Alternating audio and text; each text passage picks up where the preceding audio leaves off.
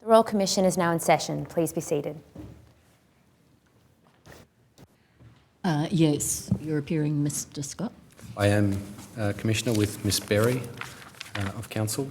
I understand Miss Hogan-Doran has a matter to raise at the outset. Okay, Ms Hogan-Doran, are you on your own today? I am this morning, Commissioner. Mr Vial will appear with me this afternoon. He's presently with the witness and it's a matter I wish to raise.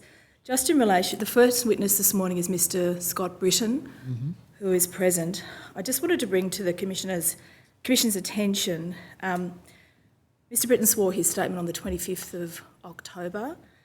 Since that time, in my observation and consistent with my instructions, he has diligently reviewed additional documents that have been made available to him. He has also identified from that review a number of documents which we are seeking to have extracted and produced to the Commission. Despite best efforts, that hasn't been able to be done before the commencement of his evidence. Mr Britton has obviously been informed of the content of them and will be in a position to answer questions related to the subject matter of them. What I have proposed with my learned friend is that following his evidence, Mr Britton provide a targeted supplementary statement to any issues that require further material or addressing. Okay, you puzzle me a bit though when you say he can answer questions relating to the substance of these documents. How are they to be asked if Mr Scott doesn't have the documents? So Mr Britton, I appreciate that, Commissioner. The documents that he has identified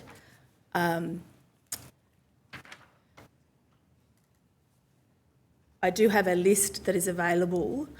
The difficulty, because there's always a new difficulty. It wouldn't be a commission if there weren't. Indeed, and the pace at which this has moved has been challenging for witnesses, including Mr Britton. The laptop on which he reviewed those documents has a time stamp that has confused the date and time order. And so we are having to cross-check whether the list that was prepared overnight matches the documents that he himself identified. Right. It's a curiosity. I've had my instructing solicitor confirm the laptop. We've shown it to my learned friends. It is 6 hours out. I don't understand how or why that can be the case, but it appears to have infected the date and time order of some of the documents that he identified.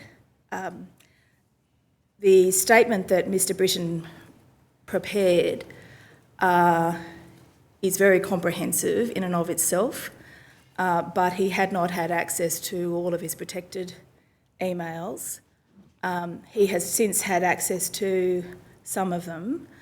And thus I have proposed that he provide a supplementary targeted statement. Mr Britton is no longer with the agency.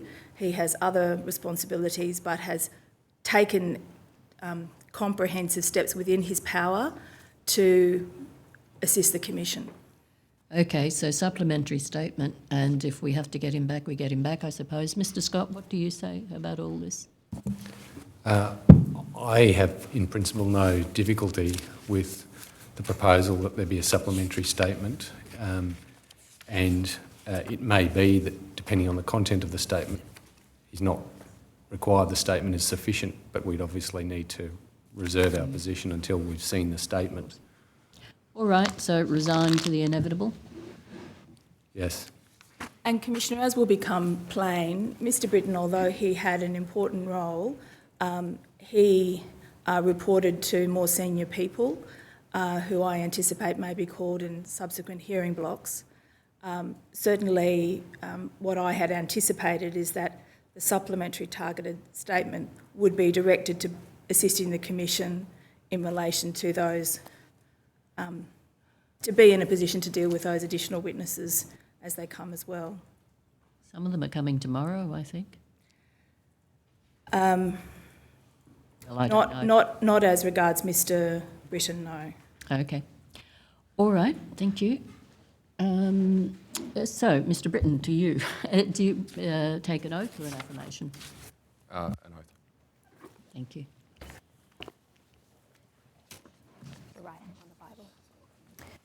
Do you swear by Almighty God that the evidence you will give will be the truth, the whole truth, and nothing but the truth? Thank you. Yes, Mr. Scott. Thank you, Commissioner. Mr. Britton, Commissioner, perhaps before I commence with Mr. Britton's evidence, can I hand up a list of the exhibits to be tendered today? Thank you.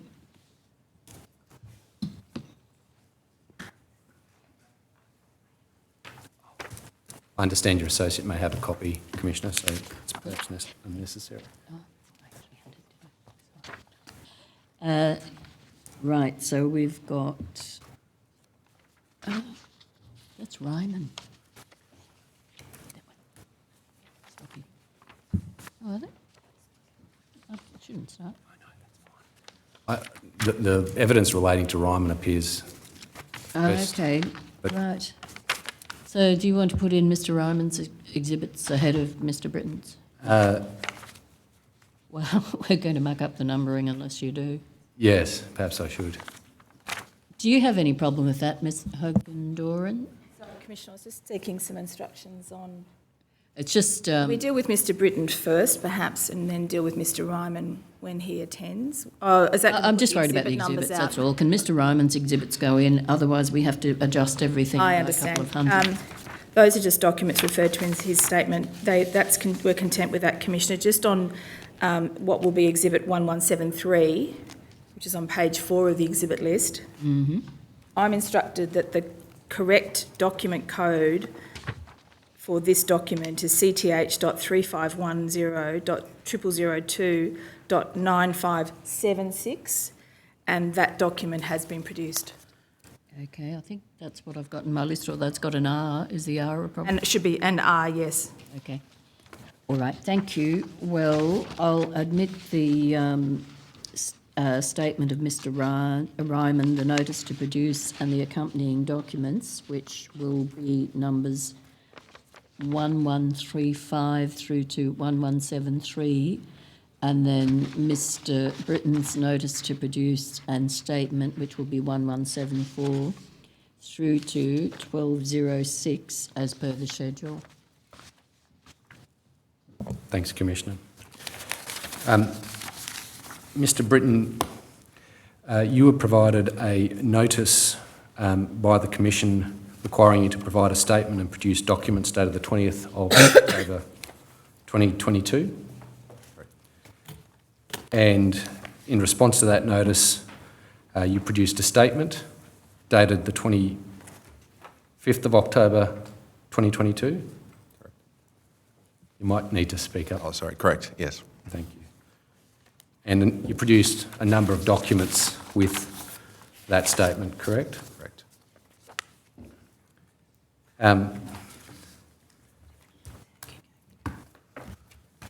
Is the statement true and correct to the best of your knowledge and belief, Mr. Britton? Yes, it is. Are there any changes that you wish to make to the statement? Not at this point, no. Okay. Have you, since providing that statement and the documents to the Commission, identified a number of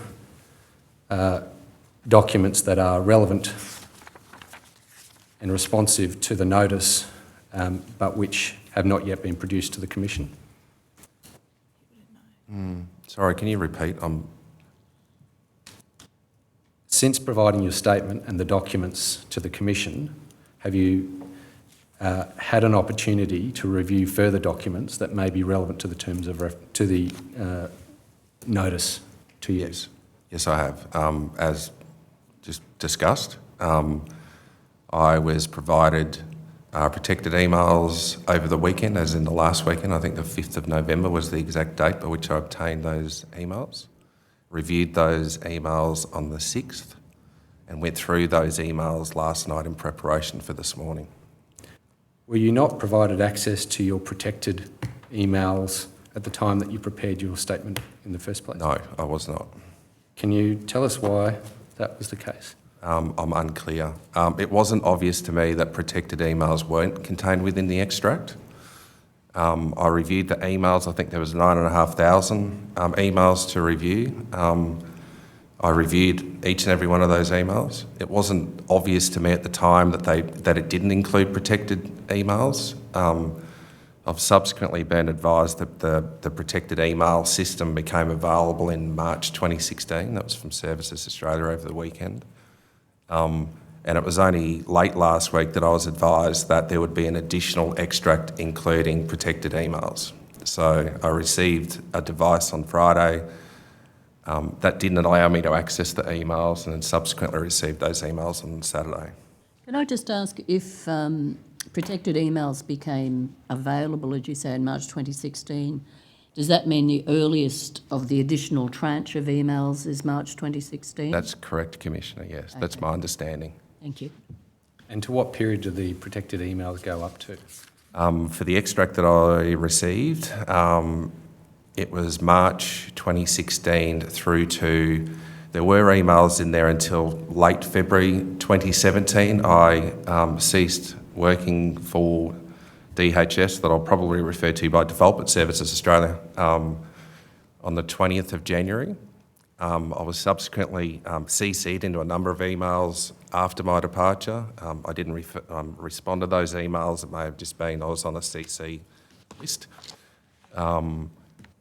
But yeah, I think it was on or around the 20th of February 2017. So they go from March? March 2016 to 20 February 2016? 17. 17, I beg your pardon. Yep. And how many emails are we talking about? I think the total extract was 83 for that period.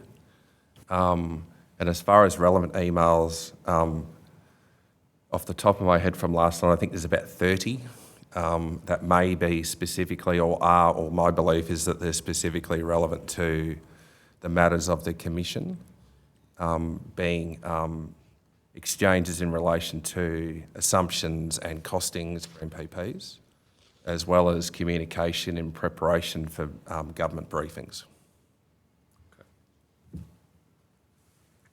And can you assure the Commission that you're in a position to provide a supplementary statement addressing the relevant emails once they become available to you? In relation to the protected emails, yes. Yes. Are there any other documents that may be relevant that you've had your attention drawn to? There are. I've actually had a recent conversation, just better understanding exactly what the email extracts were, any rules that replied, and other things. So I'm unclear if there are additional emails relevant to the scope of the Commission's review. I would need to confirm that. And how quickly can you do that? To be honest, I'm unclear how long that would take. It would be dependent upon the volume and quantum of the emails. The first phase of the review was 9,500 emails. And that was a substantial amount of effort in a short period of time to review every one of those, and that's reflected within my statement and the chronology. I'm not sure if there are additional emails. That's advice I'll need to seek. So when you refer to the first effort and the 9,500 Yes. emails, that's the first effort at preparing your statement? Correct. 9,500 emails you reviewed? That's right. All right. So do you have any... I'm sorry. Sorry, Commissioner. What's the conversation you had and with whom? Sorry, Commissioner. What was the conversation you had that drew your attention to other possible emails or? We had a conversation last night in relation to the quantum of emails. Do you mean with the lawyers? Yes, that's correct. Yes, fine, that's thanks. correct, Commissioner. Yes. Sorry, Mr. Scott, you go on. So are we talking potentially a matter of days, a matter of weeks to complete this further review? I would be more comfortable to say weeks than days, to be honest, Council. But until I think I could comfortably provide a supplementary statement in regard to the 83 or the subset of those within days. If there are additional emails beyond that, I'd need to take advice and provide additional advice through lawyers. Okay. Now, just in terms of your period of employment at the Department of Human Services relevant to this inquiry, am I right in understanding that you were the National Manager for the Compliance and Risk Branch,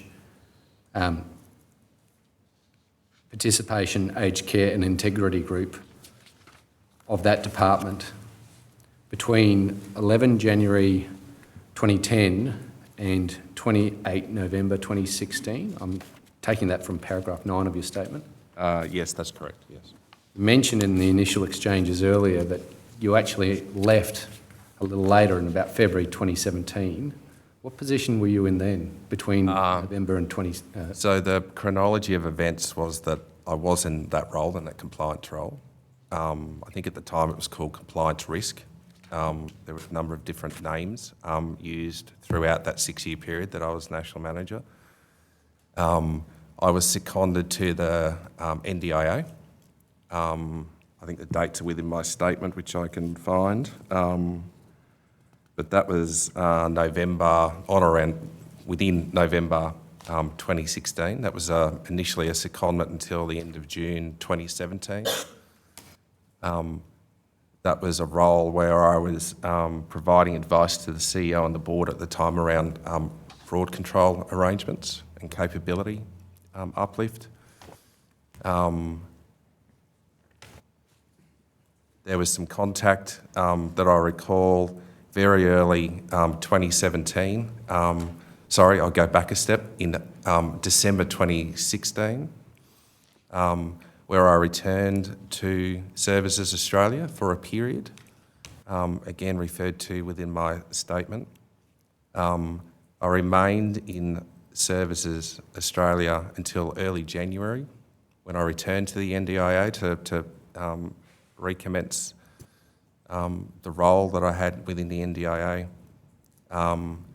I was involved in subsequent conversations up until the 20th of January. So I wasn't in the role of Compliance National Manager. I was in my NDIA role, but providing assistance in that couple of weeks leading up to my final date being the 20th of January 2017.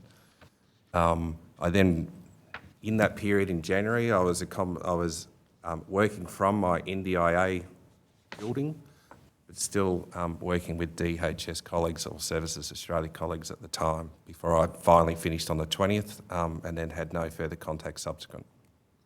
Okay. So paragraph 12 of your statement, you state that between 2010 and March 2016, you reported to the General Manager of the Business Integrity Division. Is that correct? That's correct, yes. And that position was, at that time, was held by someone called Mark Withnell. That's correct. And then from March 2016 until when you left, you reported to someone called Karen Harfield. Is that correct? That's correct, yes. And she was the General Manager of the Customer Review Division. Correct. You refer at paragraph 12 of your statement to the establishment of the Customer Compliance Division. Correct. Are you meaning to refer to the Customer Review Division as opposed to the Customer Compliance Division there? Oh. In other words, are they the same thing? My recollection was that they were. So I ran the branch and Karen's division had the same name. That's correct. Or Miss Harfield, sorry, not Karen. And in paragraph 12 of your statement, you state that the establishment of that division was in response to increasing scale of operations? That was my understanding, yes. Okay, and what do you mean by increased or increasing scale of operations? Business Integrity Division was large, very large at the time. And it had a range of functions responsible for compliance activities, payment assurance and investigations. With the build-up of budget measures prior to the date of that division being established, the responsibilities were considerable under that general manager. So my understanding was that with the establishment of those budget measures, the increase in my staffing as well within my branch, I think I've referred to it in my statement, at times over 3,000 staff. My understanding was that there was a decision made to create a division to take some of the pressure off Mr Withnell and also to ensure that we had a single focus on compliance activities within that division. You mentioned the branch had at some time about 3,000 staff. Yes. And in your statement you mentioned that at some time it may well have been one of the largest branches in the Commonwealth. Correct. You refer to the influence of budget measures. What are you referring to specifically there? Specifically, so these were decisions made by government to increase or change the way in which fraud and compliance activities were undertaken. So my general term of budget measures is the process by which new policy proposals are considered or determined by government. Generally in the space that I'm familiar, being the fraud and compliance space, that would generally result in additional investment to undertake additional activities. And what sort of activities by that do you mean? So this could be an increase in investigations, or in my space it was an increase in compliance activity. Okay. And More reviews, yes. Right. So more compliance reviews? Correct. What are compliance reviews? So compliance reviews, I guess the broader context is that compliance reviews were generally as a result of a data matching exercise with key stakeholders, again referred to within my statement, but the large majority were the likes of the Australian Tax Office, Department of Immigration, births, deaths and marriages, and also allegations or tip-offs from the public. So that's generally the basis by which a review would be undertaken. Compliance officers would undertake reviews, so they'd assess the information provided within that information matched.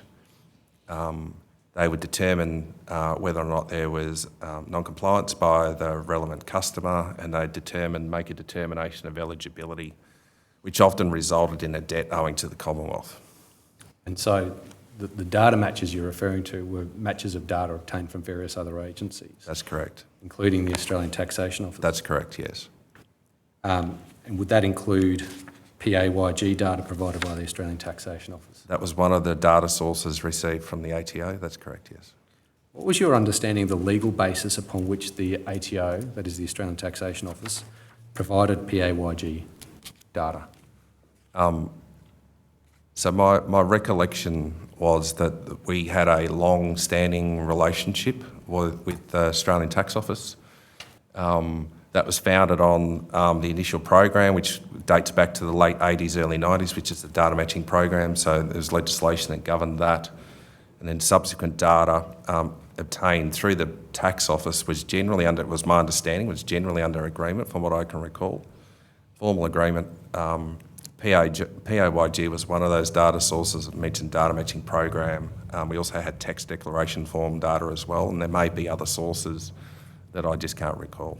Yep. So you've mentioned specifically two forms of data, PAYG data and tax declaration data. So the tax declaration data, what was the basis upon, or the legal basis upon which that was provided? The exact details I can't recall specifically. I do know that the arrangements we had with the Tax Office were formal. They were based, as I mentioned previously, they were based on formal agreement. They were very structured as far as the way by which we obtained the information we used, stored and applied the information received from the Tax Office. That data exchange and those data arrangements are often, from what I can recall, over many years, form the basis of reviews by the Information Commissioner and others with that role, as well as the likes of the ANAO and the Tax Office themselves as part of that agreement.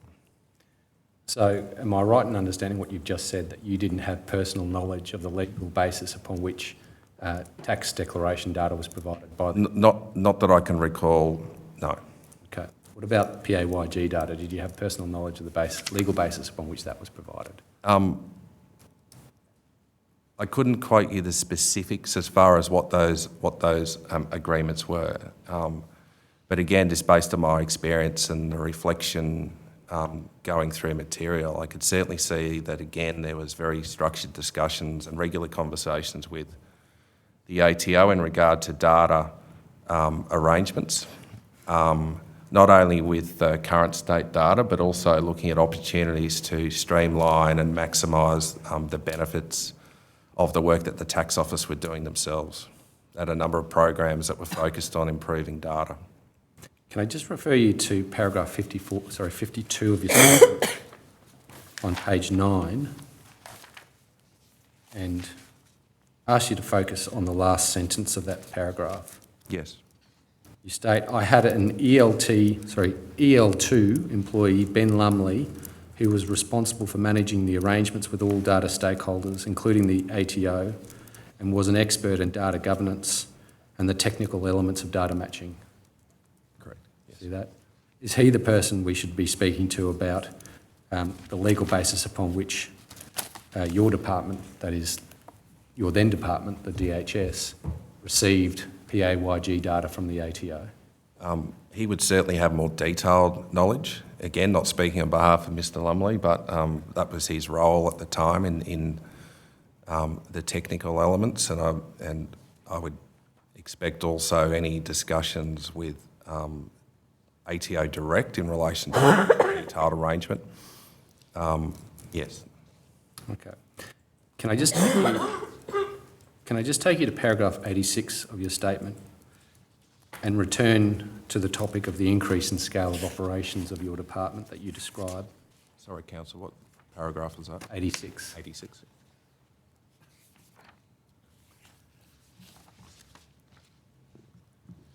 You have that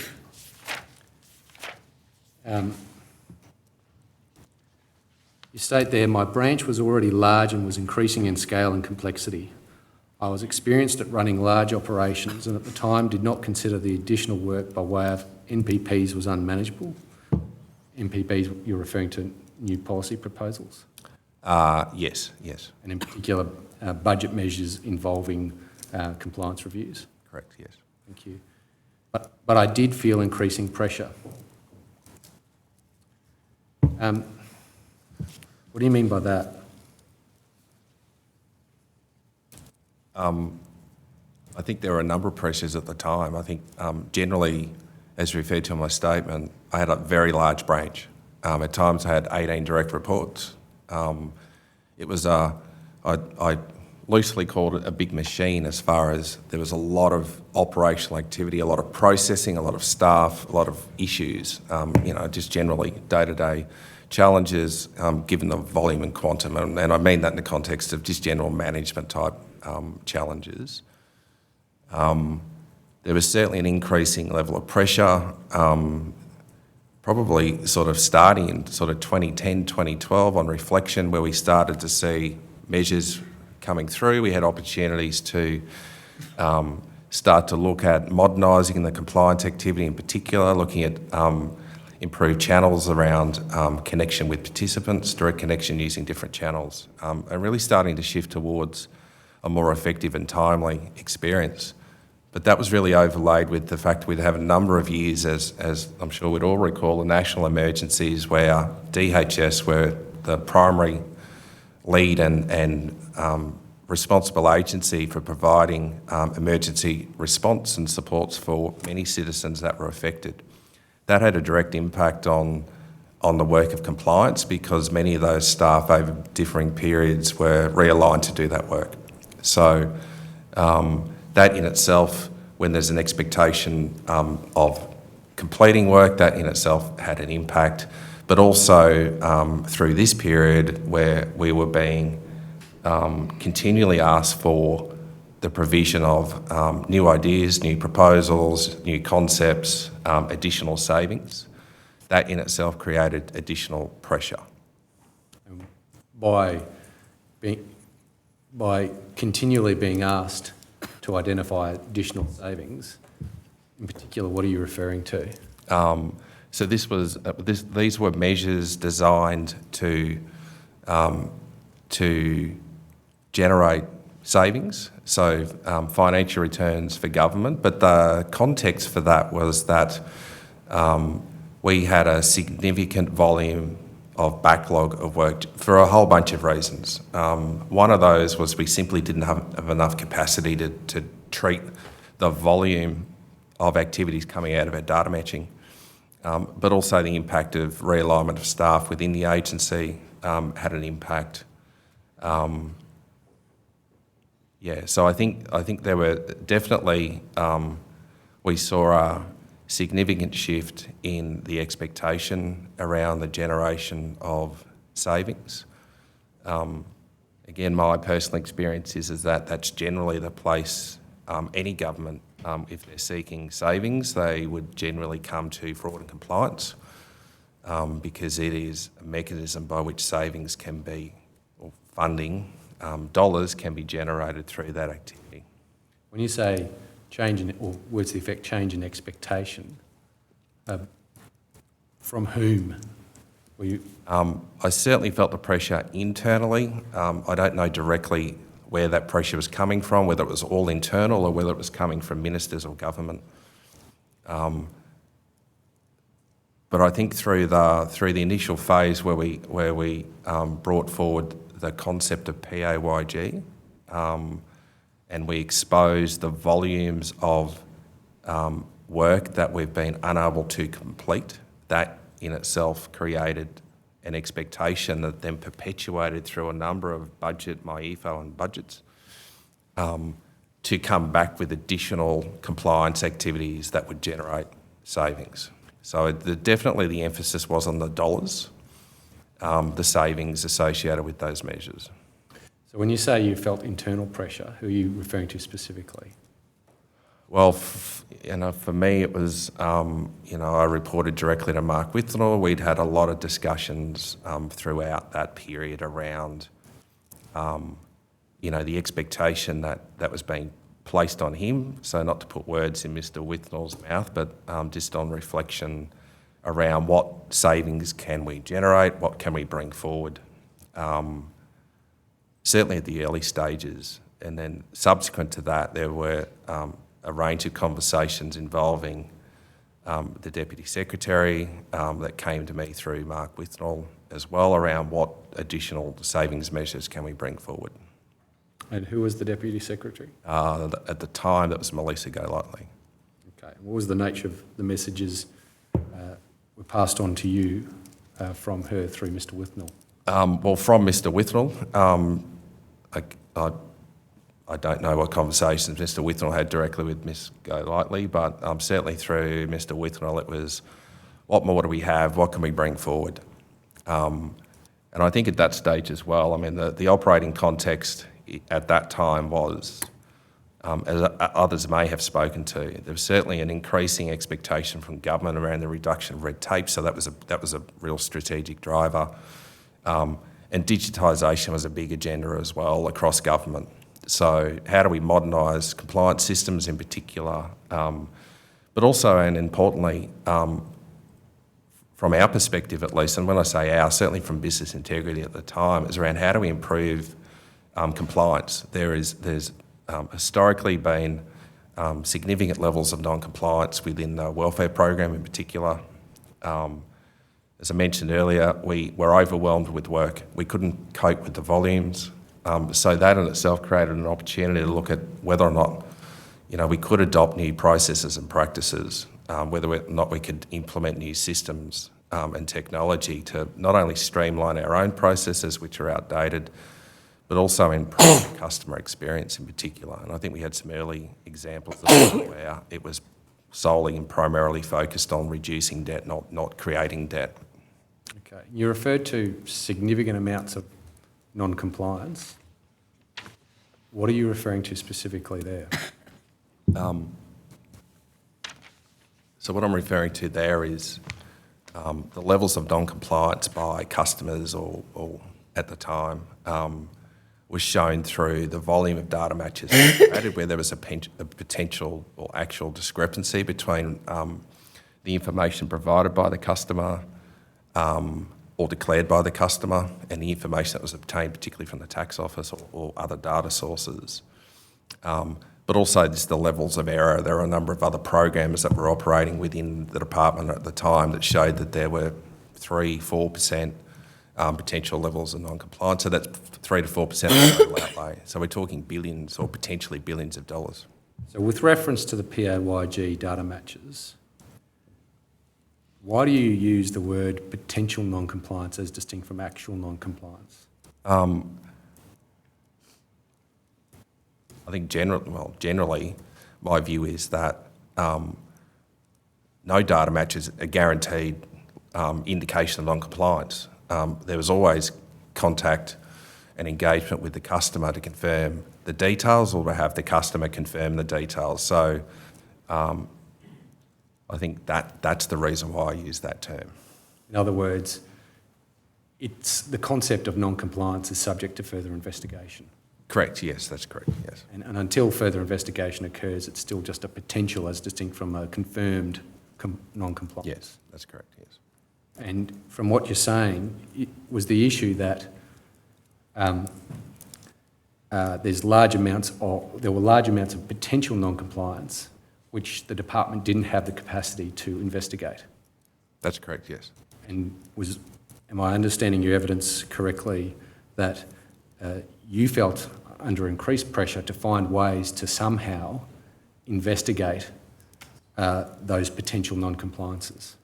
I think, yes, I did, and I'd say, yes, we did. I think there was a general expectation at that time around recognising the environment and the context by which I provide around the pressures, the inability to complete work, the large stockpiles of work. There was certainly an expectation around looking at ways by which we could treat that volume of work. And am I right that if those potential non-compliances could be investigated, an actual non-compliance is identified, that was potentially a very significant body of funds that could be recovered to the Commonwealth? That's correct, yes. And hence why it achieved some significance in relation to budget measures. Yes, I'd agree with that statement, yes. And am I understanding your evidence that it was not uncommon when the budget was under consideration for your branch to be looked to identify means of increasing compliance activities to increase savings for the Commonwealth? Yes. For the purpose of the budget? Yes. Okay.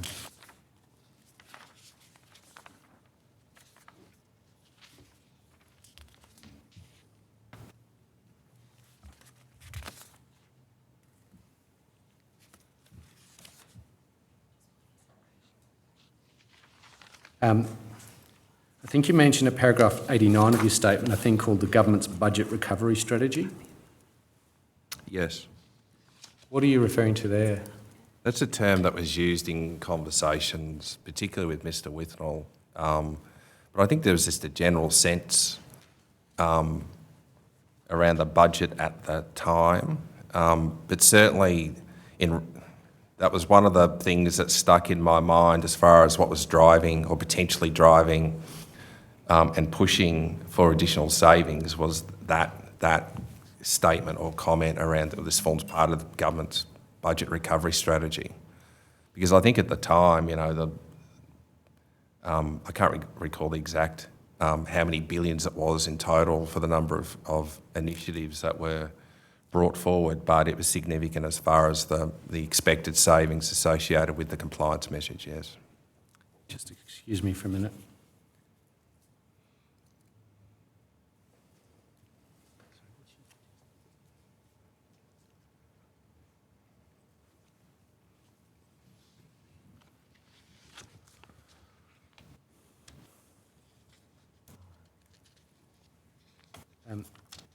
Excuse me, Commissioner. I've just had a note passed to me, which I understand is from Senior Counsel Assisting Commonwealth. Commissioner, we can fast-track the production of these emails that Mr Britton identified on the secure laptop, but to fast-track it, I need him to give me his password. Sure. Oh. Don't you go and ask? Let me write it down for you. And Perhaps not give it to me, actually. Give it to my instructing solicitor. And Commissioner, the time issue on the laptop was also an issue on the secure laptop that Mr Ryman has been reviewing. I've asked for, and it has been reset and rebooted and is now on the time. We're going to do the same with Mr Britton's laptop. And we understand that of the documents that he has identified, a large proportion have already been produced. We're going to focus on the ones that have not been produced. Thanks very much. Thank you, Commissioner. Thanks, Commissioner. So with a bit of luck, if we have a morning break, you might be seeing these emails in the course of it, perhaps? That's certainly my hope, Commissioner. All right, thanks.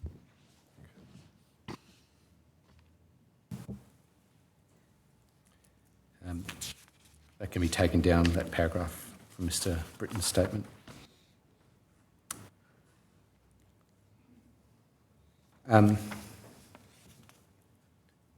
Sorry, actually, could paragraph 86 be brought up again? While it's been brought up, can I just direct you back to that paragraph, Mr Britton, and your comment on your experience and dealings with Miss Harfield? yes. Can you just elaborate on those for us, please?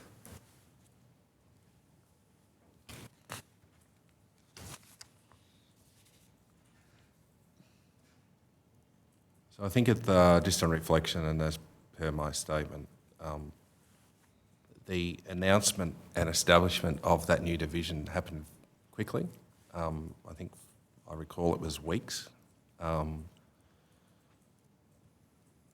think coming out of the, I guess, the mature and trusted relationships and an understanding of the style that Mr Withnall had, having worked with him for 6 years. Obviously, there was some disruption just as a result of getting the new division up and running, communicating that change to my branch and helping them understand that this was a positive shift. Miss Harfield came into DHS at the time. I can't recall her exact experience. I know that she had a policing experience, but I don't recall the role that she held before she came into the department. But she came in at a time, and that was fast-paced, high volume, and I think, based on my own observations, it was difficult. It would be difficult for any person to come into that environment, given that we had momentum in relation to the measures, and that the scale and size of what I had responsibility for was, again, pretty significant. For me personally, I did find it challenging because I was balancing, the operational day-to-day with trying to help and helping Miss Harfield understand our business, the complexities of the business, again, the scale, but also the work that was underway in regard to the compliance measures in particular. I did feel, on reflection, that it did increase risk because we did have sort of a stable operating model with the leadership of business integrity. Whilst I recognised and supported absolutely the positives of establishing a new division, it was disruptive. And I think I've also referred to that Mr Withnall continued to be involved in advice and guidance, at least as long as I was in Services Australia and I'll call it DHS, sorry, because that's what it was when I was there, but Services Australia.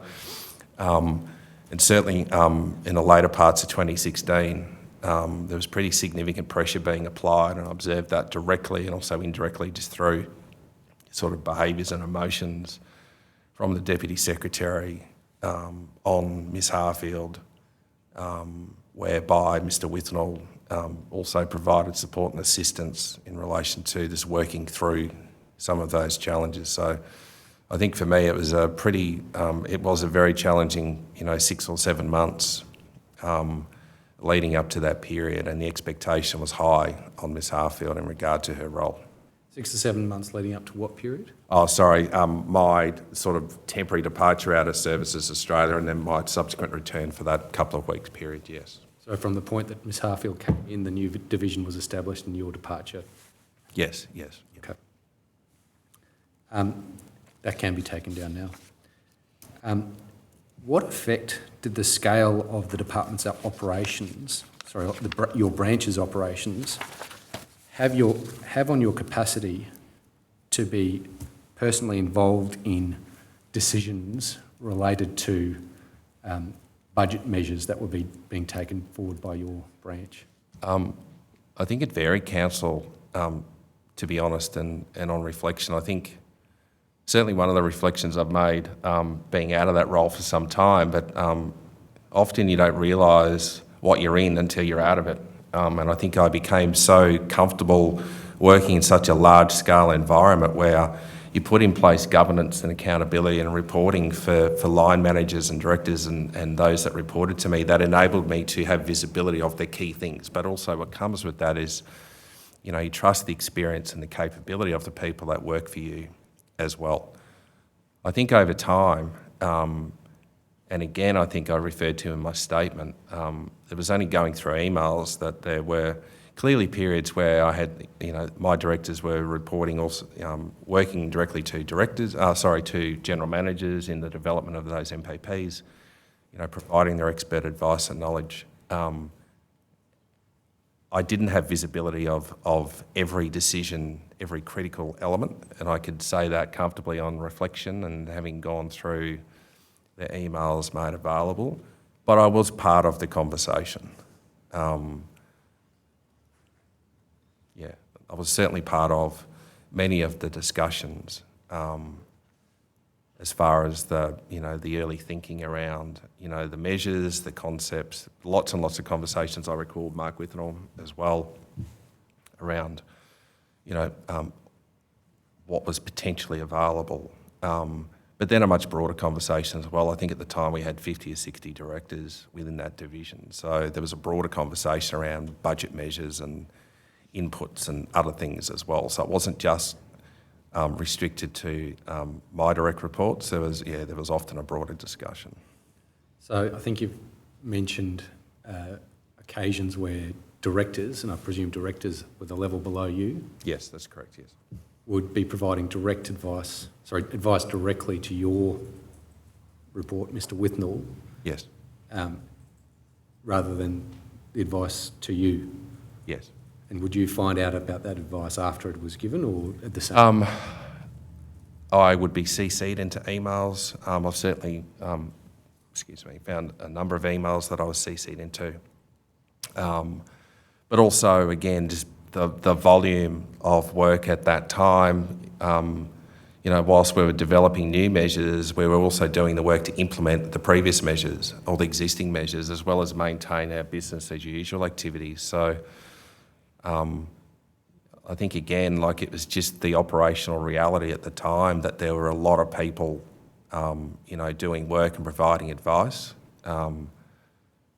I think for me, there were certainly arrangements put in place for some directors, particularly some of the key directors, around design and project management and data analytics, where they were doing work not only with me, but also directly with the general managers, depending upon what the pressures were at the time. My own capacity and availability, I'm sure, would have come into play as well. Okay. So going back to what you referred to about the POYG being brought forward, what were you referring to there? So what I can recall, and as described within my statement, so PAYG, pay-as-you-go data, was a program that we'd had in place for a number of years. And it was data that we obtained, obviously, from the ATO. And it was one of the compliance activities that were undertaken by the branch. I recall and have observed emails, as advised in my statement, I think it was sort of late 2014, where we were starting to look at volumes of work. I can't remember the exact details around what the specific driver was for that, but I've certainly seen in emails where we started to do some very early analysis around how much PAYG work do we have, how far back does it go, and what the potential volumes and savings would be. So that was at the early stages of where I referred to the PAYG measure. And then I can see that that work progressed to the point by which, again, specifics, I can't recall every specific detail of how that progressed and what the drivers were, but there was certainly, that was my observation of the start of the expectation, was sort of that late 2014 leading into 15, around that the sort of establishment and analysis we did around that PAYG measure. Okay, so PAYG, in effect, is data obtained from the ATO. Correct. And it's comprised of the total amounts of income declared by employers in respect of employees for financial years. That's correct, yes. Okay. And one of the compliance activities that had been done up to that point in time was to compare that data with declarations of fortnightly income by Social Security recipients. Yes. To identify discrepancies. Yes. That is potential non-compliance. Correct. Which would then lead to investigation by compliance officers. Is Yes. that right? Yes, that's correct, yes. And it's true, isn't it, that that data, without further investigation, could only identify potential discrepancies because it did not contain actual data of actual fortnightly earnings by the recipients. That's right. The data did not contain fortnightly details. It was an annual amount, as you very correctly described.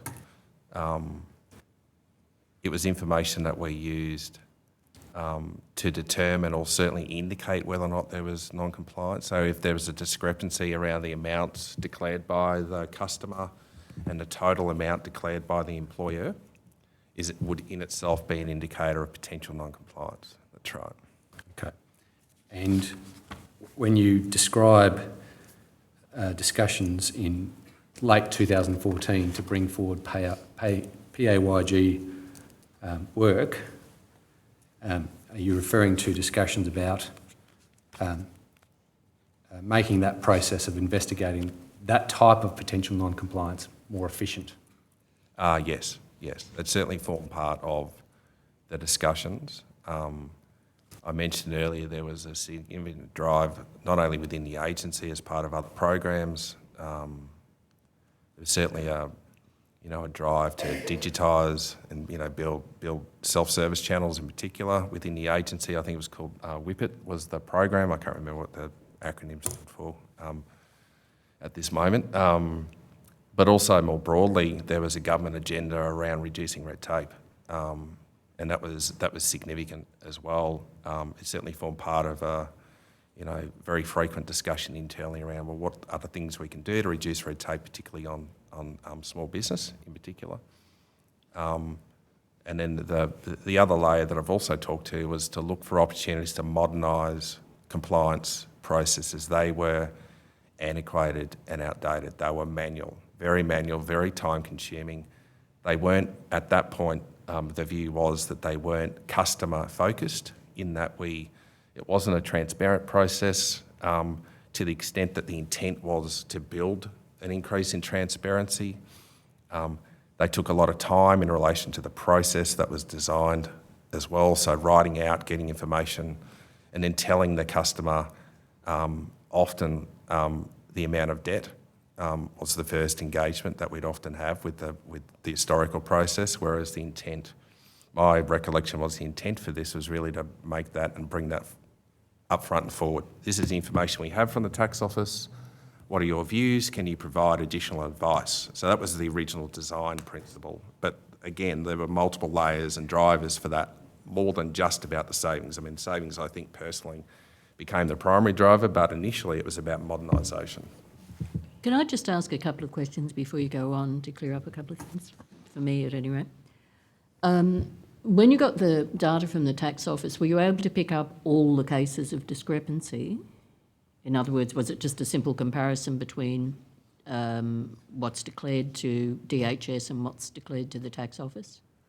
No, Commissioner. I think I think there are a few challenges in that it was often not for a period. So often employers wouldn't provide the period of employment, for example, in that data. So, you know, they wouldn't say that, okay, it's between, as an example, they wouldn't say it was between the 7th of July and the 30th of September. Okay, but from your perspective, what amounted to a discrepancy then? What was a discrepancy? Okay, so again, others may be able to provide more detailed response, Commissioner, but my understanding was the discrepancy was where there was a difference in the amounts that were declared to DHS and the amounts contained within the information provided by the tax office. Okay, so it is just a crude comparison of the amount declared to DHS and the amount declared to the ATO. Yes. That tells you there's a discrepancy, that's a flag. Yes, at its simplest level, yes, Commissioner. Yes. Okay, so you can pick up all of those, you just don't know which ones are significant. That's correct. That's correct. What are the criteria for choosing the ones that you do investigate because you have limited investigative?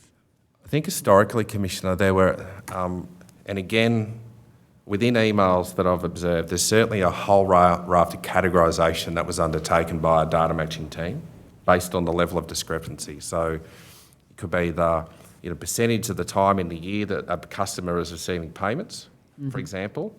So if that was 95%, for example, there'd be a much higher likelihood that they were not declaring their income correctly, as well as the amounts declared by the customer compared with amounts provided by the tax office.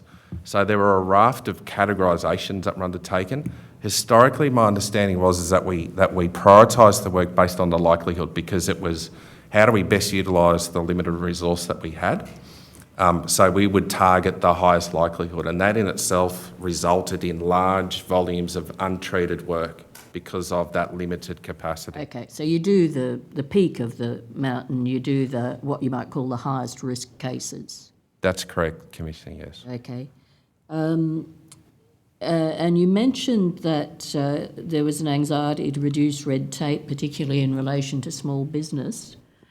How does that affect DHS? Is this that you don't want to be asking employers about what their employees have been earning, or how does that play in? Sorry, Commissioner, yes. That was certainly my recollection. I recall it was, the exact dates I can't remember, but I think it was a 2012, 2013 policy around the reduction in red tape from memory. I could be incorrect, but that's what I recall at the moment. And that was specifically around generally reducing red tape and bureaucracy, not only for our customers as well, so how do we make it easier to self-service, but also the particular emphasis on small business, of which many of the employers who were providing the data were small business. And I think there's a general recognition that given the size and scale of the work that we undertook within the department at the time, we're talking hundreds of thousands of reviews per year. That in itself, every one of those required at the time the department writing to the employer or the information source, asking them for the information, getting them to pull pay slips, then providing them back to the department. So I think at the time, again, layering all of those drivers, it was certainly looking at, well, the general expectation was that customers declare their details. Any change in circumstances, I recall there was an ongoing drive for customers to notify of any changes in circumstances within 14 days, as well as if they were earning any income, but particularly through employment, that they would declare that on their fortnightly declarations. So there was always an underlying obligation for customers to obtain and provide that information. Within 14 days? Within 14 days, or at the soonest possible time by which they engage with DHS or Services Australia at the time. Are you talking about Section 68 of the Act, or? I couldn't confirm that, Commissioner. I can't recall that section specifically. Right, thanks, Mr Scott. Thank you, Commissioner.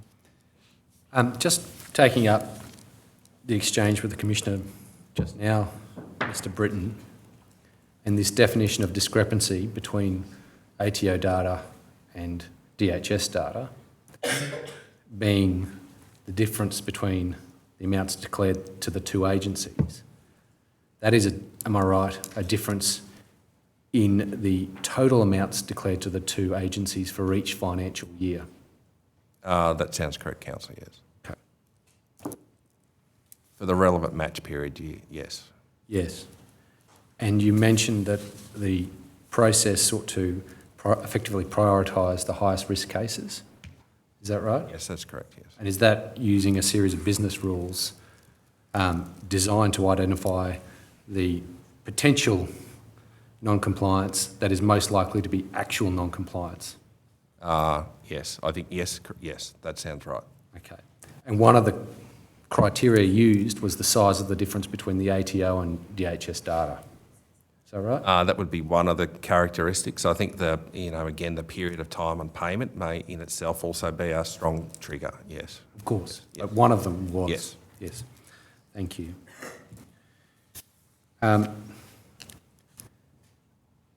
So,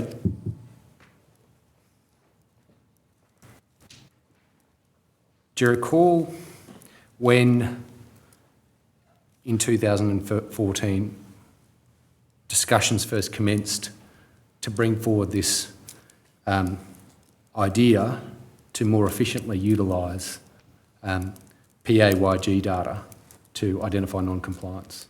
Yep. I think I referred to it in my statement and the chronology.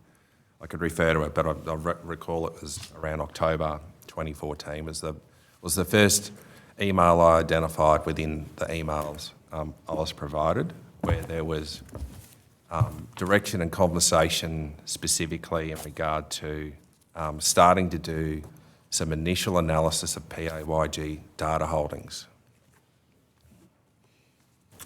I'm just going to ask that a document be brought up on the screen. It's Exhibit 1186, Doc ID CTH .3000 .0005 .2193 _R. Sorry, it's the previous exhibit, 1185, Doc ID CTH .3000 .0001 6195 _R. Can you see that document on the screen, Mr Britton? I can, Council, thank you. Okay. Can you tell us, sorry, just to confirm, is this one of the documents you produced? Yes, it is. Okay. Can you tell us what the nature of this document is? This was an email that I sent to Jason and Owen, as I'll just describe it as I see it, in relation to what appears to be a meeting that I attended with DSS, or Department of Social Services, to discuss potential budget measures. I don't recall that conversation or that meeting specifically. That is with DSS? With DSS, that's right, or any, if there were lead-up conversations, I just simply don't recall. I can see from that email that there were options around large numbers of matches, so that goes to the points I made earlier around we had significant volumes of work that were untreated. Talking about policy impediments exist and IT. So any new IT required. Reference to 2010-11, I can't recall specifically why that date was called out. It may have been because we had a large volume of work in that particular financial year, but I just can't recall specifically why that was the date that was called out. And then clearly a sense of urgency in that we've got less than a week to sort of come up with some early thinking around what those options may be. So I'll step it through. This is a phone message or email. So this is an email. Okay. And dated the 14th of October 2014. Yep. So I'm reading from this. I can't see the date that I sent it. This is a meeting invite. Yes. Not sure if that was the date. I assume that's the date that I sent it. So therefore, if I assume that, well then, on the same day that I had the meeting with DSS, I organised a meeting, a phone discussion with those three people, being they were three of my directors at the time, reporting to me, to discuss the potential to bring forward budget measures relevant to PAYG. Just to be clear, do you have an independent recollection of what's detailed in this email? No, I don't. Okay. Who's Jason? So Jason Ryman was one of my directors at the time, as was Ben Lumley and as was Owen Lang. And we've, I think, mentioned already Ben Lumley. What did Jason Ryman do? So Jason ran our he did a lot of things within the branch, but primarily he led the team that were designing processes, assisting with the development of MPPs, project management as well. So I think at the time we called it his section policy, strategy and design from memory. There were a number of different iterations, but certainly Jason was a key director within not only my branch but our division as far as the work that he led, yes. And who's Owen? So Owen Lang was brought into the department. So he was running, I can't recall exactly what we called it, but we established an operations centre in Queanbeyan that was managing workflow and workload. So he came in with a specific set of expertise around running, sort of big operations, work allocation. But also at that time, and as a lead up to this, we'd established contact centres for compliance. So this is some precursor budget measures where we were calling customers at the earliest possible point. So it was really focused on early intervention and debt prevention. So it was a different data set that we received from the tax office called tax declaration forms. And it was the first measure that we put forward to government that was actually focused on prevented outlay versus recovered outlay. So that was very much about looking at ways in which we could help customers become more compliant, meeting their obligations, using new thinking around behavioural insights and other things. So Owen was brought in to set up that centre and to look at a national operations model rather than a geographically governed one, where I had at the time directors in each of the, jurisdictions in each of the states, each running their own operations. Okay. And just in terms of the meeting that's referred to here with DSS, did you have regular meetings with representatives of DSS in your role at this time? I think as part of normal business, I would have. I don't recall specific regular meetings with DSS. There were certainly formal meetings that DHS and DHS had in regard to just the management of the program in itself and then specific elements. And they were meetings that I and other branch managers attended sort of prior to this.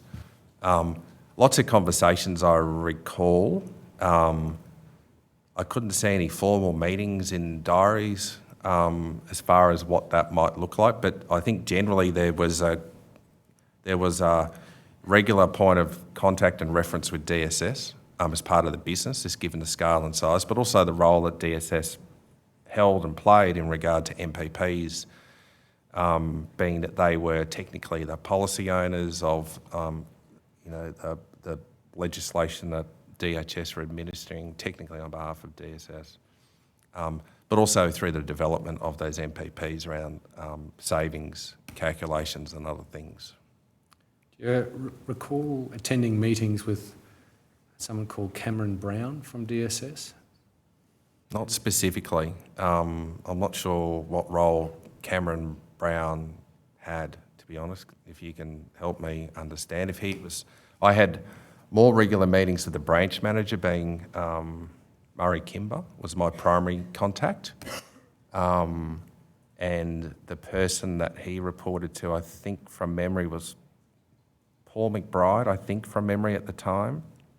I was fortunate in that, or Murray and I were fortunate in that we were literally across the street from each other as far as our physical location. So quite often there were, discussions just generally around the business that we led. But no, I don't recall specifically having any contact with that individual, no. Okay.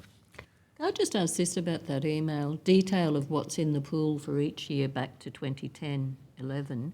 Does that mean you had ATO data going back that far? That's correct, Commissioner. So every year we would receive that file, we would match that data, but we would often only treat a small percentage of that. So PAYG data was different to data matching program data, where there are very specific rules and governed how long you could retain that information. But with PAYG, that was under a different arrangement, is my recollection, and therefore we would keep that match data. And so your understanding was you could keep it indefinitely, was it? I probably wouldn't say that, Commissioner. I don't know exactly what the restrictions, if any, were within the arrangements.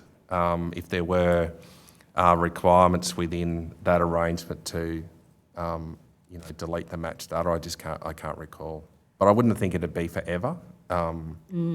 It's just that we've seen a protocol from 2004 which seems to indicate destruction after a year, but it doesn't sound as if that happened. I don't know, Commissioner, to be honest. That was long before my time in that space, yeah. Yep. Okay, but certainly you had it at any rate in 2014 going back to 2010-11. That's my understanding, yes. Yep.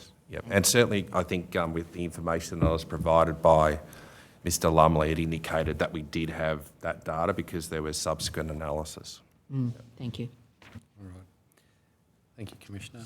That can be taken down, but could I ask to be put on the screen document CTH 9999.0001.0019_R, which should be, I think, Exhibit 64.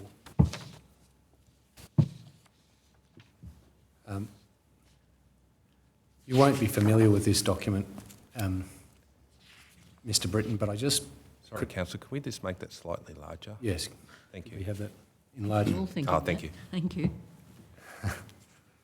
Thank you, Mr Britton. If we could please scroll down to the bottom of the page.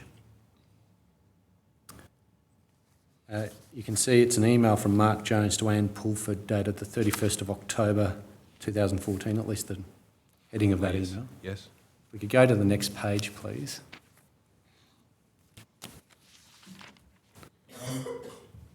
And enlarge that so the witness thank you. and everyone can see it. Yep. As I say, you won't be familiar with this email, I take it, but what I would ask you to do, please, Mr Britton, is just read it to yourself, not aloud, Sure. and just let us know once you've read it. Okay.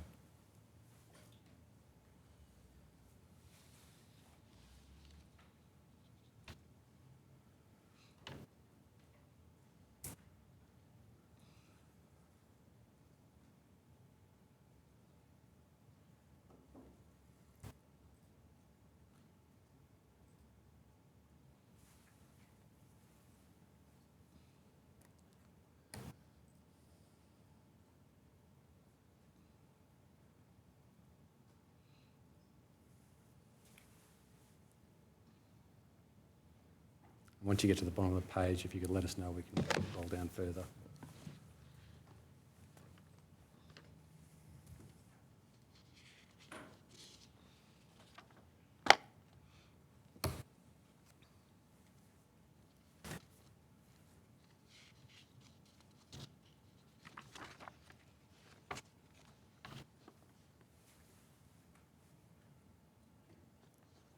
Okay, thank you. If we could scroll down so the witness can see the bottom of that email. You read the bottom, Mr. Britton? If we could just return to the top of that page. I just want to ask you some questions, Mr. Sorry, I'll just read it. All right.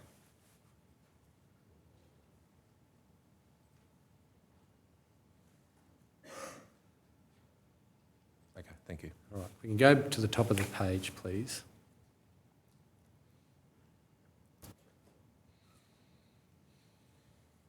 Now you can see the words, the Department of Social Services is working with the Department of Human Services to improve payment assurance. And the reference in the next sentence to a strategy being considered that requires legal advice prior to proposing it to government. And if you take it from me that the strategy that's being referred to is what's in the words in the starting in the next paragraph currently, down to the bottom of what's on the screen. Does that strategy as described look familiar to you from your memory of what was happening in October 2014? Not that I directly recall, not to that level of detail. I think what's described reads right as far as my recollection, but I don't remember specific conversations to that level of detail. Okay. But do you recognise that that is the substance of what became the online compliance intervention? It certainly looks like that, and the words are consistent, I think, with my own evidence today. I mean, as far as the drivers and the volumes, yes, that appears to be yes. All right. And from this point on, until the online compliance intervention was ultimately established and launched fully in September 2016, does this reflect the substance of what was that proposal to your memory? I think at the high level it does. The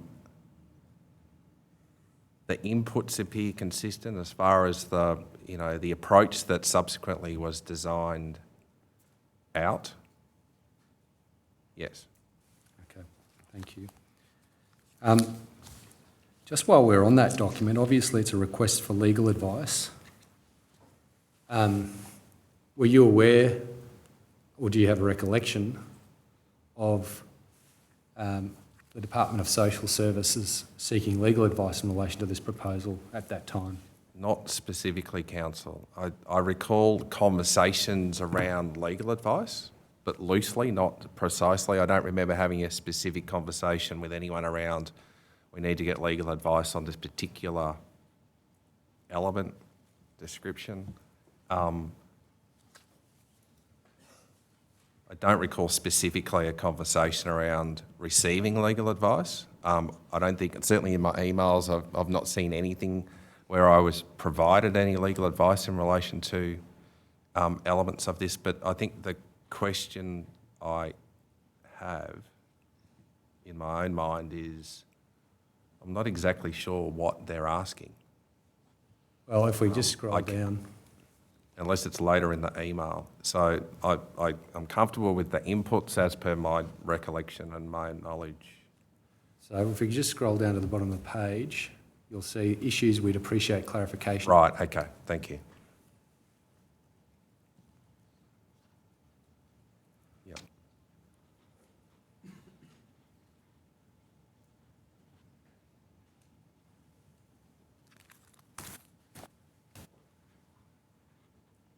Yep, okay. So just to be clear, do you have any recollection of being told that DSS was seeking legal advice in relation to those questions? No, I don't. Okay. And do you have any recollection of seeing the advice that was provided in response? No.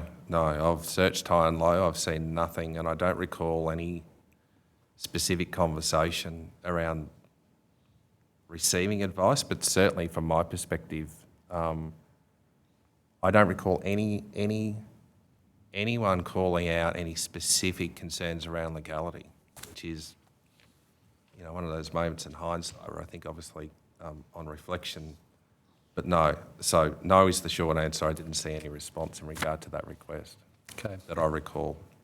thank you. That can be taken down. Now,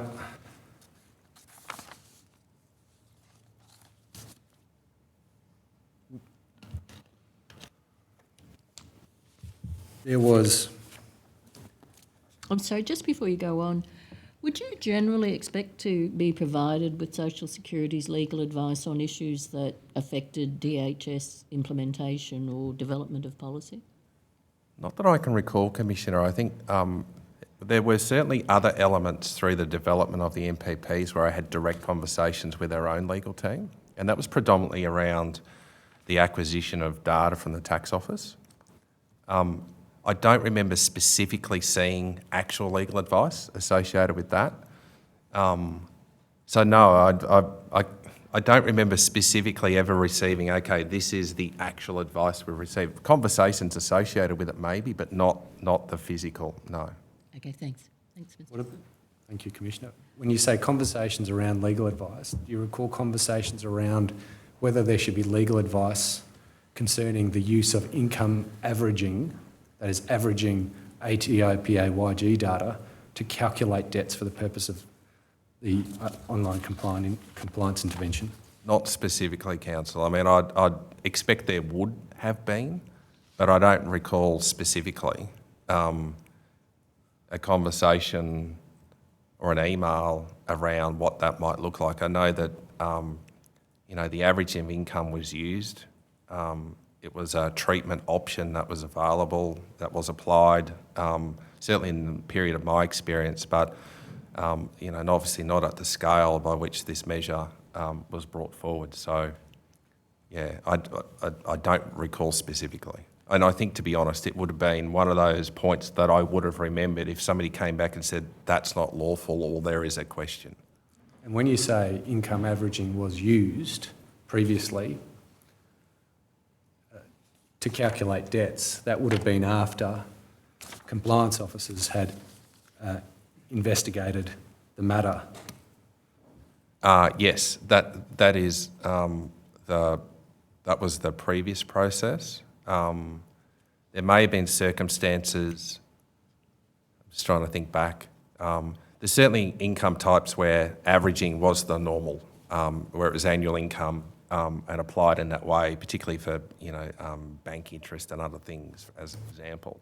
You could do it for age pensions. Yes, that's correct, Commissioner. To what extent was it ever done for income support payments based on earned income?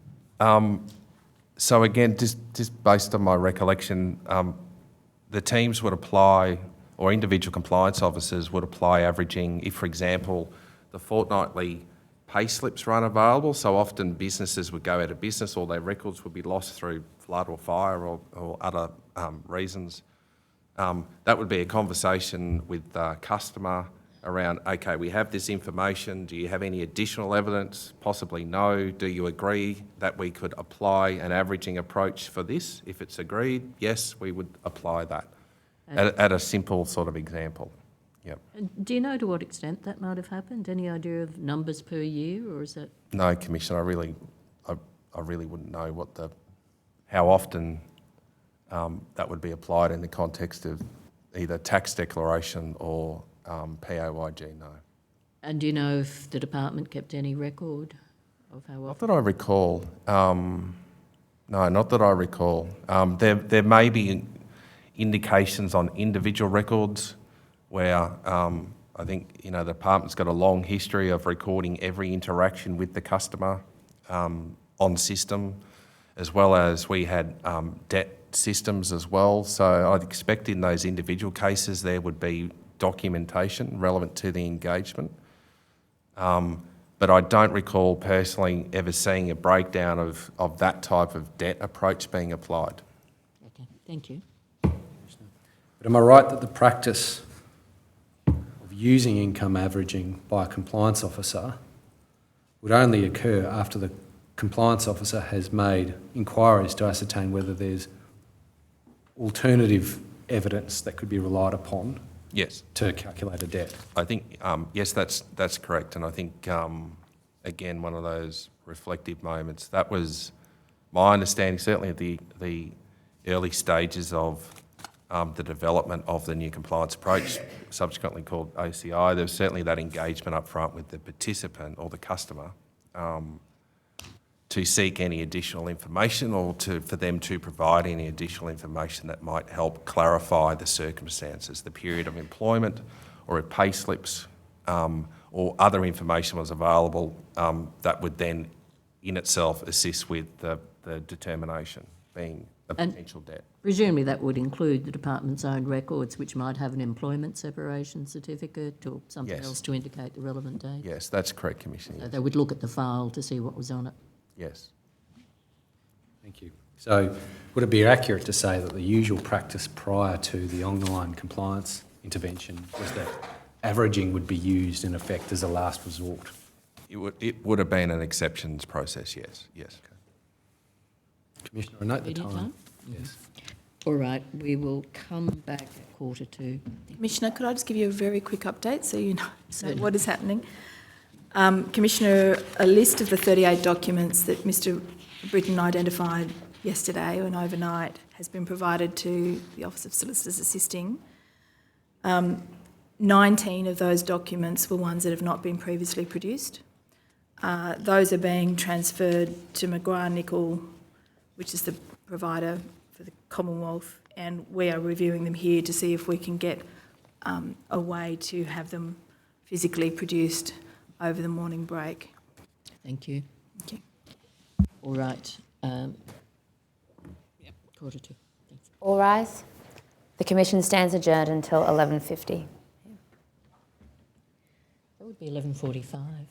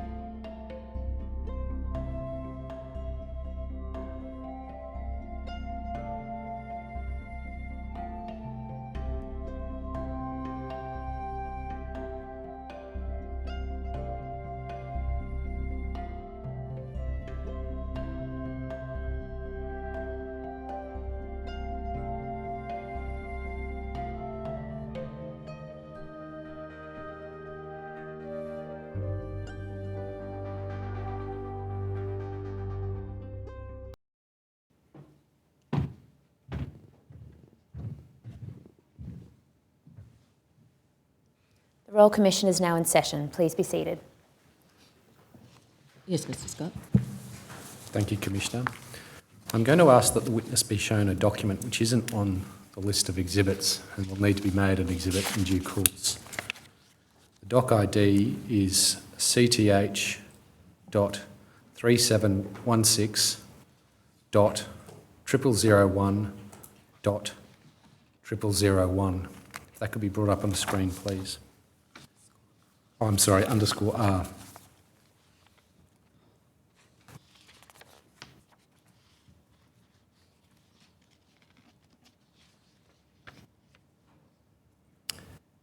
Can you see that document, Mr Britton? Yes. Do you see it purports to be a minute Correct, yes.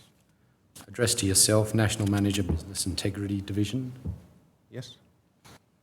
It's got a recommendation with two options, approve or not approve. Correct, yes. And then it's got a space for the signature of the National Manager, which was you. Your signature has been redacted, correct? Correct, yes. And a date that the signature was applied, correct? Correct. Okay. And you can see the topic of the minute is concepts for future compliance activity. Do you see that? Yes.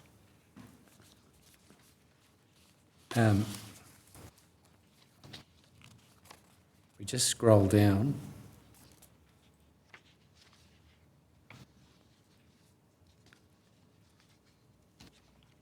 Scroll down a little bit further to the bottom of the page. You see, Mr Britton, it discusses what it describes to be 4 concepts. See that? Yes. And concept 1 is trusted data assessment. See that? Yes. Described as the assessment of trusted third-party data to enable automatic updates to customer records. And it refers to attachment A. Yes. Can we just go back up to the top of the screen and just focus on the handwriting to the top right? Can you see that handwriting? Okay, yes. Do you recognise that handwriting? Yes, that's my writing. Okay. Can you just read what it says into the record? Jason, we should discuss prior to the formal commencement of activity linked to the 4 concepts. Okay. Who's Jason that you're referring to here? I'm expecting it's Jason Ryman. Okay. Yep. Could just go then to attachment A, which is 3 pages in.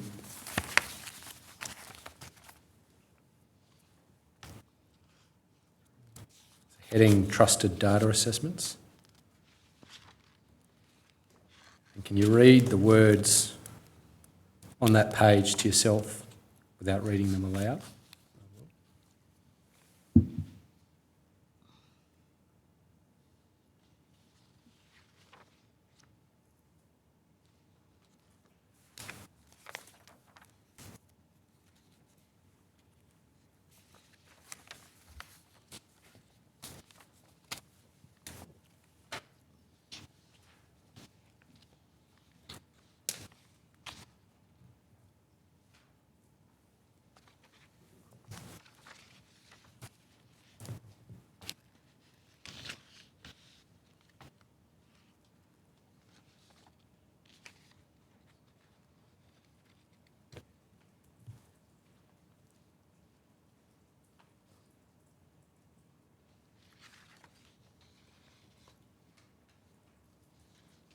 Okay, thank you.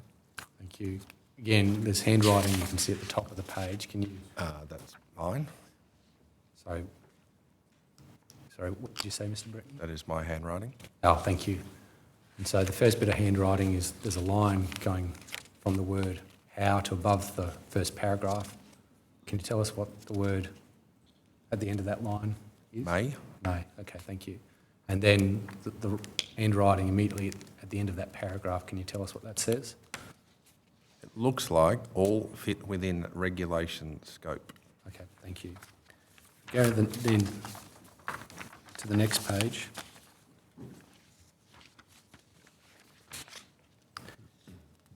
And can you see the heading application? Yes. And the paragraph immediately underneath it, the last sentence, referring to a preliminary assessment against all data sources, with the following being considered as possible suitable for the approach. Yes. And the first bullet point is pay as you go. Yes. And then at the bottom of the page, if we could call out the text starting with the heading Debt Management Branch to the bottom of the paragraph on the next page.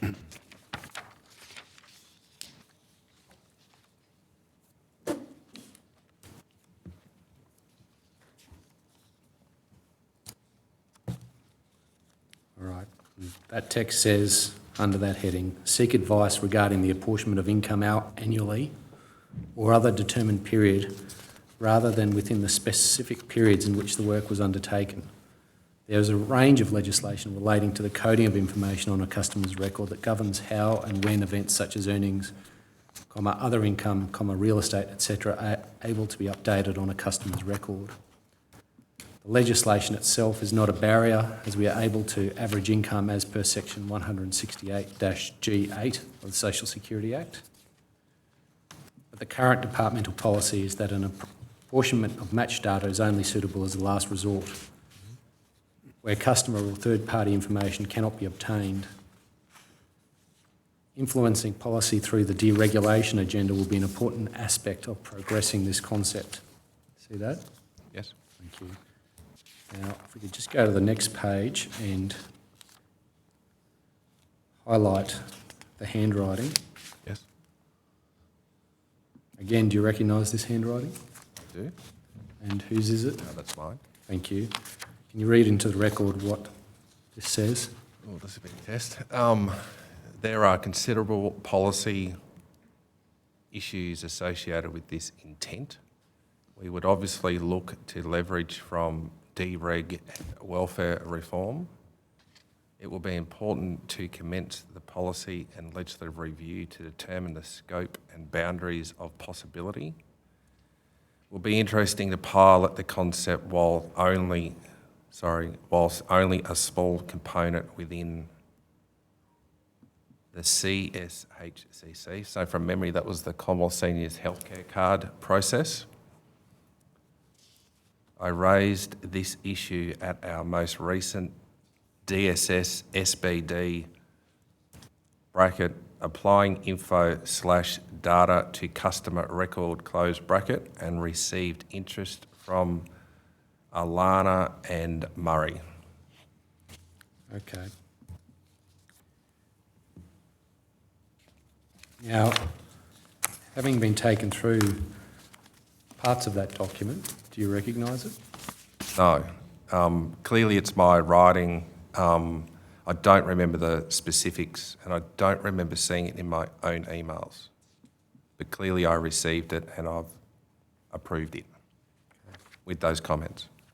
Commissioner, I tender that document. All right, is there any reason it can't be 1207 at the end of what we've got thus far? No, it can be. 1207 it is then. Thank you, Commissioner. Commissioner, could I just note that this document was produced in answer to NTG 9 by Service Australia on 28 October 2022 and I understand was not provided to Mr Britton when he made his statement on the 25th. Sure, thank you.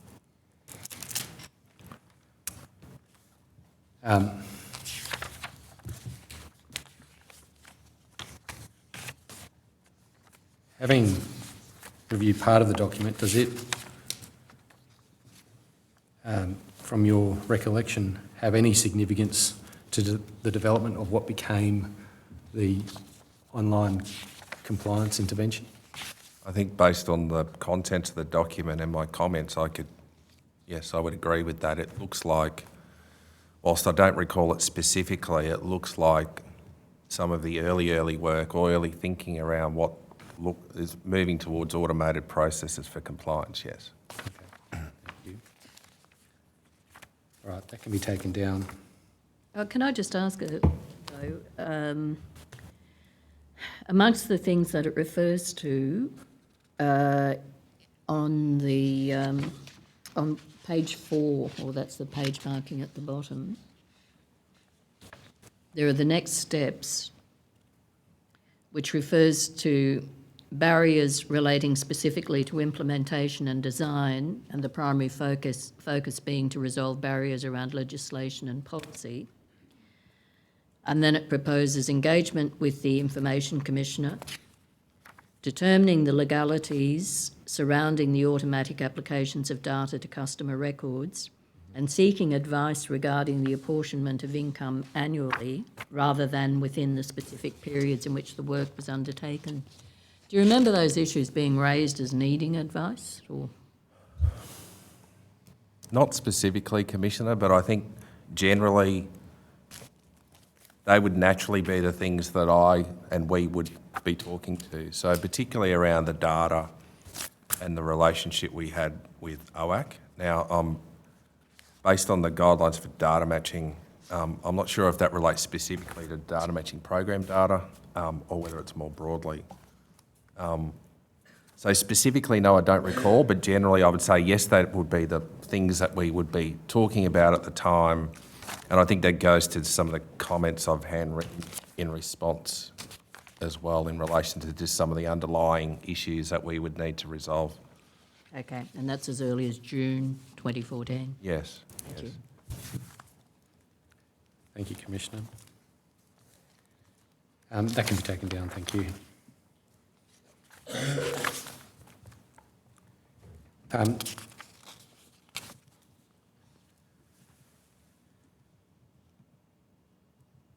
Can I just ask you some questions about Melissa Golightly, Yes, Councillor, yes. who was Deputy Secretary of the Department Correct. for the periods relevant to our discussion today? I'm not sure if she was a Deputy Secretary for the entire period, but certainly for the periods I've referred to within my statement, and we're talking to her, yes, that's my recollection. So up to the time that you left the department? Yes, she was the Deputy. And from what period do you recall, the earliest you recall her being Deputy Secretary? Specifically, I was definitely sort of 2015, but it may have been earlier than that, but that's sort of where I started to be more directly connected, or part of conversations I had with Mr. Withnell where I was referring to the Deputy. How early in 2015 do you recall? Yeah, it may have been earlier, but I can't recall specifically. Sorry, can you recall specifically how early in 2015? Oh.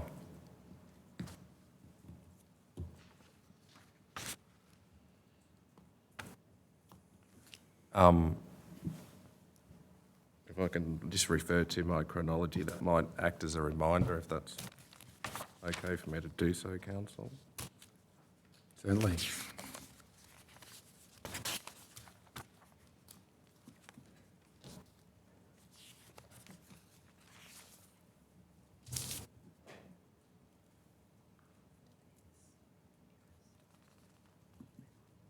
No, that's not really helpful. There's nothing in there that sort of prompts any specific recollection of the exact sort of time.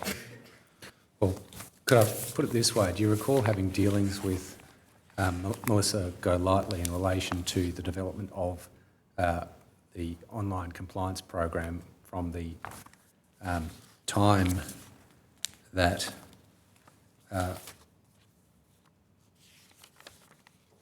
from 2015, February 2015, I should say? Yes. So whilst not always direct, generally it wasn't at that stage. My recollection was certainly conversations with Mr. Withnell and his engagement with the Deputy Secretary as well around the development. Now the exact timing, whether it was early 15, but certainly in that period as we were developing MPPs and sort of bringing them forward, it's certainly, yeah, that's my recollection. All right. Do you have a recollection of the then Minister for Social Services approving in February 2015 a proposal that there be a new policy proposal developed called Strengthening the Integrity of the Budget in relation to including the use of compliance measures. Yes, I do. I Okay. do recall that. And that effectively then led to the adoption of a budget measure relating to that proposal in about May 2015. Yes, I think I recall that authority was around February 2015 from memory, from our then minister. And that in itself became the measure, strengthening integrity of welfare payments, which the PAYG manual process, pilot process, was established.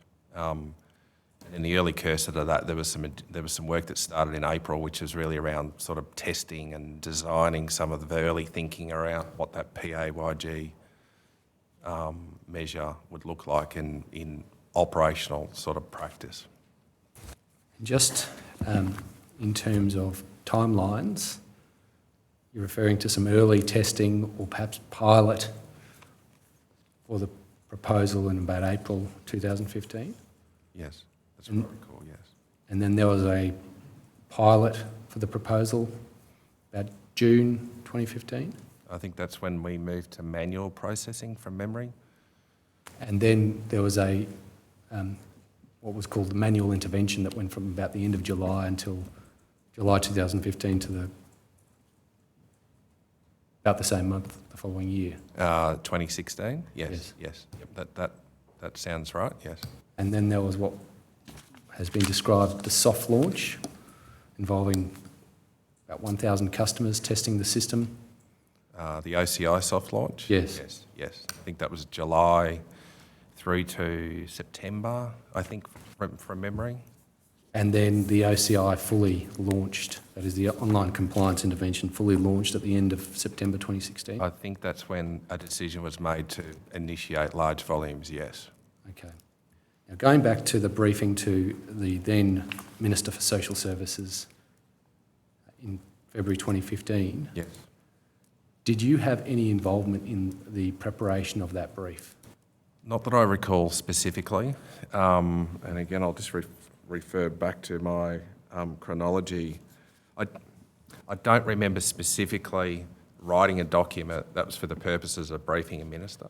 I may have provided, or my branch may have provided information that informed that brief, but I don't have a specific recollection. I remember conversations around the time in regard to Minister, I think Morrison was the minister. The authority letter, I remember conversations around that specifically, but not detail. Like I just don't recall any detail. Okay.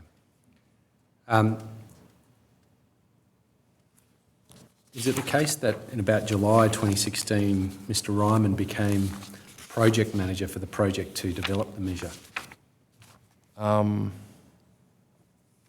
Sorry, did you say Council 2016? I beg your pardon, 2015. Right.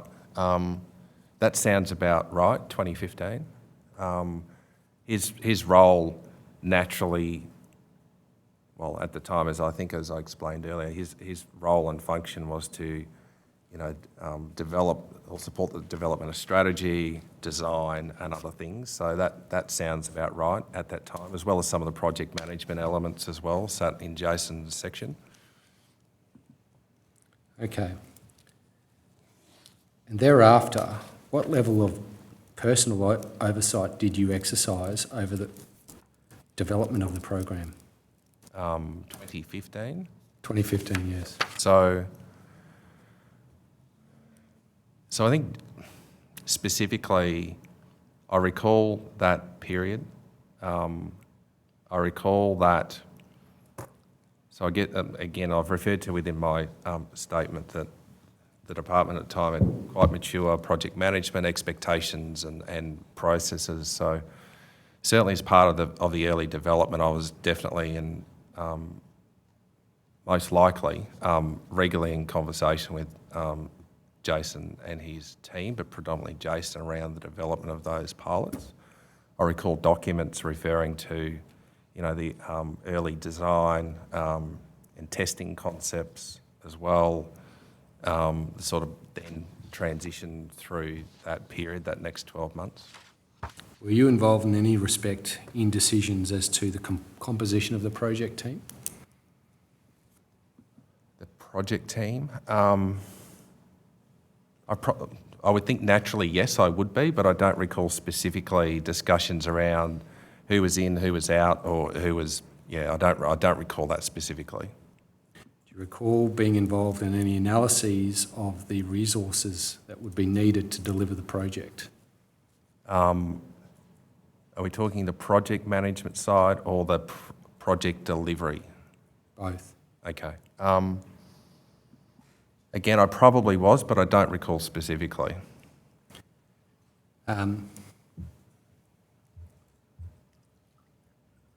Did you exercise any oversight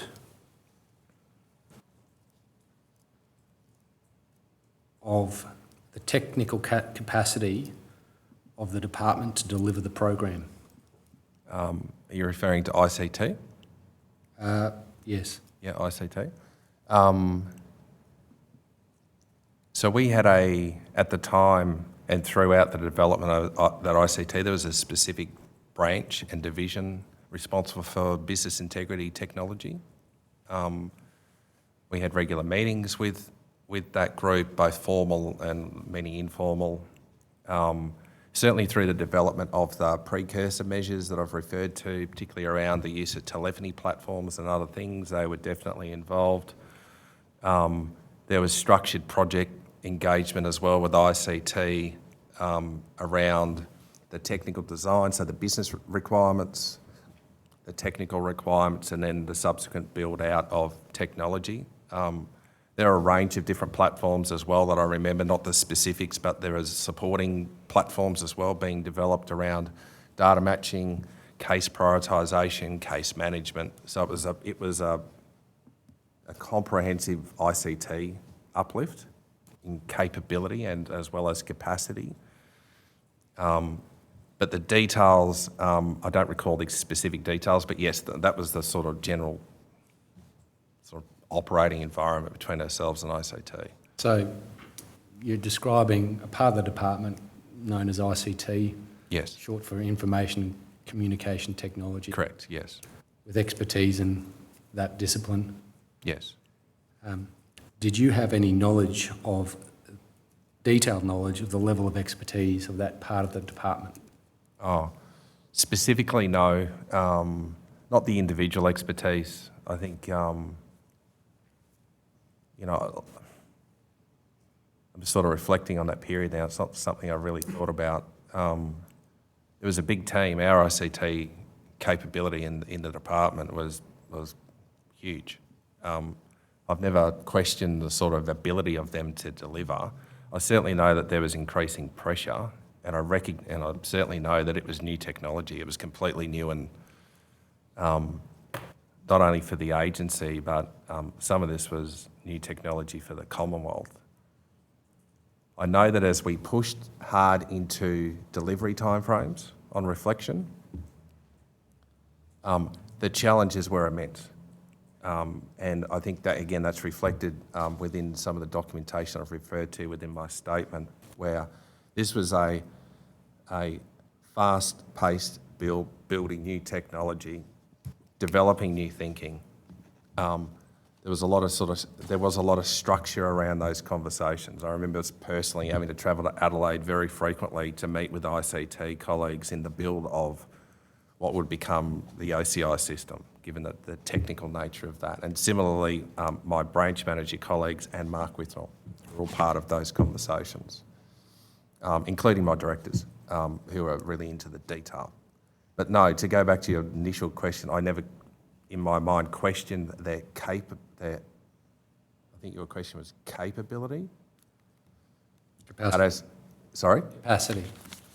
All right, capacity. I'll come to capacity. I never questioned their capability. Although when we were pushing hard to timelines, specifically, there was huge pressure on all of us to make sure that those systems were able and capable as originally intended. Capacity, my reflective view is that there were always challenges with capacity in the department, always. The expectations were always high, the timeframes were always short, and we were continually juggling priorities. So I think a question around did ICT have enough capacity would be, to be honest, a question for ICT.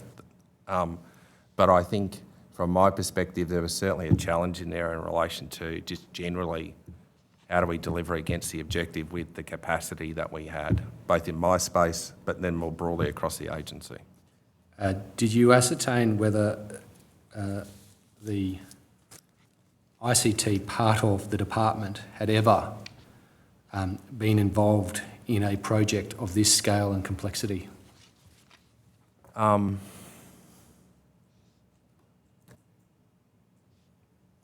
To be honest, I don't think it was really a consideration. It was, at the time, I think my own personal experience with our ICT capability within the department was they had incredible knowledge and experience in building systems at short notice, and I think that's been reflected even most recently.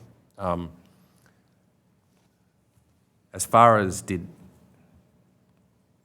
in relation to these particular projects, as I mentioned earlier, this was all brand new tech and technology and new thinking. So whilst we were working directly with a branch and a division, we really looked at it across the entire capability and capacity of ICT. So again, I think it's one of those hindsight moments where, well, it was all brand new.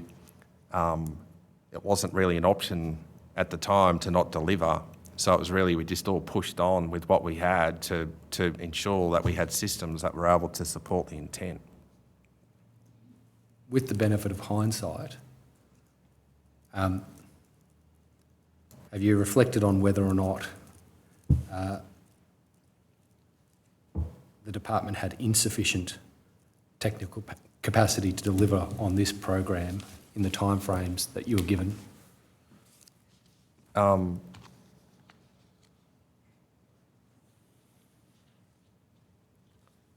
I think as we got closer to the key dates, I think again within my statement I've referred to at least a couple of critical decisions around whether or not we progress to the next stage. We go user acceptance testing into business verification. And clearly there were errors in the system and everybody was focused on managing and mitigating the errors. So fixing the issues and then making sure that the system was robust. I think again, just on reflection, there were a lot of issues resolved and they in themselves created new issues. So it was an iterative process by which to get those corrections in place. I've certainly referred to within my statement that there was a critical decision made, not by me, around the initiation of large volumes of activities. And I think I don't recall specifically what the critical areas that were still in play at the time, but that in itself I think is reflective of the pressure that we collectively were under, both business and ICT, to deliver on the expectation. So this is the decision to initiate the full launch at the end of September 2016. Correct. And there were then extant ICT issues that were unresolved. Yes.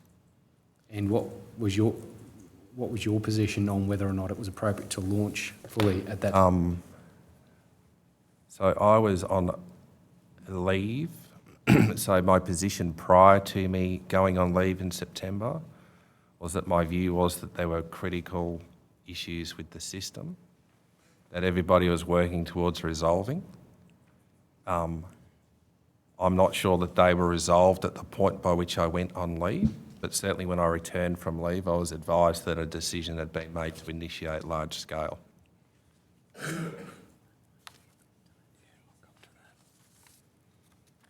We'll come back to that, Mr. Britton. Actually, no, we'll deal with it now. Could This is again, Commissioner, not a document that's in the exhibit list at this stage. Could this document be brought up on the screen? Document CTH.3015.0002.6867. I think you might have said 3175, is that right? Sorry, 3715.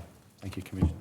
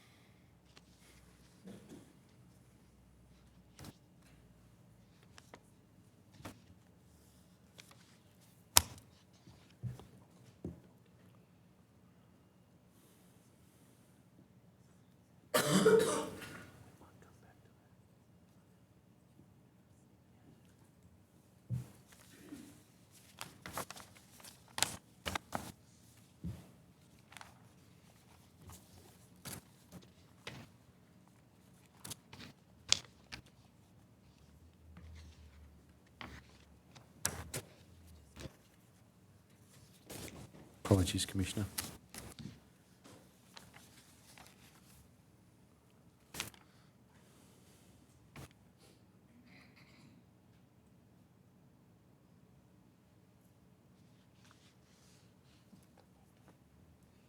We might come back to that, Commissioner.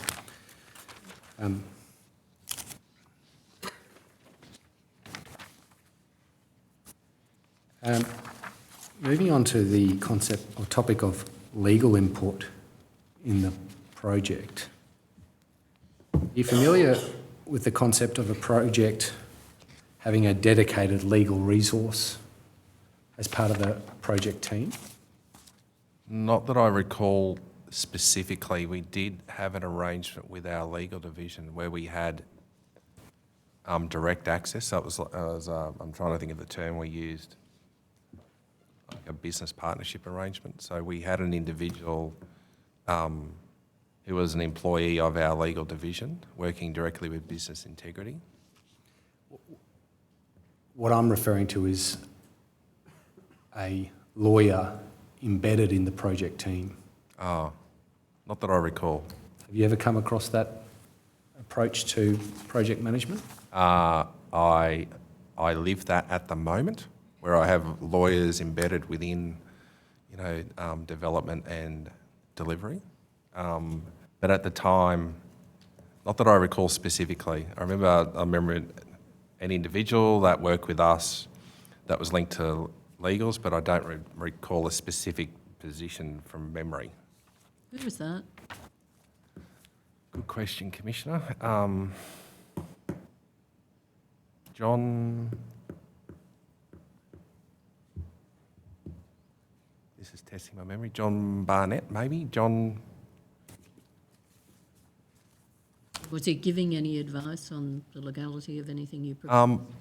Not specifically that I recall. I think I certainly remember conversations with Jason in relation to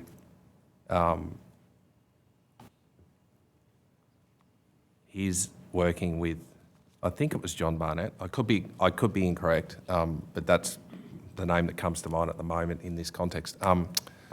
So I certainly remember conversations with Jason early around his discussions with, I think was John, but with the legals division.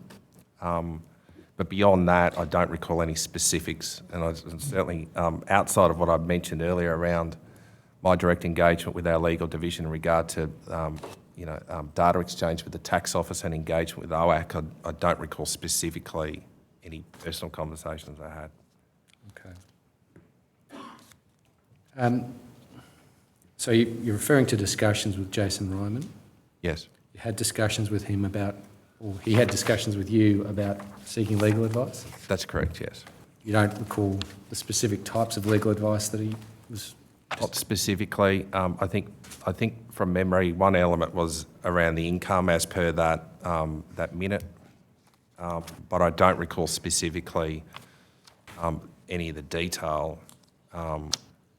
And in searching my emails, I haven't seen any emails that have identified that I received any legal advice in regard to that early engagement. You did not give Mr Ryman any direction as to what legal advice he should seek? Not that I recall. I think, again, obviously this is a key element, but not that I specifically remember. I think even with that minute, which I don't recall specifically, although I certainly didn't recall that we were doing work in June of that year. But I think that in itself is an indication that we were talking around legal advice. I just don't recall the specifics. Okay. Paragraph. Sorry, before we go on.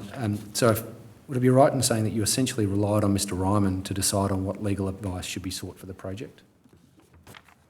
Certainly relied on Mr Ryman to engage with legals. Again, I can't recall specific discussions around the scope or definition of the legal advice. I would expect, although without direct knowledge, but I just in normal practice, I'd expect that there would be a broader conversation that may have included Mr Withnell as well around what that might look like.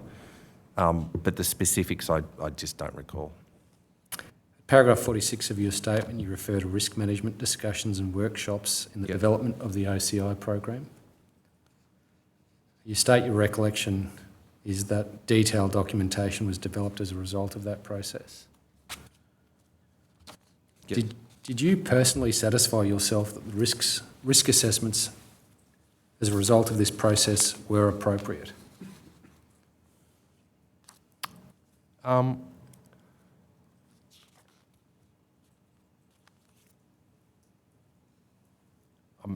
reflecting versus as well as trying to recall exactly what was happening. I know that there were the project team almost sat outside my office.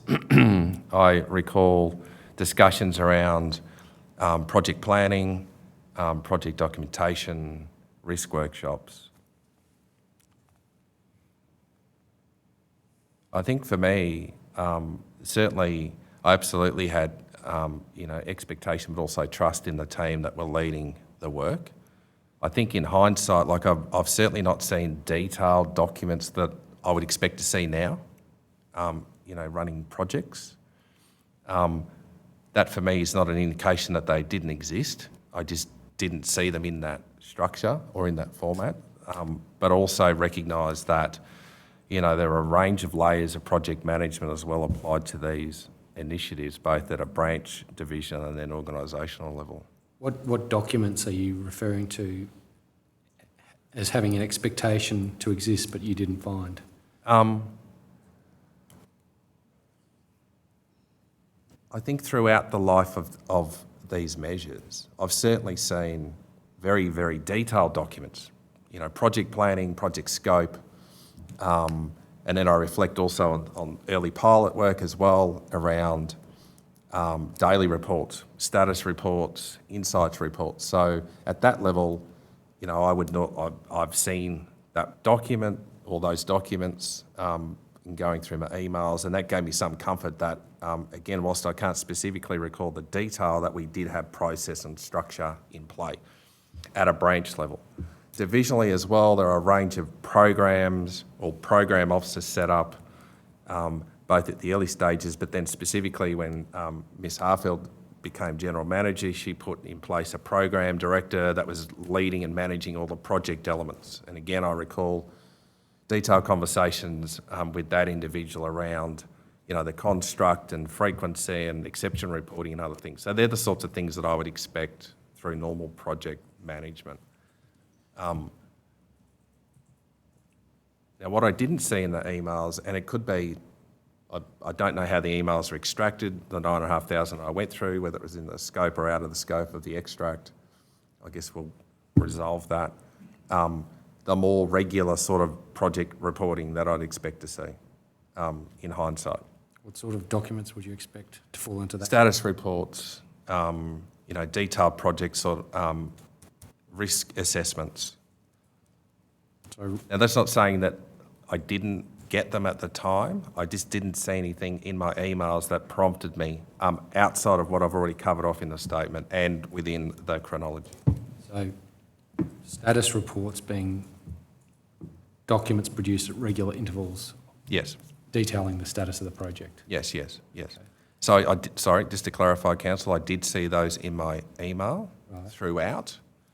But what I didn't see was the consistency. Now, they may, as I said, they may be in there. I just didn't see them, or potentially I've missed them when I was going through the volume. Okay, and the other category you identified was risk assessments. Again, are you talking about risk assessment documentation produced at regular intervals through the life of the project? Yes. And you didn't see them? I saw them through emails, but again, I didn't see that consistently through. Okay. Now I'm saying that on reflection, what I'd expect to see now versus what I saw in my emails.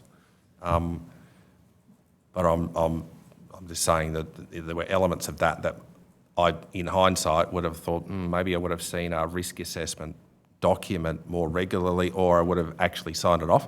The general manager may have signed it off, and I didn't. But again, I'm just reflecting on what I saw. Yeah. Okay. So coming back to the question I originally asked, which is, did you personally satisfy yourself that the risk assessments conducted for the program were appropriate? Do you have an independent recollection of whether or not you did that? Again, reflection, there weren't points throughout the development where I thought, okay, I haven't seen a document, or I haven't, that I can recall, all that concerned me. So as far as was I satisfied, I think at the time I was, and I think later through the development, particularly through ICT, I can see specifically where I've made critical decisions around proceeding or not proceeding. So that in itself gives me an indication that there was documentation flowing and that I was actively involved in those projects. Okay. Did you personally review this documentation? I would expect that I would have, yes, but I don't recall in what form I received it, whether I may have received hard copies of documents versus emails. I don't recall specifically. And again, I haven't seen anything that's pricked my memory for me to recall specifically the frequency and type of documentation. I may have received it, I just don't remember. Okay.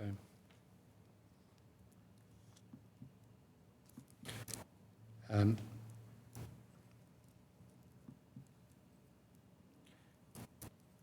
terms of the delivery of the program by DHS staff, did you personally satisfy yourself of the adequacy of their training to do that? Yes. So I think, the development of capability of those compliance staff for many was built up over many years, and it was very specific as well. It was specific to a particular compliance type. So I would comfortably sit here and say they were experts in the areas that they were responsible. Now, as we started to move towards new business processes, looking to build capacity across our teams as well. So as a really simple example, just to sort of help provide context, the early iterations of compliance activity, we had teams doing a specific review type and only one review type. So I'd have teams nationally that would only do a tax declaration form or only do a pay-as-you-go form or review. And over time, we built knowledge and capability to enable them to do earned income reviews, as an example. So they could do multiple review types, and we built capability and capacity to do that, creating flexibility and efficiency, just as one example. So there was very structured training. I think DHS Services Australia's got a very long history in providing really good technical training for staff through a range of different channels, and within my own branch, we had technical training leads, technical officers that provided support, quality assurance as well that was embedded within processes. As we built out new compliance concepts, and I think for the precursor where I think we established an 800-seat contact centres across 3 sites. Very detailed training, technical training on payments and legislation, as well as compliance processes to enable staff to do that work. So was I comfortable that they could do that as we developed this? Yes. But I also overlay that with, so this is more the management side, that there were genuine challenges with many of our staff willing to do new processes, different processes, adopt new technology. So that in itself created an overlay where there was an increasing emphasis around making sure that the change management side of the transition to the new processes was robust and effective. But also I had portfolio responsibilities for my directors who were leading elements of that work specifically. So I had a people director, while she also managed a geographical location doing work, she also had a specific people focus, which then included training as well. Similarly, I had somebody focused on quality as a portfolio across the branch. So was I comfortable at the time we were building and transitioning? Yes, I was. But that doesn't mean that everybody in themselves was comfortable and capable. What steps did you take to satisfy yourself that the staff were adequately trained to deliver the program? I relied on the advice from directors who were their line managers in many cases, the advice from portfolio directors who reported to me around the training. A lot of this was sort of live and active as well. So, we had specific sites that were involved in pilot activities, so they'd get specific training, for example, on that process. We'd build it, test it, validate that, and then as we move towards expansion, we would then apply that and actually use those staff as the experts to then train others. So I think there are a number of mechanisms on reflection around the adequacy of the training, how that evolved as we moved into OCI. I think, again, we had sites that were involved in pilots that were transitioning. There were a lot of moving parts. I think at the time I was comfortable based on the collection of advice, but also my own personal experience in going out and meeting with staff, talking with staff around the processes, around the strategy as well, around modernising compliance. Now, not every staff member was happy with that. Some staff were happy just to keep doing the work that they'd done for many years. So there was a transition challenge there, no question. Did you review any of the documentation that set out the training program? I recall training documentation. I recall many conversations around training. I myself attended training. I spoke to staff in training sessions around why the work was important. So I did have a physical presence as well as an oversight sort of assurance element around this as well. You refer in your statement to the Digital Transformation Office at paragraph 47. Yes. That's an office that was formed in January 2015? I don't know that for a fact, but I'd take what you said as the fact, yes. Do you have any understanding of what its functions were? Not completely. I'm just sort of reflecting on what their role was initially, but I think they were leading, so they were the coordination and lead for the Commonwealth in regard to digitisation. So, building new systems and technology was my sort of basic understanding and recollection. I know that's evolved over time and moved into different sort of department reporting lines, but that was, I think at the time, that's what they were responsible for, yes. At the time being early 2015? Early 20 years, yes. Did they have any involvement in the development of the OCI program?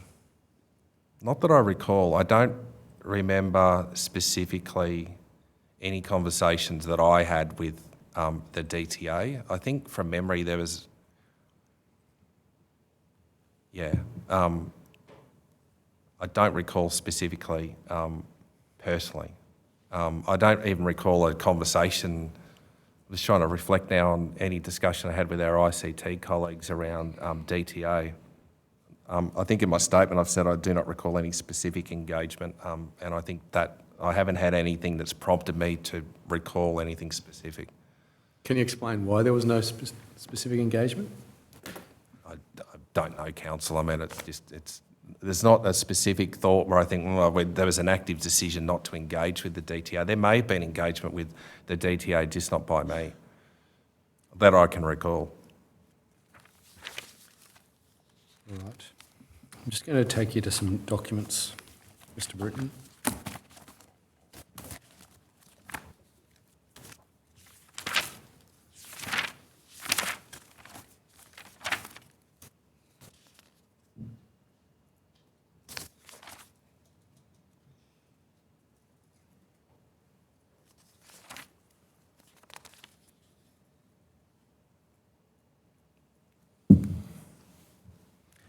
I'd ask you to have a look at paragraph 81 of your statement, first sentence.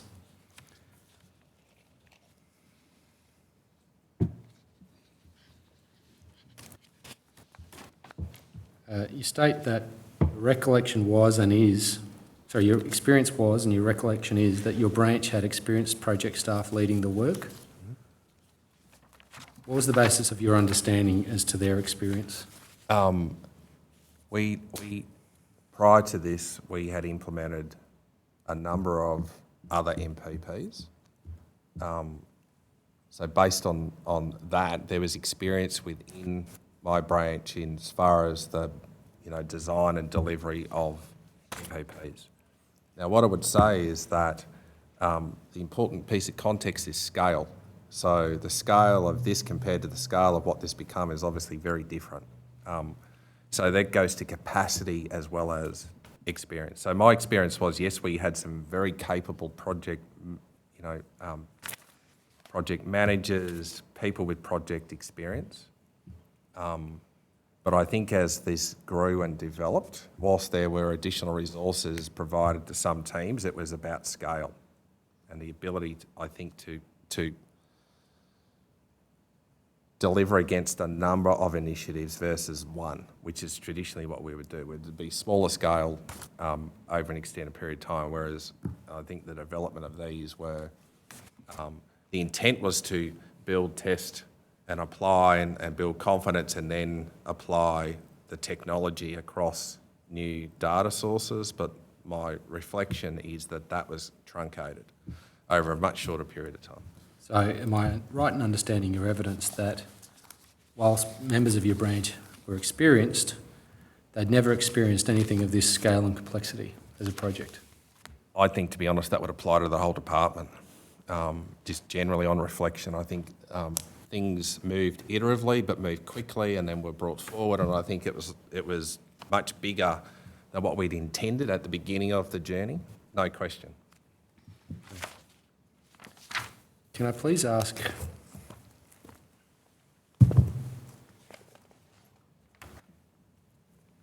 for a document to be put on the screen? Doc ID is CTH.3001.0026.0028_R, exhibit 1177.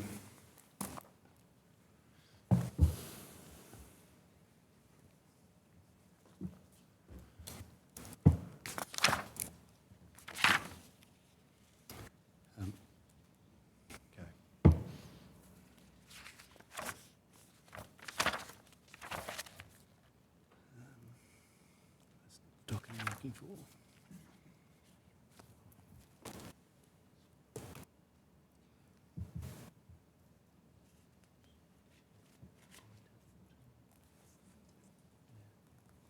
Sorry,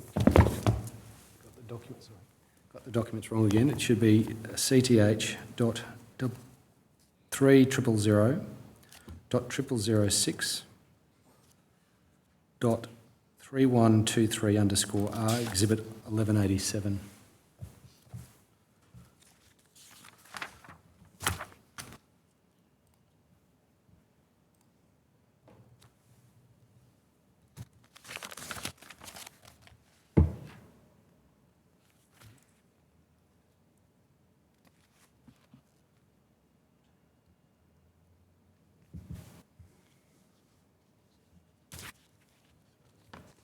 Okay, got that one wrong as well.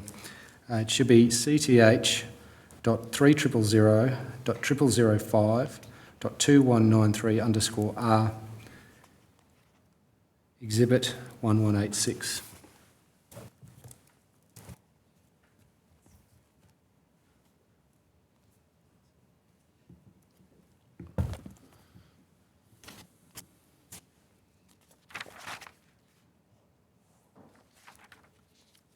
Okay, got it eventually. I'll just take you through it, Mr. Britton. Just if you go, we highlight the bottom of the screen.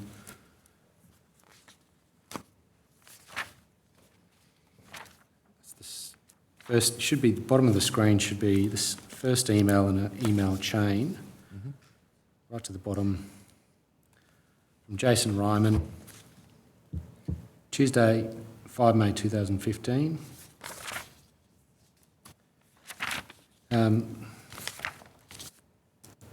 It's addressed to a number of people, including yourself. You see, well, it's addressed to a number of people, and you're CC'd.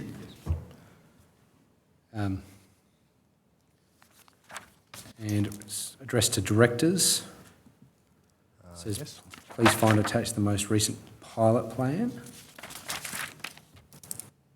We can go to the next email up in the chain. This is from Owen Lang, who we discussed earlier. Yes. Dated 6th of May 2015, addressed to Jason and others, and again you're CC'd. And then I'm interested in the first part of Mr. Lang's response.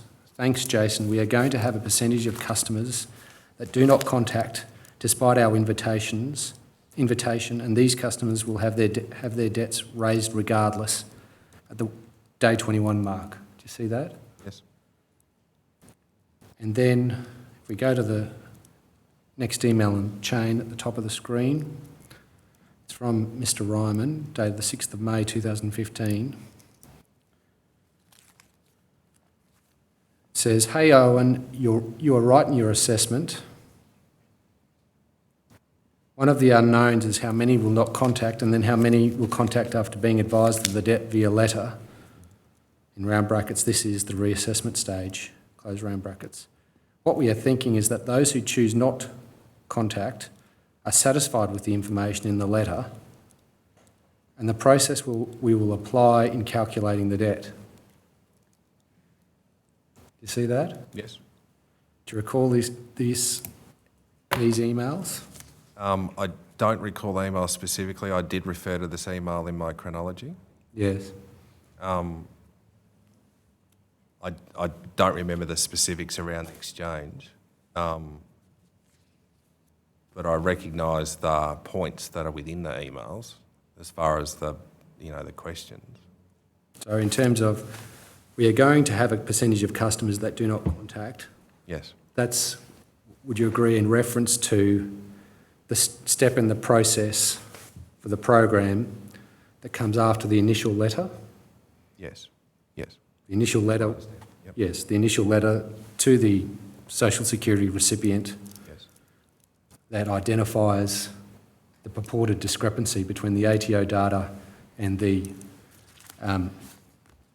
DHS data. Yes. And the letter then indicates that the customer should contact if... That's my recollection, yes. Yes.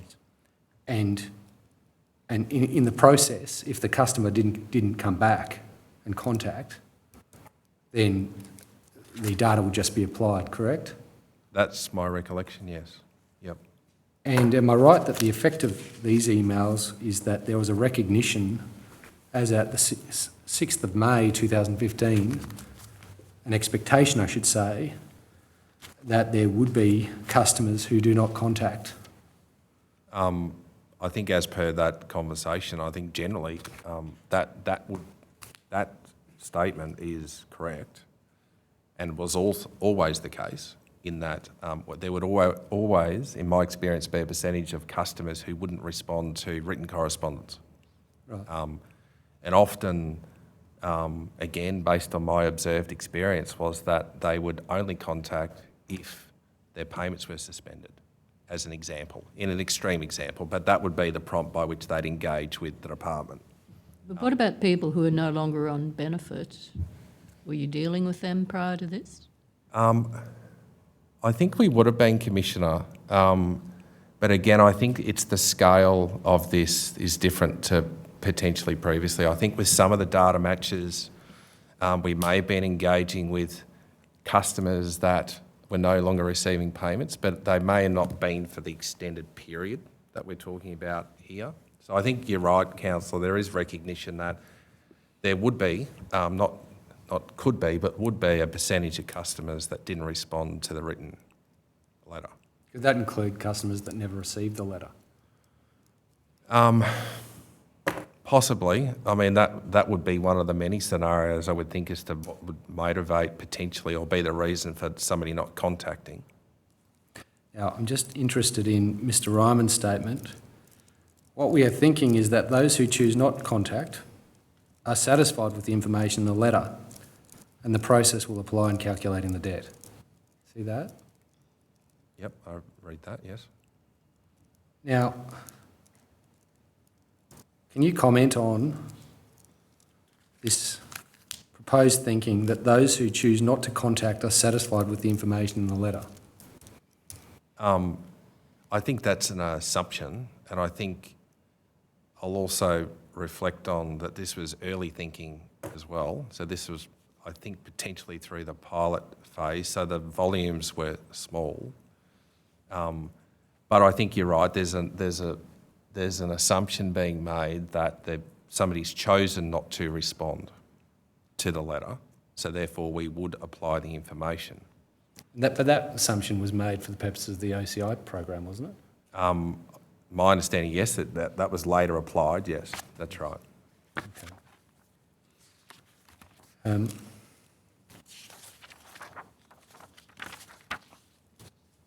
If we go to, please, that can be taken down.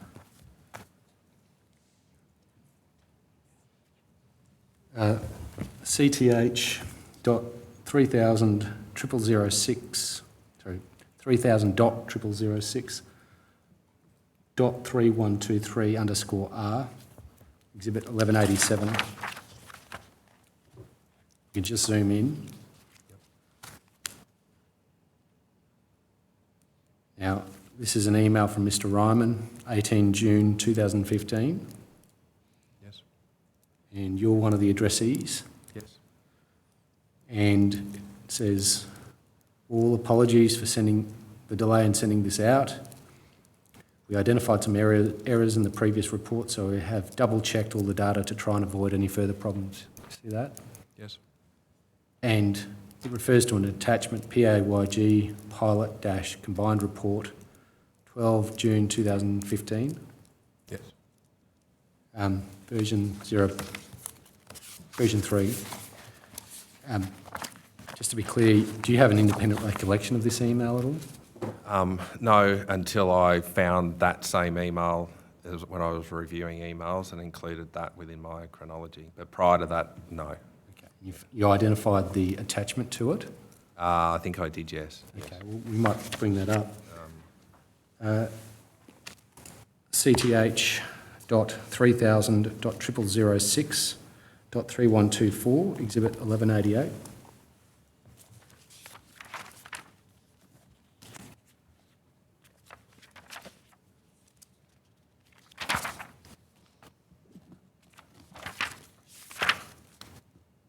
Do you recognise this document to be the attachment to the email I just showed you? That looks similar to the one that I identified in my emails, yes. Yep. Okay, well,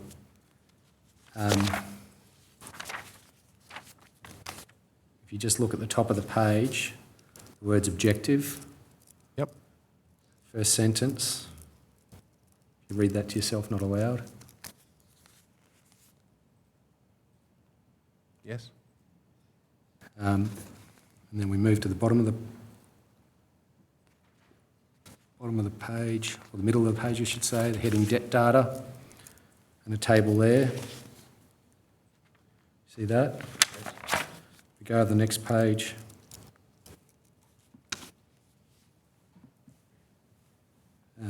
Heading at the top, comments, 2 bullet points there. Yes. And the section with the graph on it under the heading staff effort.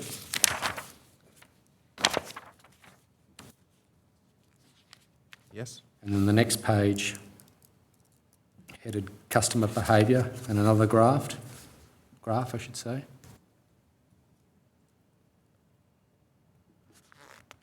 Have you seen now enough of this document, Mr. Britton, to be satisfied this is the attachment to the email? Yes. Yep. It looks. Thank you. familiar. Okay, if you could just go down to the bottom of that page we're on at the moment. Can I just make one point of clarification, Council, that when I was reviewing it, I could not make out the colours because I had a black and white version. So this is more helpful. I can actually differentiate now as to what the segmentation was. Okay, thank you. Can we see a pie chart there? Yes. And it states status all cases initiated. Yep. And we have different sections of that pie chart. Mm-hmm. Can you explain to us at all what those different categories that are identified on that pie chart mean? I'll do my best, Council. So if we go, and maybe we start with 34%, we'll work our way around clockwise. So that would be pending initial contact. So I'm expecting that they're participants that maybe haven't contacted to the point by which this report was pulled together. I'm half guessing here, but I don't want you to guess. I don't want you to guess. If you don't have the memory, that's fine. If we go to the next page. Yep, that's fine. Um, I think the others, the others are probably a bit more obvious as far as what they are, but that first one, I'm not sure. okay. If you go to the next page, to the middle of the next page, just focus in on the section headed comments Yes. and that first bullet point.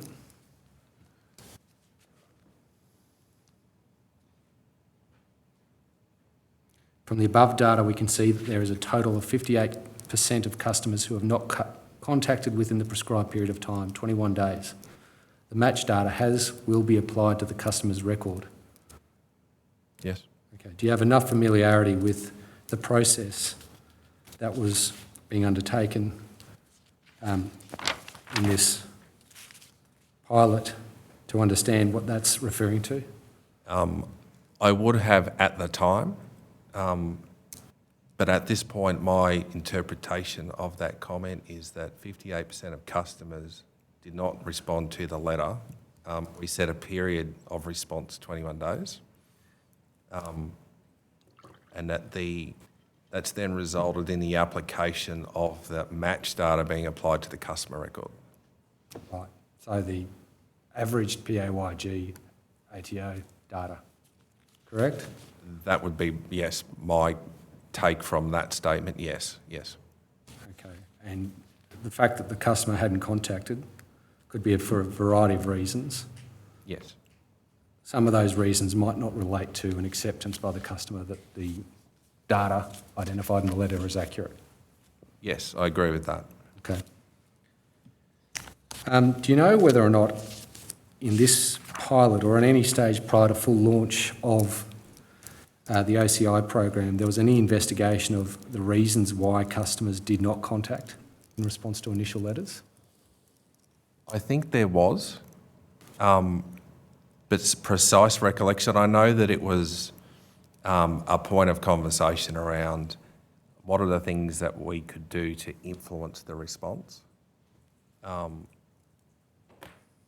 as far as precise detail and recollection, I don't remember specifically. There were regular conversations in the context of the pilots. I remember that. But I don't remember any specific actions we took or the teams took or that I'd approved about doing additional analysis, trying different approaches. What about contacting the customers to find out why they didn't respond? Yeah, thank you. Council, that was one of the elements that was tried as far as, now that you've prompted my memory. I think at day 7 maybe, there was an outbound call to test whether or not the letter was received or if the customer, whether they be current or former, had a reason for not contacting. I remember that being an element. I can't recall specifically how that then played out or what influence that had. But I guess, yeah, thanks for the reminder. But yeah, that was one of the initiatives to try and better influence the behaviour to respond and clarify the details. So what do you mean by influence the behaviour to try to... As I mentioned earlier, it was not uncommon for customers to not respond to letters. And I think, again, on reflection, and I recall, this type of letter, there were 2 sort of approaches piloted. One was a please contact, here's the information we have. We'd like to have a conversation with you to clarify. And the other element was around the one was a phone call, one was a letter, I think, from memory. But the influencing was both. So this is, again, at the very early stages of the use of behavioural insights. So the content of the letter, the language of the letter, different to the normal approach that was taken, particularly by DHS and former iterations. A bit less directive as well. So looking at how we can, that's why I use the word influence rather than direct. So again, it was, because this was all new and different, it was looking at what are the elements that you can test, pilot, and then ultimately look at application around the different approach, particularly that provision of information up front. This is the information we've received, consider it, and then please contact us, or later iterations, log on online. I think that was the approach from memory, and update your details if this isn't correct. But to go back to your point, I think, based on that, I don't recall 58% being the number, but as I read that now, I think that's pretty high on reflection. So I'd expect there would be other steps taken to try and understand that and then influence that. So can I just be clear, was there a process process during the pilot when DHS staff would follow up with recipients who did not respond by phone call? Mm-hmm. Is that correct? Yes, that's my recollection, yes. Yep. Okay, and what happened in that phone call, would happen in that phone call?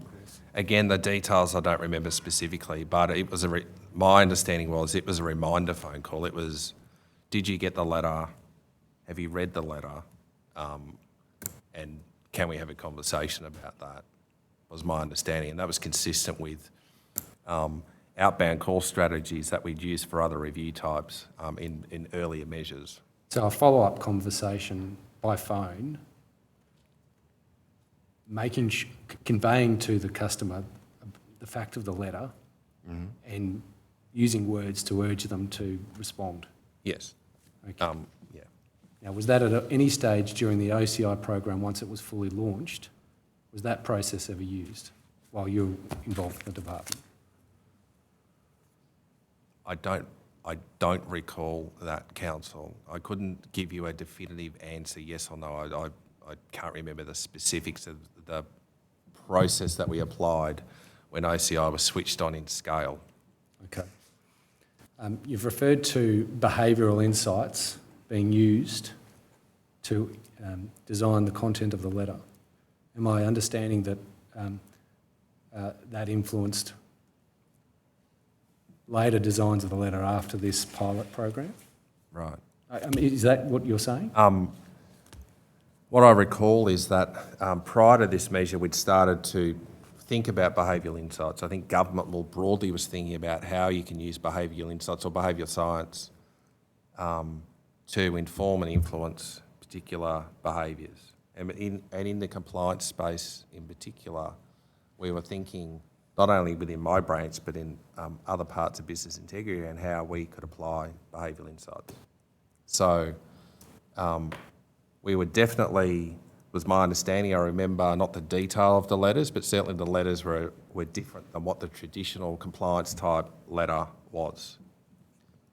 What features of behavioural science was used to design the letter? Again, my recollection was around language and terms as well, the construct of the letter.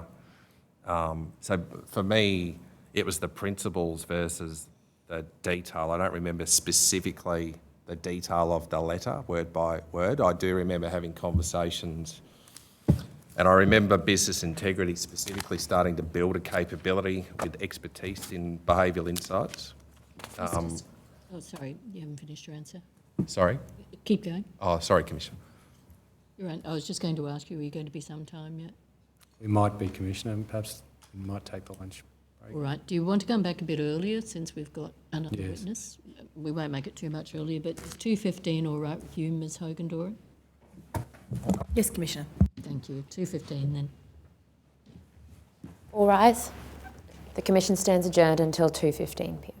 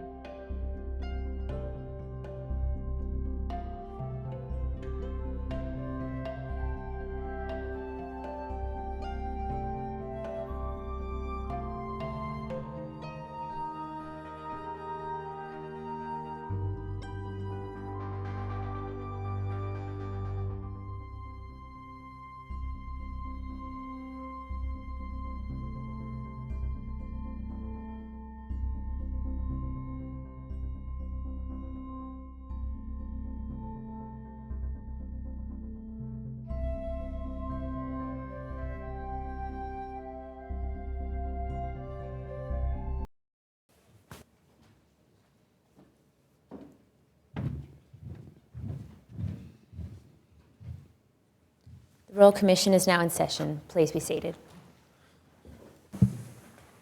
Yes, Mr Scott. Thank you, Commissioner. I'm going to take you to a few documents, Mr Britton.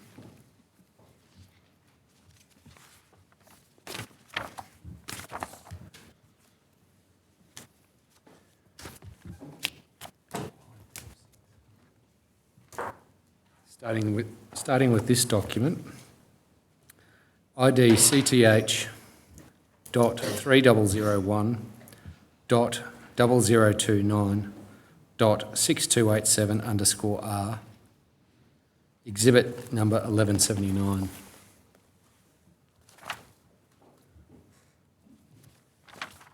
That's, Mr Britton, a chain of emails. If we could go to the bottom email in that chain.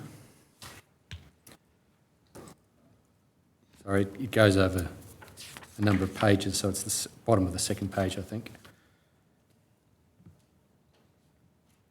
If we could call out the bottom email from Mr Thomas, dated the 18th of November 2016, including the signature block at the bottom of that chain.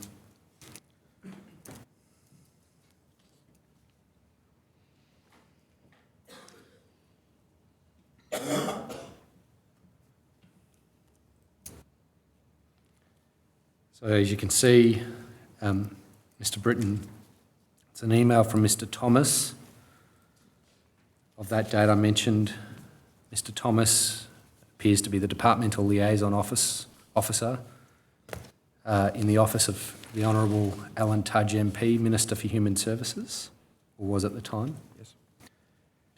The text of the email says, the Senior Advisor, Mark Woods, is asking for an update, budget measures, compliance targets for business integrity. He has asked when will the department achieve its $50 million target. Can you explain what that is referring to?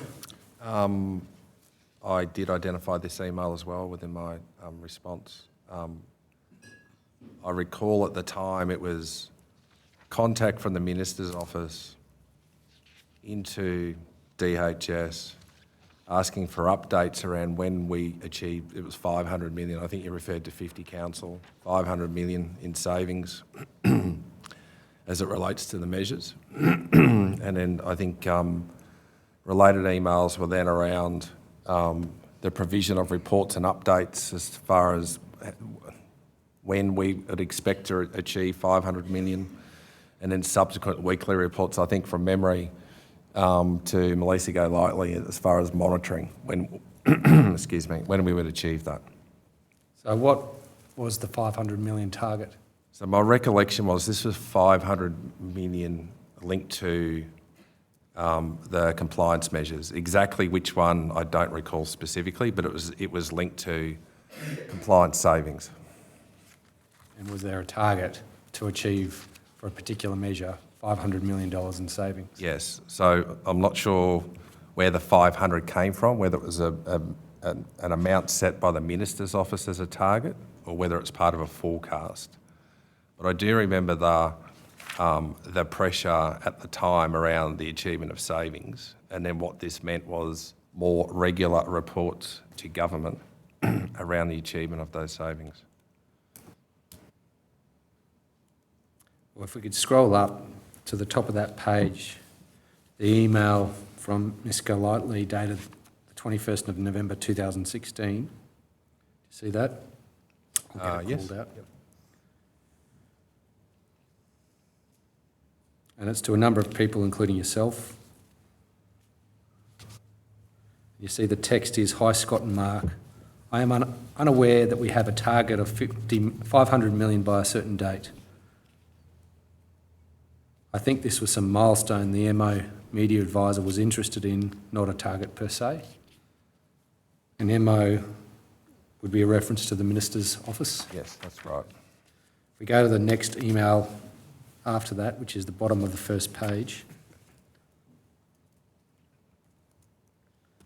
this is email from you in response, dated the 21st of November 2016. Yes. It says, "Hi Melissa, please find attached And the second bullet point is, media were advised that we had not yet reached 500 million against the compliance measures, but it was likely to occur at some point during the month of October.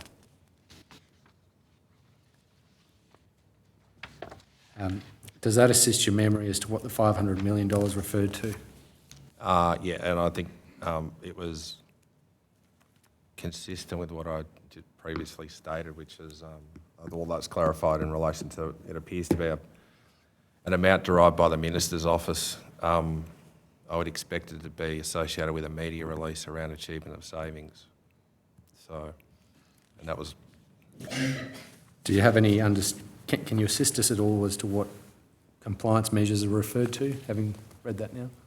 Not specifically, Council. I think I'm just thinking of the point in time being October, whether it was specifically PAYG or it may have been a collection of measures making up. It seems like a significant amount of money to achieve in a 3-month period, if it was from or 4 months start of the financial year. So I'm not 100% certain exactly what the makeup of that is. We can take that down.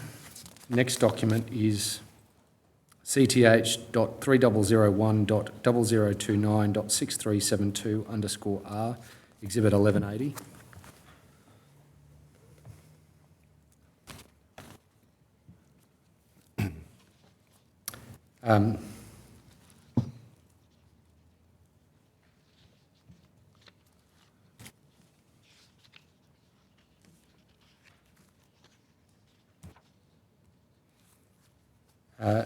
That's an email from Rebecca Dowling, dated the 17th of November 2016, to Melissa Golightly, CCing a number of people, including yourself. First sentence in the text of the email says, please find attached the compliance and debt report for the month of October. Yes. Can you tell us what the compliance and debt report for the month of October was? I remember this email, and I think there's an attachment, memory, with handwritten comments from memory. Yes, we've got a copy of it. Sorry? We've got a copy of it. Oh, okay. That might help me be more specific. I can't recall if it was the program report, status report, may have been in relation to project deliverables. All right, well, I'm just going to ask that you be shown a physical copy. Oh, great. Because it's a bit difficult to read in the electronic version. Okay.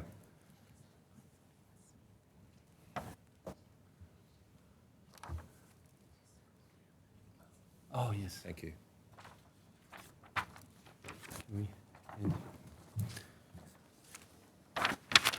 I'll ask you to take it from me. This is the same document. That is the electronic copy. Okay. But if I ask the operator to scroll down to the next page, it'll become apparent why I've given you this hard copy to assist you.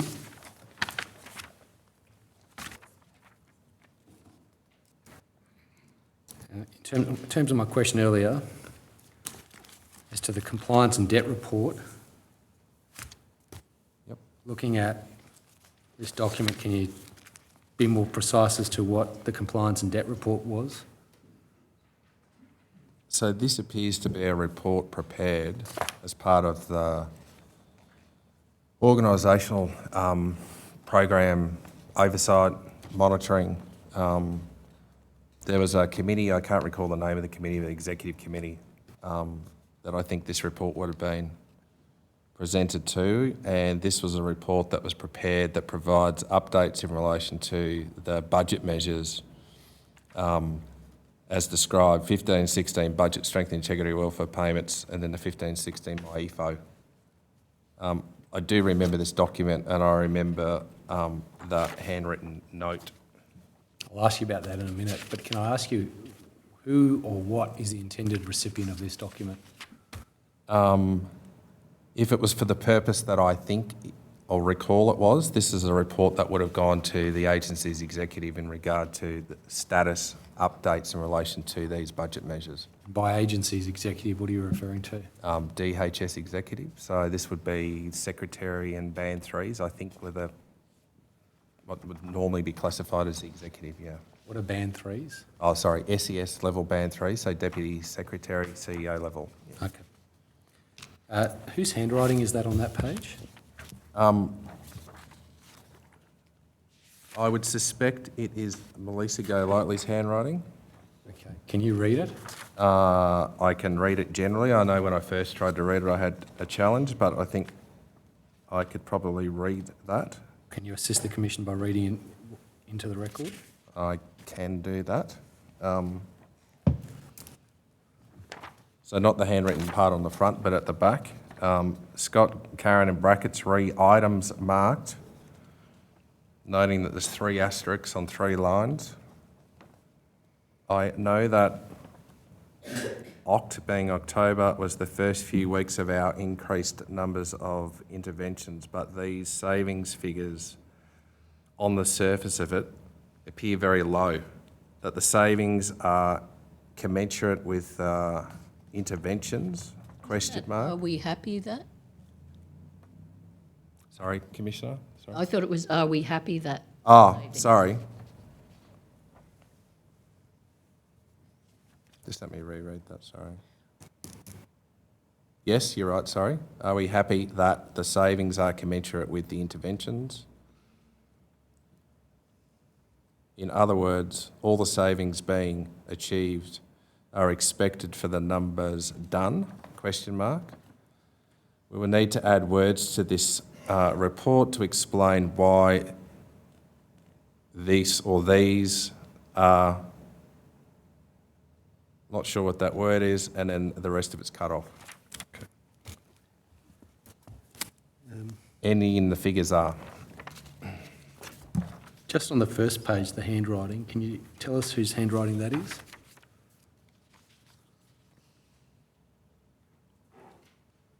Well, I'm working on the basis based on the initials that it's Melissa's handwriting.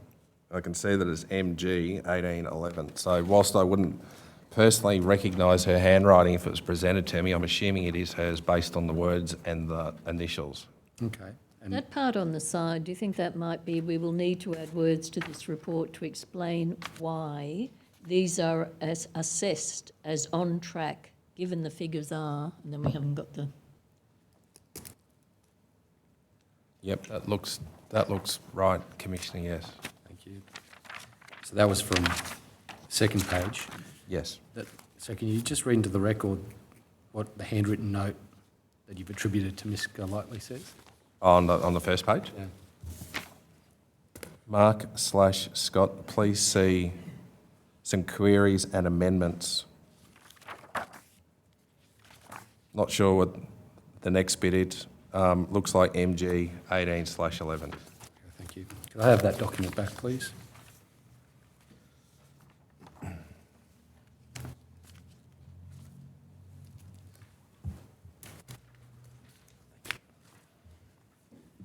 The next document I want to show you is Doc ID CTH.30one.0033.3932_R, exhibit number 1182. Okay, can you see that document, Mr. Britton? Yes. That's an email from you to Ms. Golightly and Karen Harfield, Yes. dated the 16th of January 2017. Yes. Just before I ask you questions about it, could I just ask you to read it to yourself, not aloud, please?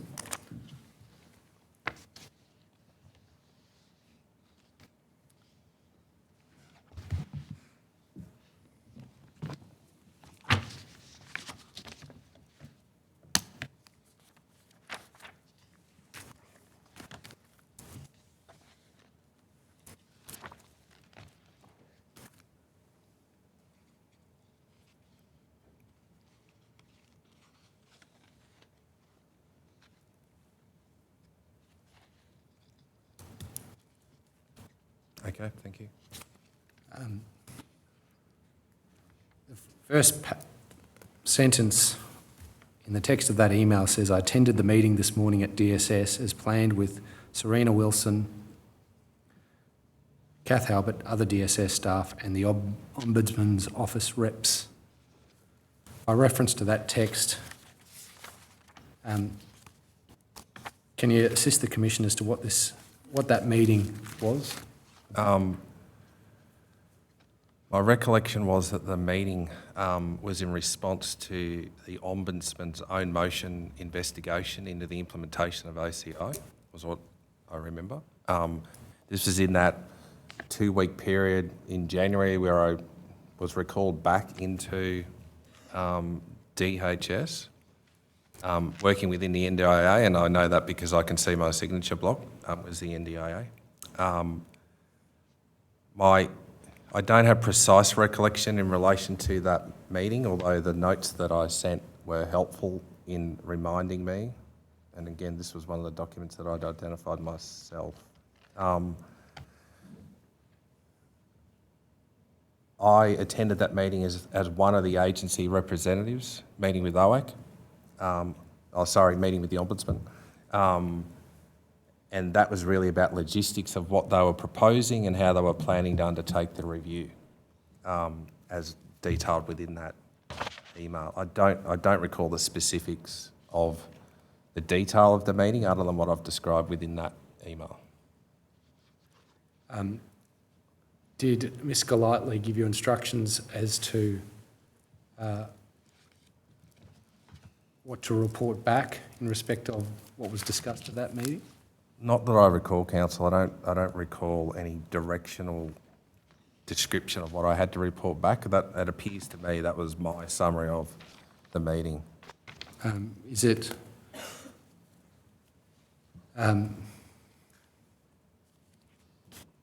comprehensive summary of everything that was said at that meeting? I don't have any other notes in relation to that meeting, so I don't know how comprehensive it is. It's a summary of the conversation, but as far as what additional detail there may have been, I just can't recall anything beyond that. To be completely honest, I just can't. I can't genuinely remember the actual meeting. So, do you have a recollection of how long the meeting took? No.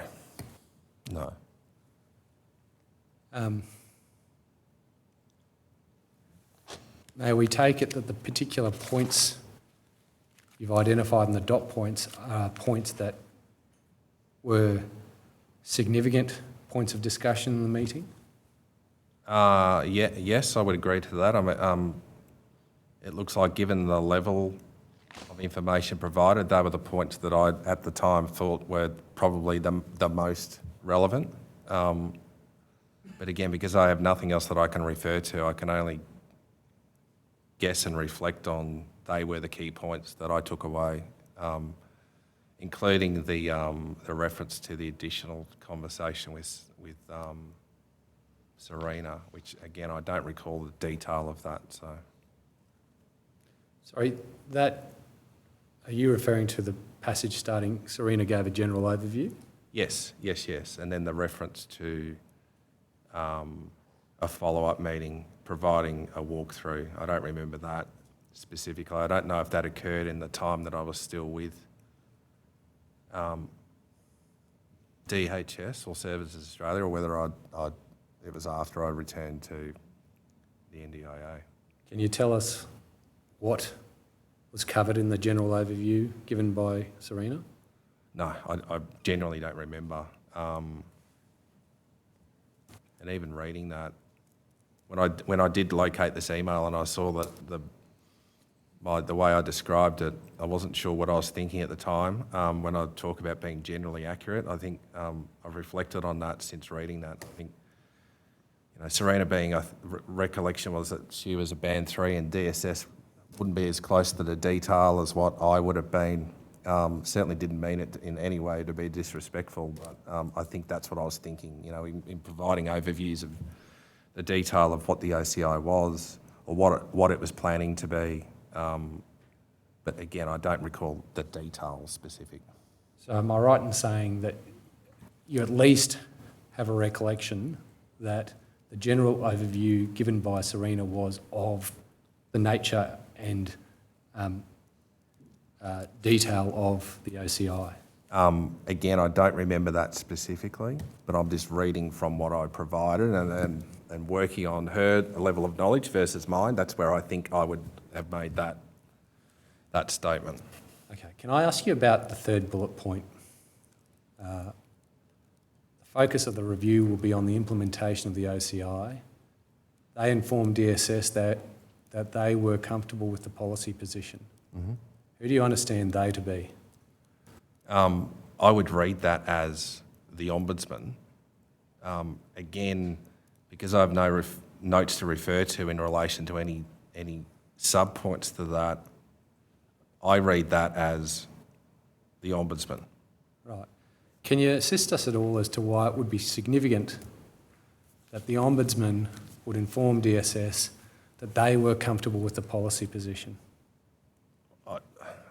I think as I read that, it would be significant in the context of the early concerns that were raised in regard to potentially, again, based on what I can recall, which isn't much, that would be relevant in the context of the application of and the process designed to support the early versions of OCI.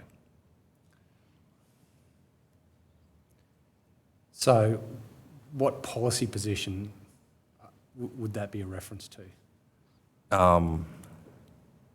Again, specifics I can't recall, but if I had to, if I interpret that, I think there's potentially some key elements, but I think the primary one would be the application of income in the context of the OCI and the utilisation of the new technology platform by which to engage with customers would be my assumption drawing from that point. Application of income, that is The treatment of income. PAYG data obtained from... That would be my guess. And then averaging it. That would be my guess, yes. Okay. Is your view on that reinforced by the introductory words in that bullet point that the focus of the review was on implementation? Yes, yes. Okay. Thank you. That can be taken down.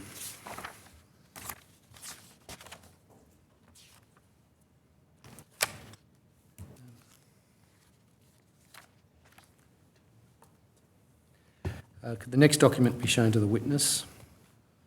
Doc ID CTH.3008.0015.7214_R, exhibit number 1184.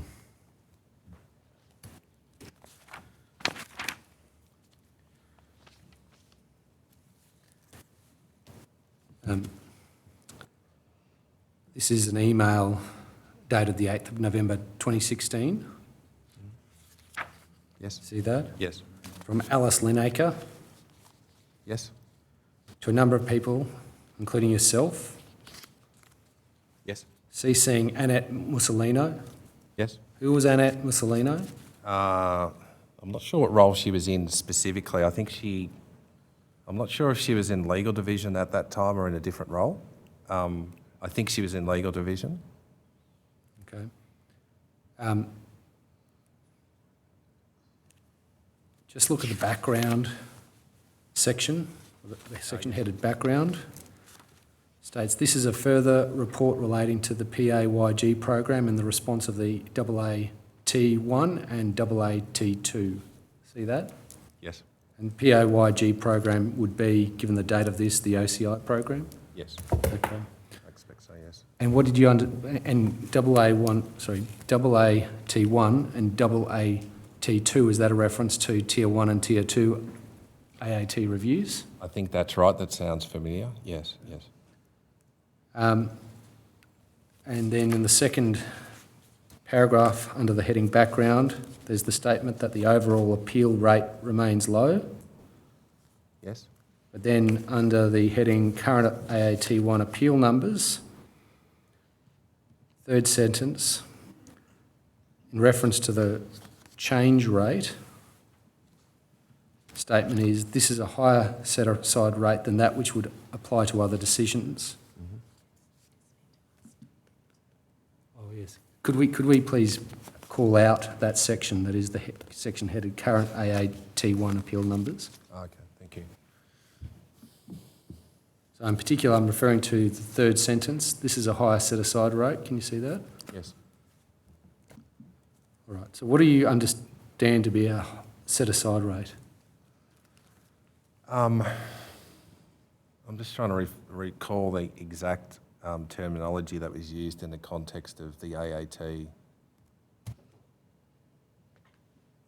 reviews.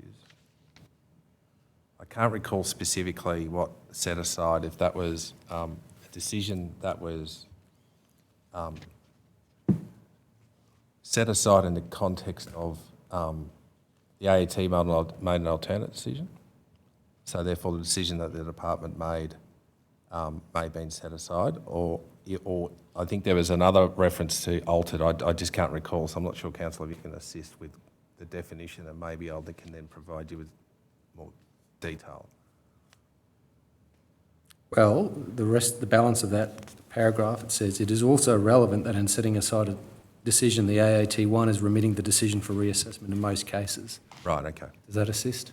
Yes. Okay. So they appear to be matters that are returned to the department for reconsideration or reassessment, yes. Okay, the next paragraph, we could call that out, the paragraph commencing the number appealed to the AAT1. No, just above that, the previous one. The number appealed to AAT1.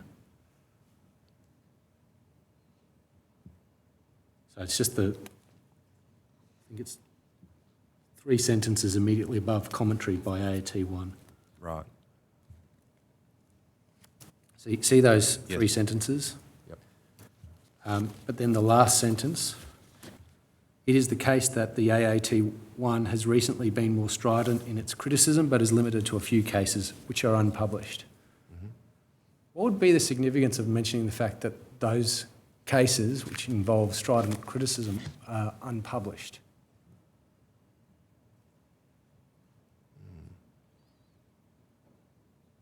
I remember this email, but I didn't pick up on that point when I was reading it.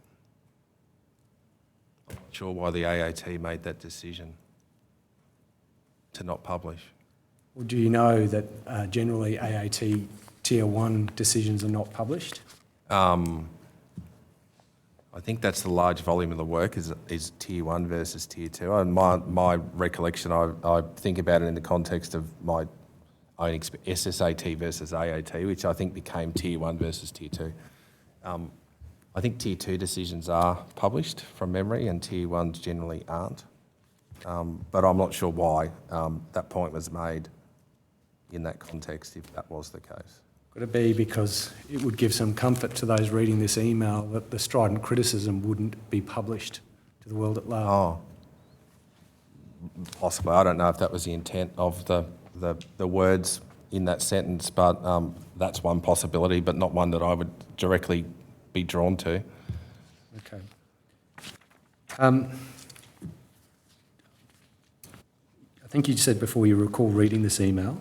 Yes, it was within one of the emails that I'd identified within my chronology, yes. Do you recall receiving the email in the first place? I don't recall I don't recall receiving it. And sorry, I just can't see the date of that email. Was it October or November? 8 November 2016. Okay, 8 November.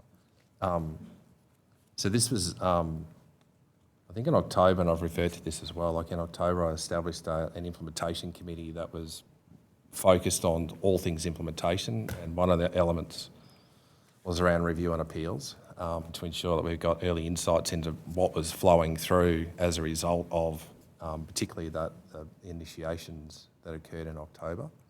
I don't remember that, like, receiving an email specifically. I could see from minutes of that implementation committee that we were focused on review and appeal activity, both internal as well as AAT. But when I did reflect on this, I thought, well, I recognise in hindsight that there may be some early triggers identified within the email that weren't identified at the time because we're at such early stages. It really goes to the intent of that implementation committee, but that was soon not much after I'd moved to NDIA. By early triggers, do you mean forewarning of the legal problems with income averaging? Um, Or to be fair, the program. Yeah, sorry, yeah, no, I was challenged by the legal, but I think the program,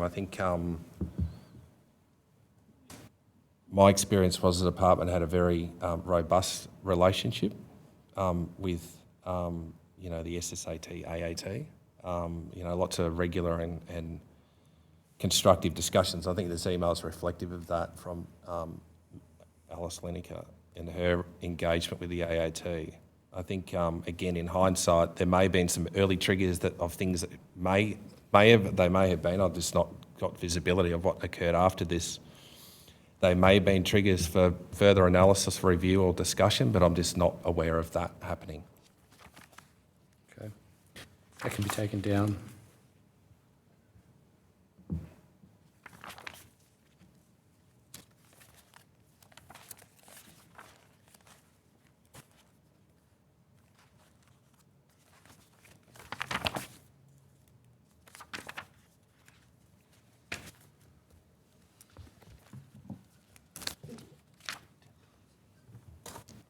The next document I'd like to show you is doc ID CTH.3004.0002.5092_R, exhibit number 1199.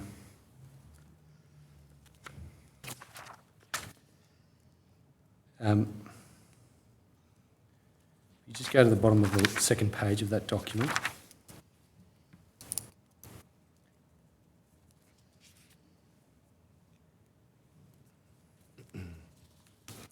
Do you see there, Mr. Britton? That's an email from Alan Tudge, 8 January 2017, Yes. addressed to Rachel Dryden and Melissa Golightly. Yes. Says, have been going through the materials and would like to go through them with Melissa and team on Monday, as well as more deeply understand how the automated system makes a decision that there could be a discrepancy when on many occasions we presumably don't have fortnightly ATO income data. Yes. And you can see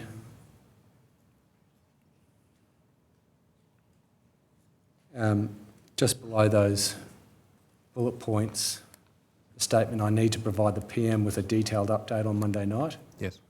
Can we just go to the bottom of the next page? Sorry, bottom of the first page, I beg your pardon. Actually, before we do that, can we just scroll up to the top?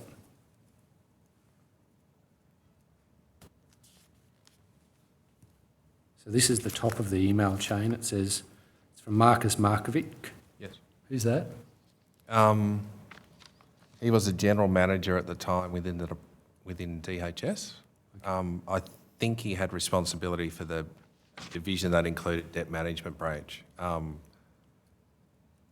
can't recall anything else. I think I remember the events that sort of around that briefing process. Again, I think I've referred to that in my statement. And I'm not sure how Marcus ended up coordinating this. He was a report to Melissa Golightly, so she must have made a decision that Marcus was the point of reference, yeah. Okay, and so if we go down to the bottom of the page, we can see the email that Marcus was forwarding from Melissa Golightly. If we could highlight that email from Melissa Golightly, dated the 8th of January 2017. Yes. I'm interested particularly in the last paragraph. If we could highlight that. Commencing, also I think we're going to have to clearly explain that the initial data match does not compare fortnight by fortnight in the first instance. All that happens in my understanding is that we check whether the total amount and the time periods match fairly closely for each employee within tolerances. And it is only if they don't match at this high level that we send it to the OCI online system, excluding those we filter out for other reasons like vulnerability, to seek clarification from the customer, round brackets first letter, Even then, if the customer updates the info, and the totals and dates are within tolerances, we would not take further action. If they are not in tolerances, we would first check further evidence before calculating a debt. Would first seek further evidence before calculating a debt. The only time a debt would be automatically calculated is if the customer has accepted the ATO details, or, and if we just go over the page, see the balance of that.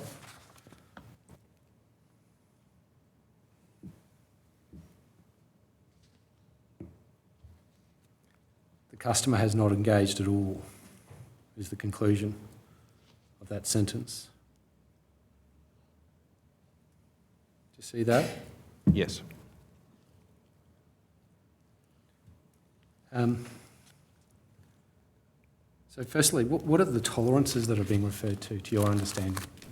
I don't recall specific tolerances. Like, I think I mentioned earlier that there were business rules applied in relation to prioritisation through the earlier sort of iterations, but I don't have any recollection of a tolerance, a rule, or any definition. Okay. But I would expect it would be something similar to what we talked about earlier around periods of employment, if provided, periods on payment would be my my expectation. I'm just interested in the second last sentence on the bottom of the first page, the words, if they are not in tolerances, we would first seek further evidence before calculating a debt. Is that an accurate statement to your understanding? Yeah, I was trying to recall the exact workflow and process at the time, and I wouldn't be confident in saying whether it was accurate or inaccurate because I just can't remember the specific detail of every step within that process. It doesn't quite sound right, would be my feel, but I'd need something to refer to really make a determination as to whether it's accurate or not, but it doesn't sound quite right. No. In fact, the process was there wouldn't be any further evidence sought at that stage. Isn't that right? Right. Is that right?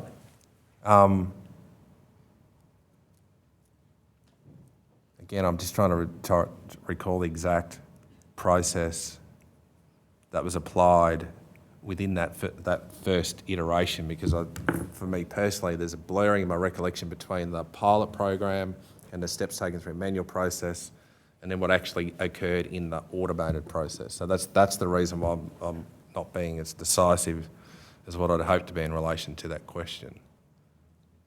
So Councillor, I think it moved through an automated process, not a manual process, but what I can't recall specifically is where there are exception processes embedded for particular circumstances. That's the piece I just don't recall specifically with the OCI process. But it doesn't refer to specific circumstances. It just says if they're not in tolerances, we would seek further evidence before calculating a debt. But a tolerance could be a rule of any type, would be my reading of that. I'm not clear of what Ms. Golightly is referring to as far as a tolerance, whether it's a business rule around value or whether it's a process. I'm just not clear. Am I right in saying you don't recall reading this email when it was first forwarded to you on the 8th of January 2017? As I mentioned earlier, I recall the circumstances around the preparation of the briefing with Minister Tudge. But as far as the specific email, no, I don't remember the specific email. I remember the activities around the email, and I think I called out the reference to whether or not I should attend. I've got a very loose recollection that I attended a meeting, but I don't remember any of the specific detail. Okay. Can I ask you to be shown this document? That can be taken down, that document.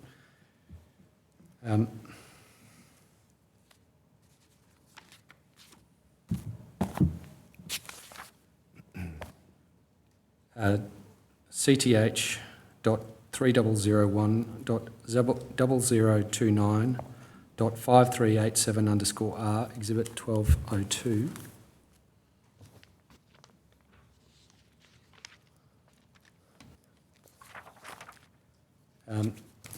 This is an email from you to Ms. Melissa Golightly on the 18th of November 2016. Yes. I'll just ask you to read it to yourself briefly before I ask you questions about it. Yes. Oh, sorry. The header purports to be from you, but seems to have been signed on your behalf. Yeah, it's from my office at the time when I was acting general manager, yes. Thank you.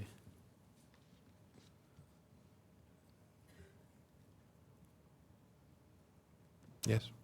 Now, this is, am I right, a proposed nomination for the Australia Day Achievement Awards for Mr. Ryman Correct. for his role in shaping the strategic direction of the team that developed the online compliance intervention. Correct. And if we go to the bottom of the next page, just call out the words nominations will be considered by an SES selection panel with recommendations to be submitted to the Executive Committee for endorsement. Yes. Who was on the Executive Committee? On that specific committee, Yes. I do not know. Is it a standing committee or was it a standing committee of the department? To be honest, I've not had exposure to that committee personally, so I don't know if it was the full executive committee or a subset of the executive committee. I can see that Barry Jackson was the author, or his office was. Barry was a member of the executive, but I didn't have any visibility of that. When you say the full executive committee or a subset of it, did the full executive committee include Catherine Campbell Yes. as the secretary of the department? Yes. Okay. Melissa Golightly? Yes. Okay. Now, these awards, being Australia Day awards, would have to be decided in January 27. Yes, the awards were for, if we go back to the top of the first page, the header, highlight the header, 2017 Australia Day Achievement Awards. Yes. So these were awards for, proposed awards for 2017 Australia Day, Correct. which is in January. Yes. Do you know whether Mr. Ryman got that award? I don't know specifically. I wasn't in DHS Services Australia at the time those awards were nominated. I don't recall receiving anything to say that he was successful in the nomination that I put forward. Okay. The last document I need to show you that can be taken down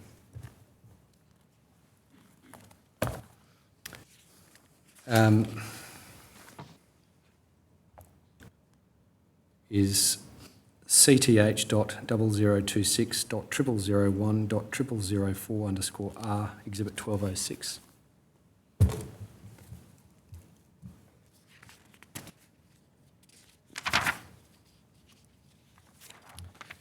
Do you recognise that document, Mr. Britton? It looks familiar. I'm not sure if I included it within my pack. I think I may have. Well, But it looks like a template used by DHS at the time. yes, it purports to be a risk management plan Yes. for employment income matching. Yes. If we can zoom in on the endorsement.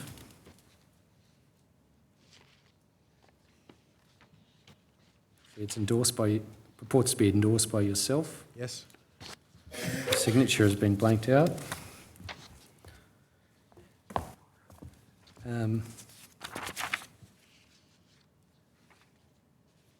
Do you accept that this is the risk management plan for the OCI program? Based on the description of it, it's at the top. I do, and I accept that it was the risk management plan at the time that I signed it. I don't recall if there are other versions or iterations or updates of the plan, but as you provided, yes, I do. Did you read this document closely before you signed it? I expect I would have, yes. Okay. And did you scrutinise it to ensure that its contents adequately reflected what would be expected in a risk management plan under the department's processes? I would expect, yes, I would have done that at the time. Are you aware that the department had an enterprise risk management policy Yes, that sounds familiar. which set out standards by which risk management plans were required to satisfy? Yes. Did you satisfy yourself that this risk management plan complied with those standards? Again, my reflection at the time would be that I'm familiar with project management standards and risk management standards. I would have been at the time. So I would think yes would be the answer. Yes, I would have done those things. That specific document, the enterprise risk management policy, did you satisfy yourself this document complied with that policy? I suspect I would have, yes. You don't have an independent recollection of doing so? I don't specifically know. Okay.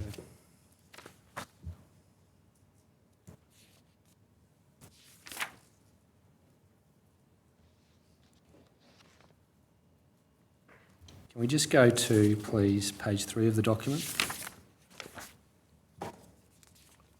And just call out the section, row 1. Yes? You can see there a risk statement recognising there is a risk that the ICT solution does not deliver required business outcomes, resulting in delayed or incomplete systems, implementation and impacts on the service volume for the customer compliance branch. You see that? Yes, I do. Okay. And can you see the proposed treatments for dealing with that risk in the middle column? Yes. There's It's a little 4 of them. blurry, but I can read those, yeah. Well, can you see that the 4th of those says ensure sufficient testing is done in consultation with business and operational subject matter experts? Yes. Do you believe that that actually was done by the time that the program was launched in September 2016? I think within my statement, and I've included emails that I wrote specifically to Melissa Golightly, calling out risks in relation to the rollout of the OCI. That was based on the documents provided and the engagement that we had with ICT around critical issues with the system build and corrective action that was planned, and recognised that if we were to proceed without those corrections in play, then it could generate a much higher necessity of manual effort to progress and finalise activity. So yes, I acknowledge that that was an important treatment and one that was monitored through the formal engagement with ourselves and ICT. Okay. Can I just get you to read for yourself the next 3 risks in the first column? Read to yourself, not aloud. Yes? And tell me when you've done that. Yep. And can we go to the next page? And there's 4 more risks identified there. Again, just read to yourself, not aloud. Yep. Yes? All right. Now, if we just scroll down to the next page, we can see there's no further risks identified in this document, No. this assessment. That's correct. Except you're satisfied that's good. Thank you. Now, having reviewed that, you'd accept, wouldn't you, that there's no recognition in this risk assessment of the risks associated with data matching? Correct. That is, risks associated with the lawfulness of data matching, correct? Yeah. Or its accuracy? Definitely agree with the first. I'm not sure about the accuracy. Okay. But Where do we find recognition of risks associated with the accuracy? go up. I think there was a reference to case selection in there somewhere. Was there? Or did I misread that? Oh, sorry, I was looking at the better target cases requiring. So that goes to case selection and data matching. Where do we find that? That is the reference to, sorry, next page. First page. 7. Oh, 7. Right, which column? First column, there's an opportunity to better target cases requiring compliance treatment.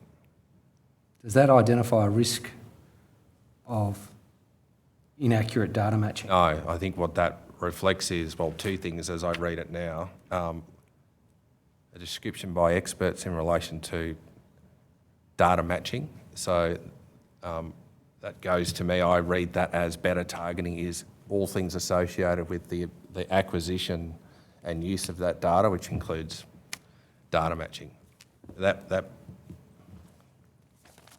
But as far as specifically calling out that risk, no, I agree, it's not clearly defined within that risk assessment. And those risks associated with data matching should have been in this document if it was to... I think in hindsight that I would expect to see those, but again, if there was no perceived or identified risk at the time, or there was an acceptance that it was lawful, legal and within current practice, well then maybe that's why it wasn't included within there, but as I read that now, I agree with what you're saying, Council. Okay, thank you. That can be taken down.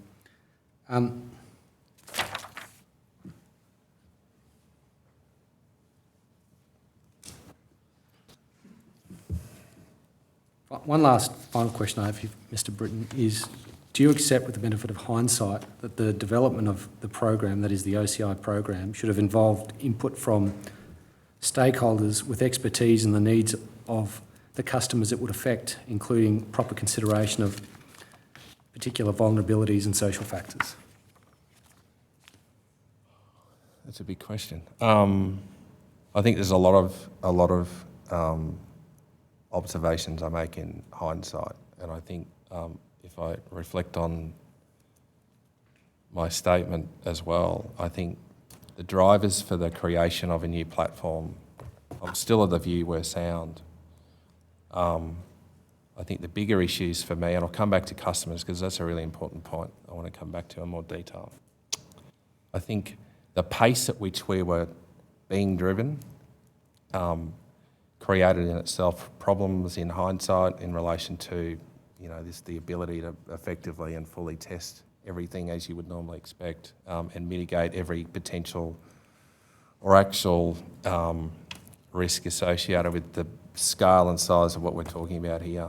I think that was recognised, personally, that was recognised at the time, but it was compounded by the pace and the scale. That all happened very quickly. And I think the expectation that systems would be fully effective from day one, when in reality, that's often not the case. So I think from my perspective, as I said, modernising compliance activities, when I think about the core intent of that and I then translate into my own experience and my own style and focus around customer, that was in fact the strategic driver. It was about improving outcomes for customers, whilst that didn't translate throughout the OCI. That was the intent. It was about moving the ability to apply compliance treatments closer to the event, minimising debt, minimising the hardship that's associated with debt. So your reference to appropriately or effectively designing with that in mind, I think that was certainly a feature of the conversations that I was a part of. How are you going to minimise the hardship of debt by going back 4 years?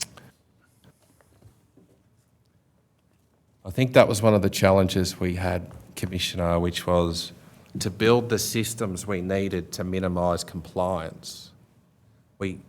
It's normal government process in particular where there needs to be a mechanism by which to pay for that investment. That's the first thing. But we started to move more effectively towards, we needed to move more effectively towards modernising systems and reducing the time it took to deal with non-compliance. Right, but going back 4 years is just the opposite, isn't it? I think given the drive for savings in particular. Okay, that's a different imperative. We were talking about how it was going to help the customer.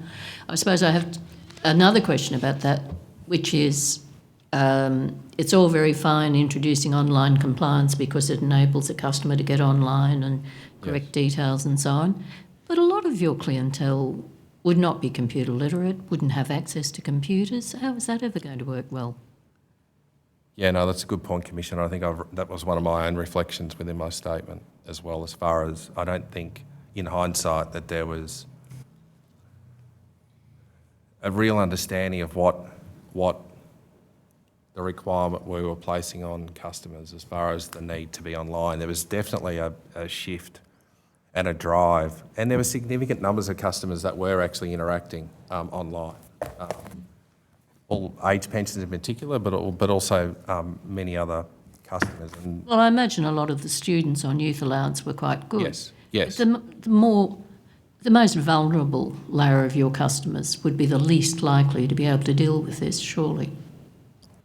I think that's a fair statement. I think, again, in hindsight, whilst there were and was recognition of vulnerabilities for participants, absolutely. I'm not sure in hindsight that they were truly factored in the context of the design and the exception processes that would be put in place. I think there was an underpinning, I recall an underpinning expectation that there were multiple ways by which customers could gain access to technology, whether it's through libraries, for example. I remember we did some work around, accessibility for, systems and computers and other things.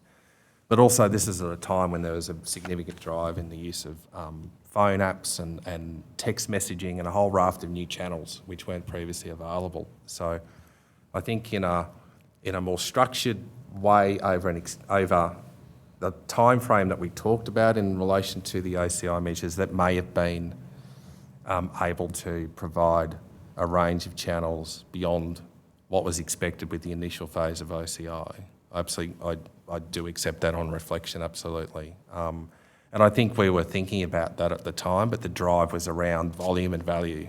I mean, that was the imperative that was set. And I think that's reflected within, again, not my own reflections, but just the material that I've sort of been reminded of around just that pressure that we faced at the time. Thank you. Commissioner, that's the evidence of this witness. All right, Ms Hogan-Doran. Commissioner, I don't have any questions. I note the intention for the Commonwealth to assist Mr Britton to provide a supplementary statement. The documents that I referred to this morning, I am instructed, are in the process of being produced from the Commonwealth's technology provider, document management provider to the commissions, and the intent is to liaise with Mr Britton to review that material with him and get a statement to you as soon as we're able. All right. Thanks, Mr Britton. Thank you. You're excused, I assume? Perhaps not excused. Well, look, I won't make it excused, Mr Britton, because if the statement turns up something, that means we need you back, but chances are you won't. Thank you. Thanks, Commissioner. Thanks, Councillor. Commissioner, I call Jason Ryman.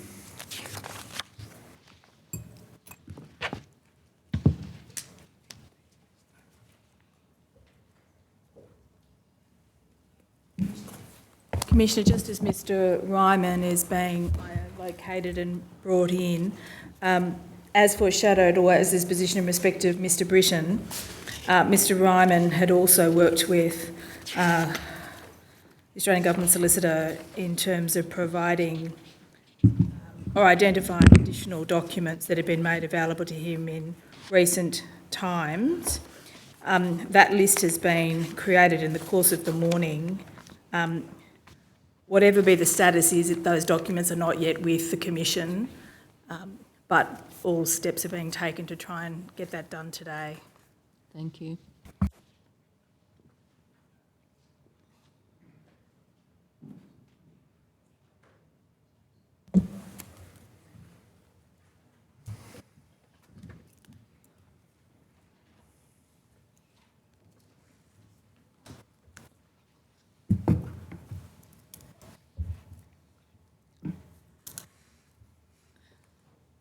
Mr Ryman, will you take an oath or an affirmation?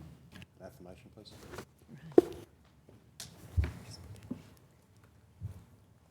Your response will be, I do. Do you solemnly declare and affirm that the evidence you will give will be the truth, the whole truth, and nothing but the truth? I do. Thank you.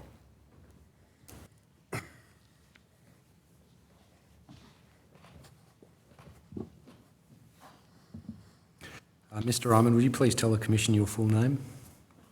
Jason Peter Ryman. Have you been provided a notice from the Commission dated the 20th of October 2022 requiring you to provide a statement? Yes. And you've provided a statement in response to that notice dated the 27th of October 2022? Yes. And produced to the Commission with that statement is a number of documents that you've identified as relevant to the notice? Yes. Is the content of that statement true and correct to the best of your knowledge and belief? At the time, yes. Are there changes that you need to make to it? I've been working with council around a supplementary statement following access to my protected emails last Friday. Okay. I understand that process is ongoing, but my question is in respect of your statement. Yes. Is there anything in the wording of that statement that you now consider to be inaccurate? Yes, there was one part of the statement I consider to be inaccurate. Okay, can you identify it for us, please? Can I review my folder? Yes, please, thank you.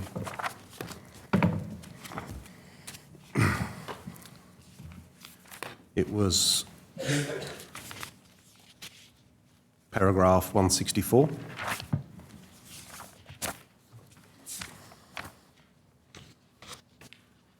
Okay. Can you identify for us the correction that you would like to make? The correction I'd like to make is I referred to a document in there that I believe wasn't provided to the Ombudsman at the time of their own motion investigation. Yes. Upon further review of my documents, I identified that that document I referenced in my statement wasn't the right document, and my supplementary statement is correcting that. I see. So just to be clear,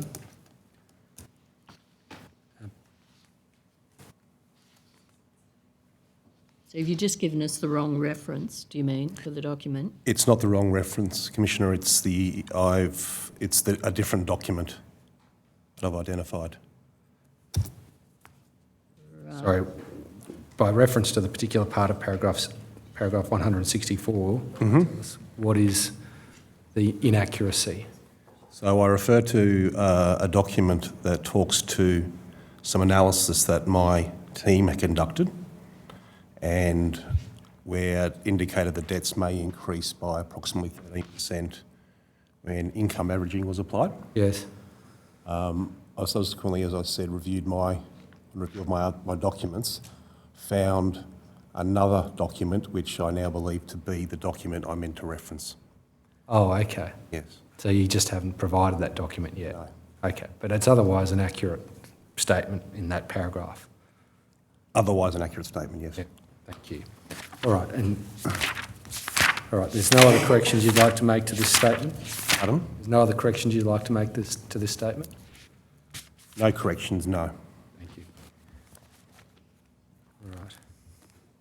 And you've mentioned that you're reviewing some further emails and the prospect that there'll be a supplementary statement provided to the Commission. Yes, that's correct, yes. Okay. Is it likely to shed any more light on how the thing got started or substantial matters, do you know? I only got access to my protected documents late on Friday afternoon, and so in those documents within those emails I've identified a number of documents that go to the initial, I would say, design or construct of the strength and the integrity of the welfare payments new policy proposal. All right. Thank you, Commissioner. So, Mr. Ryman, you have an advanced diploma in government fraud control and a certificate in government investigations. Yes. You commenced in the public service in the Australian Bureau of Statistics in 1990 in a data entry role. That's correct. And between 1990 and 1998, you held a number of similar roles in other parts of the public service. Yes. Okay. You first started in Centrelink in 1998. Yes. Thereafter, up to 2010, you performed various roles in Centrelink and the department in relation to the department being the Department of Human Services in relation to fraud and compliance, correct? Correct. Yes. Okay. Between 2011 and 2017, you were an executive level director in the compliance risk branch of the Department of Human Services, Yes. and you reported to Mr. Scott Britton in that role, correct? Yes. And you managed policy, strategy and business solutions. Sorry, start that again. You managed the policy, strategy and business solutions section of that branch. Yes. And one function delivered by this section was project management of projects that the branch undertook, Yes. including projects relating to budget measures. Yes. And one aspect of those projects related to budget measures was the development and implementation of new compliance strategies to reduce customer debt.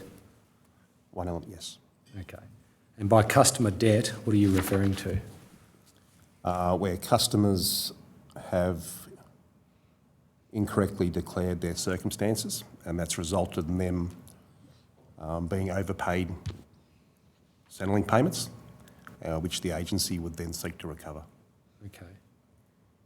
Are you meaning to refer to actual customer debt or potential customer debt?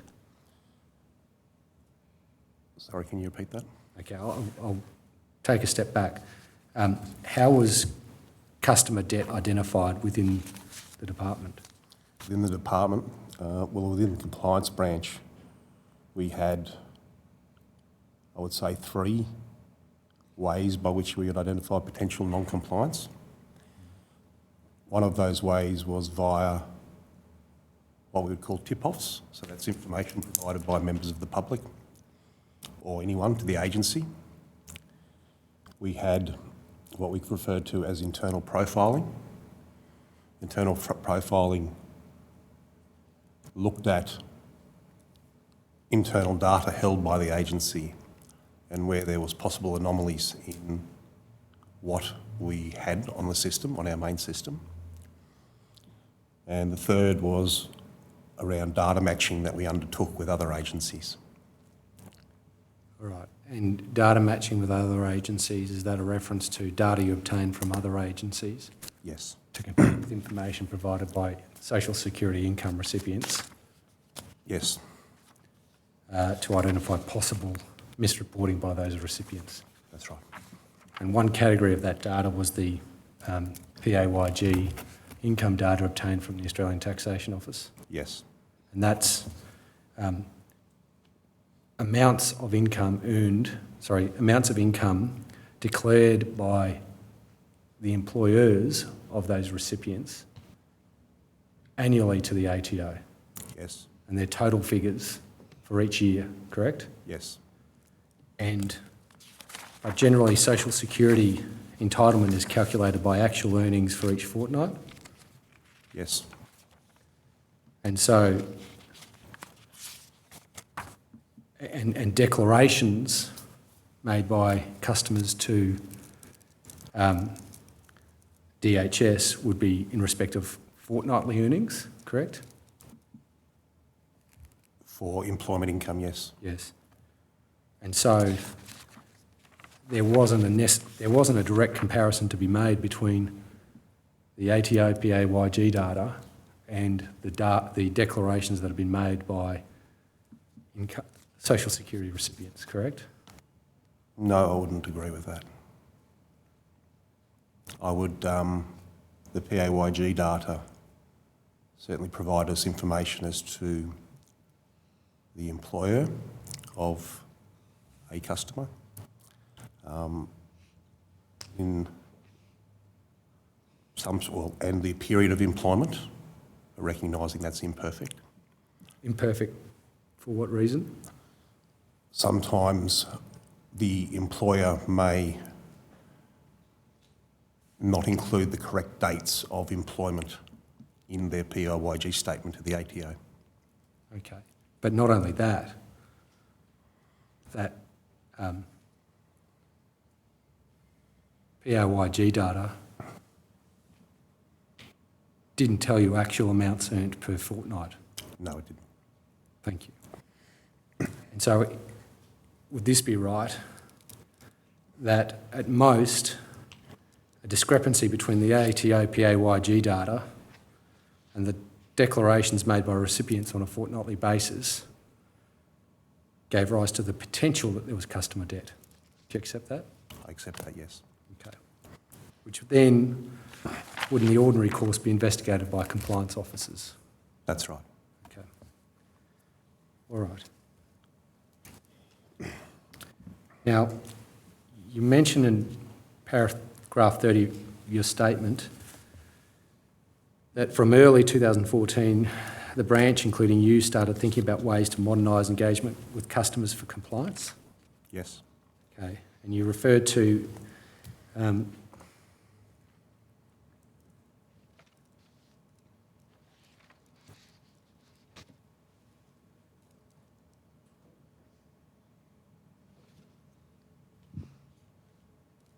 right, and so what sort of ways were being thought of by way of seeking to modernise engagement with customers for compliance at that time? Well, thinking of numerous ways, looking at the use of SMS to remind customers at different times as to their obligations. We were trialling or looking at different letters that we could use, incorporating behavioural insights to influence compliance behaviour. At that time, we were looking at a concept called trusted data assessments, where we were analysing different data, third-party data that we received, and seeing how it could be used for the purposes of compliance. And we're also looking at a concept called, it's had a few iterations, digital or self-service compliance, and that's where, at the time, we were looking at a way by which customers could respond to compliance requests digitally or online. Okay, there's those two last categories of ways that I think you've identified. One, ways that customers could engage online, and the use of trusted data. Are those two particular concepts, do they have particular significance for the discussions around what became the online compliance intervention? Yes. Okay.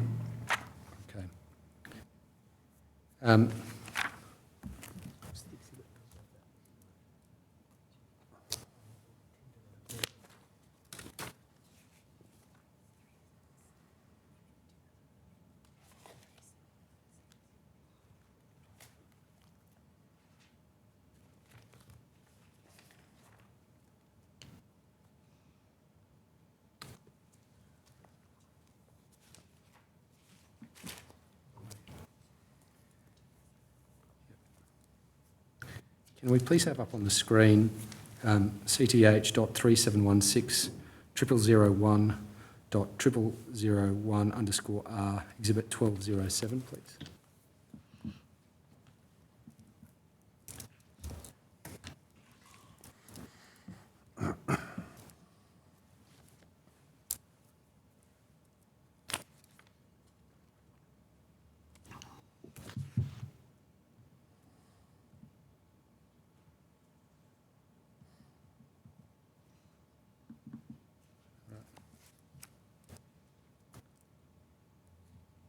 Can I just get you to read the top of that document? Can you see, Mr. Ryman, it purports to be a minute?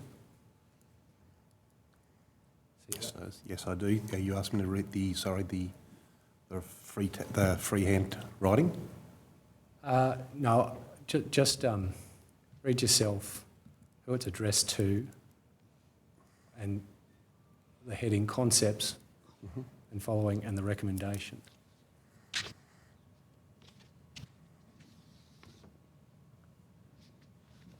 Could you just... Do you want to read the whole document? Perhaps if we go to the last page.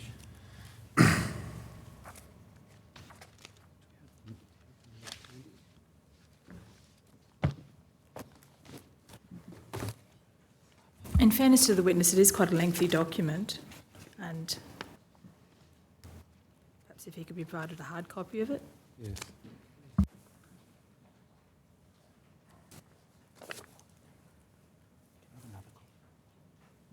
Thank you.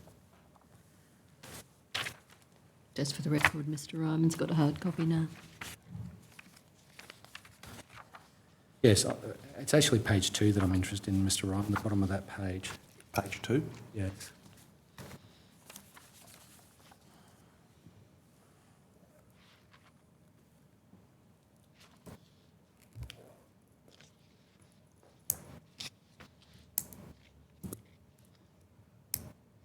See who the document purports to be by?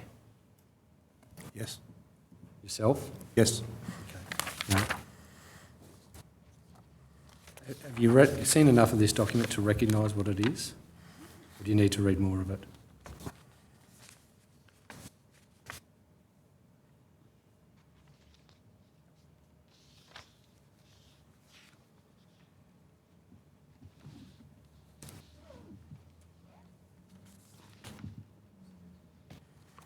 Yes, I recognise it. Okay. And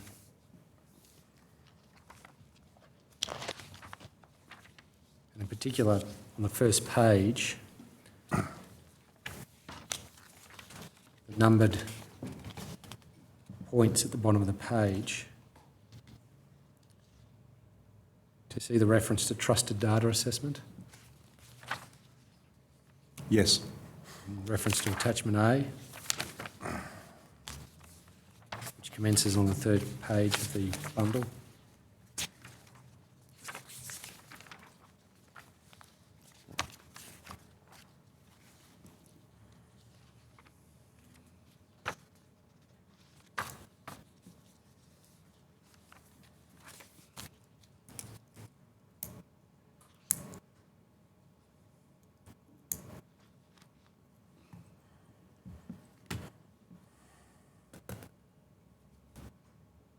Yes. Okay. And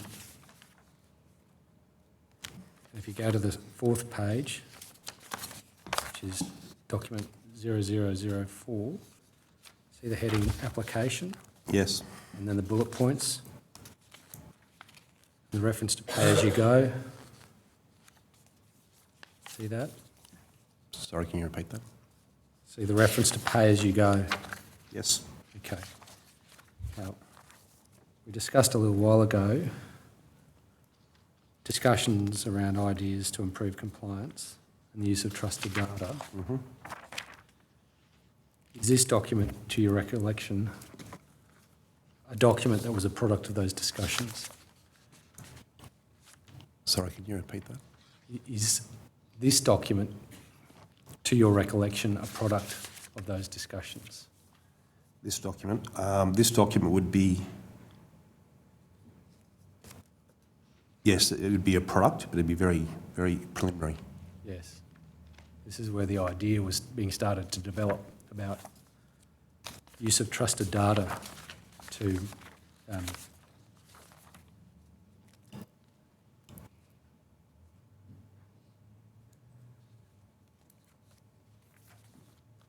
carry out what's described under the heading process on first page of attachment A. Yes. And obviously it's very early, but this is the start of the development of the online compliance intervention, isn't it? This is a component of it? Yes. When you say component, what do you mean? Well, the online compliance intervention had two components, well, we had multiple, but the reference on page 1 to the interventions through self-service. Oh, yes. So when you say a component, it had two main components: use of trusted data and interventions for use of self-service. Correct. Yeah. Okay. Sorry. Okay.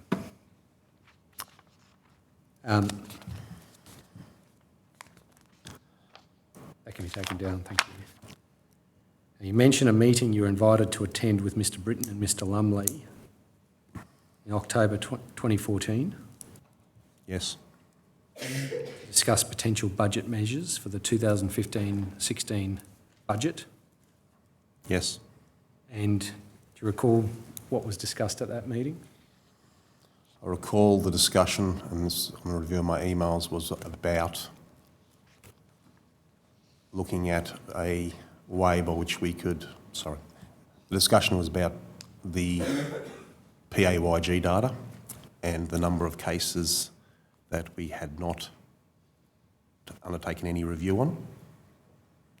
And that's in reference to what we discussed earlier, that ordinarily when discrepancies would be identified, there'd be an investigation by a compliance officer.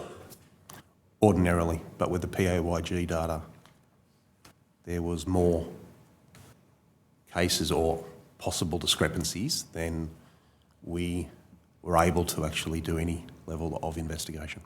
What was the gap between the discrepancies that were investigated and were not investigated? In terms of volume, Yes. I recall the branch would undertake approximately 20,000 a year from the data that we received.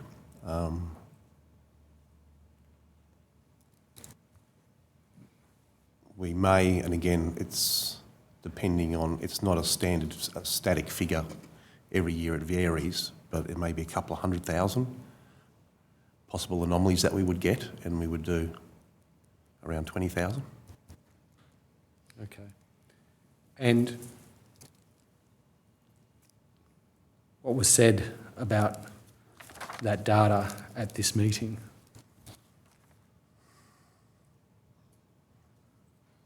I don't recall specifics. You don't recall the specifics of what was discussed at the meeting? No, I don't recall specifics. I recall from the review of my documents that there was actions that we commenced following the meeting. What were those actions? Starting to analyse, undertake further analysis of PAYG data, as well as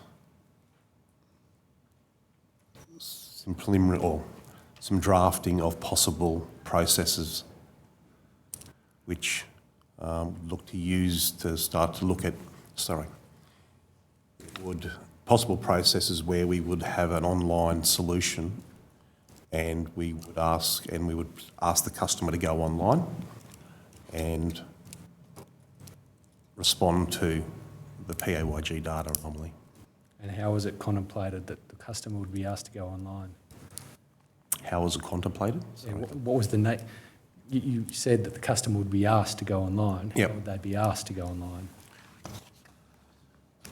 I don't recall if that was discussed at that meeting, but the initial processes we were considering was around sending them a notice, a legal notice to go online. By legal notice, what do you mean by that? A notice using the relevant parts of the Act requiring them to do something. Okay.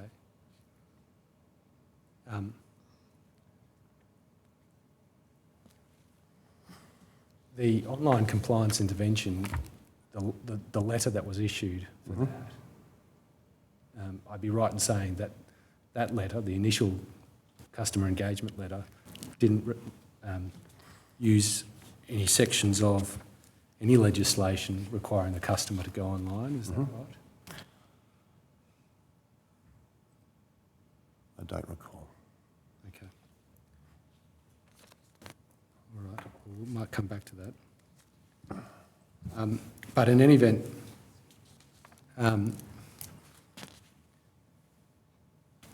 You mentioned in paragraph 36 of your statement that your team started developing high-level business process maps. At that time? Yes. Yes. Which was proposed to involve self-service compliance. That's right, yes. And by that you mean the customer going online to respond to correspondence about the alleged discrepancy. Yes. Okay. And there were various iterations of these maps in late 2014 and early 2015, Yes. correct?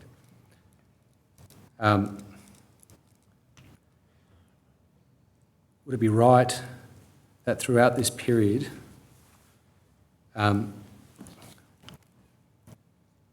process that was being contemplated at all times was that PAYG data would be used to calculate an amount of fortnightly income received by a social security recipient if they did not engage with the initial contact from the department?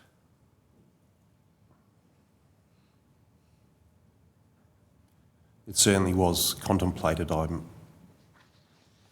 can't be sure it was contemplated at all times. Okay. But in general, that was a fundamental premise of what Yes. was being contemplated. Yes. And am I right that the process would then, if the customer didn't engage, calculate debt based on an assumption that a recipient of Social Security earned the same amount of income in each fortnight that was under consideration? Yes. And in effect, the total amounts of PAYG data would be averaged over those fortnights Yes. and thereby involve the process of income averaging. Yes. Did you understand that assumption would have been untrue for a great many recipients of Social Security? That is, the assumption that the recipient earned the same amount of income in each fortnight under consideration. Yes. Did you understand that to make that assumption without further evidence would be to engage in speculation? Sorry, can you repeat that? Did you understand that to make that assumption without further evidence would be to engage in speculation?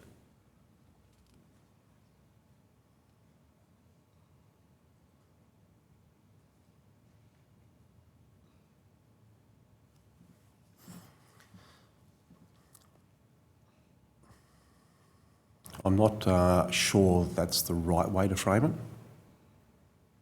Well, as you've said, as you've accepted, that the assumption would be untrue for a great many recipients of Social Security. Yes. So wouldn't you need to conclude that the assumption is true in respect of a particular recipient of Social Security to obtain further evidence? Do you accept that? Sorry. To conclude that assumption is true in respect of a particular recipient of Social Security, it would be necessary to obtain further evidence to corroborate it. Yes. Okay. And in the case that in that hypothetical scenario, without further evidence to corroborate the assumption, concluding the assumption is true would be engaging in speculation. Yes, okay. Yep. Thank you. Well, if you accept and appreciate it, that this basis of assuming that you could legitimately, or that you could average PAYG data so as to reflect fortnightly income, if you accepted that that wasn't feasible, wasn't viable, how was this system allowed to be set up on that basis? What was your thinking? The thinking was it was about using the best information we had at the time to make the determination. Even if it was meaningless information, really, because it just wouldn't be true for a great number of recipients.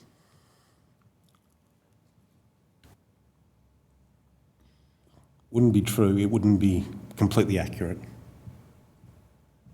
Well, it wouldn't be any use at all for many because it just wouldn't have been the way they earned their income. I'm just trying to understand how it was rationalised. Somebody must have thought this is okay. Was it because you thought, oh, well, they can disagree with us if they want to? Or what's the thinking here? Can you remember?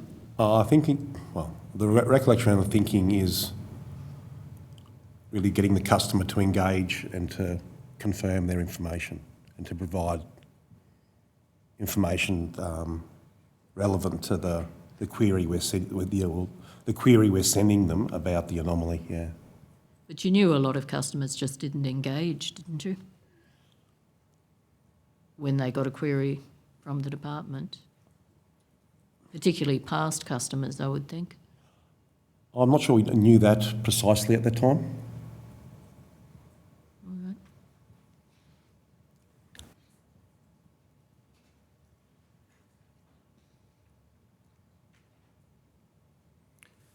right. Did it occur to you, given the nature of the assumption that was intrinsic in this process that was under consideration, that the scheme, when it was eventually rolled out, would be unlawful? No. And did it occur to you that it would be necessary to obtain legal advice about its lawfulness? Yes. When did that occur to you? I first sought advice in January 2015. About the question of whether or not income averaging was lawful?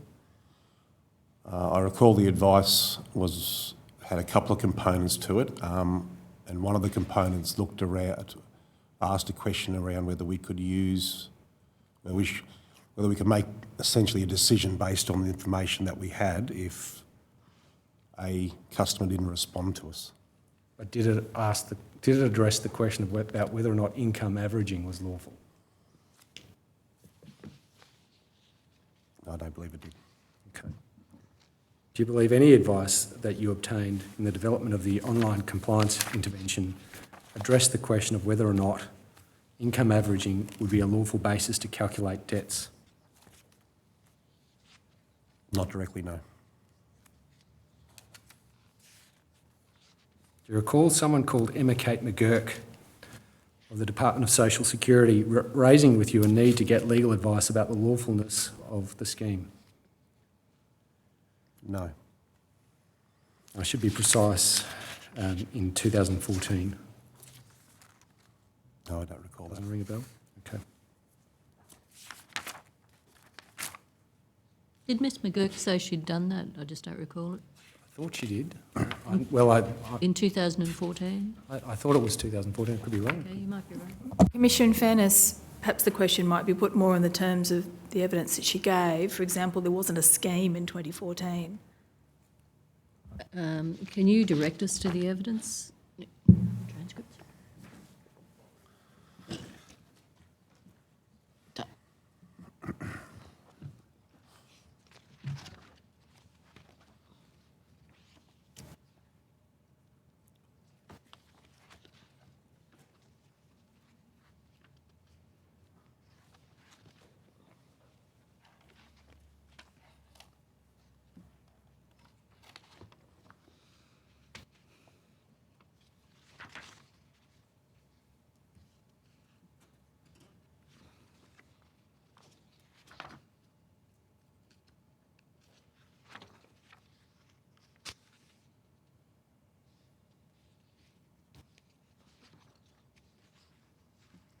Are you thinking of something in her oral evidence or in her statement, Mr. Scott? Commissioner, it wasn't her oral evidence. We're just checking the consolidated transcript. I recall the evidence. We're just having it pulled up. I know I've got it. I think it's page 271. There was a conversation with Mr. Ryman in 2014. He raised the concept of data matching ATO information and comparison with the income records held by Centrelink. And she mentioned that the fortnightly income test was central. There may be something in her statement too, and he would need policy advice from the department. So Ms McGurk's, the recall that we're talking about is of a conversation with you. Do you know Emma Kate McGurk? Yes, I do know Kate, yes. Yeah, and so her recall was of raising the data matching issue and the importance of the fortnightly income test in the context of comparing ATO data and needing policy advice. Does that mean anything to you? That's...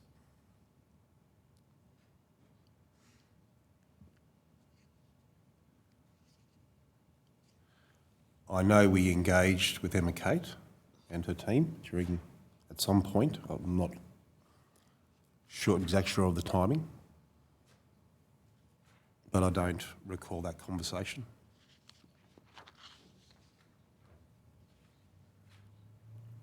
All right, thank you, Commissioner.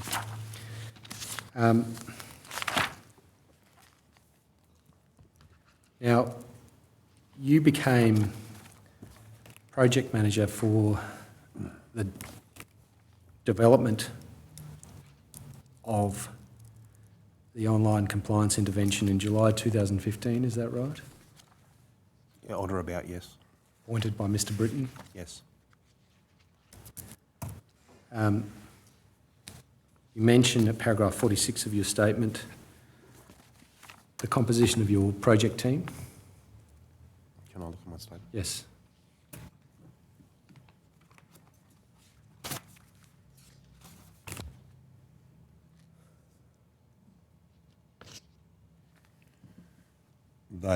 The reference to those staff had primary roles.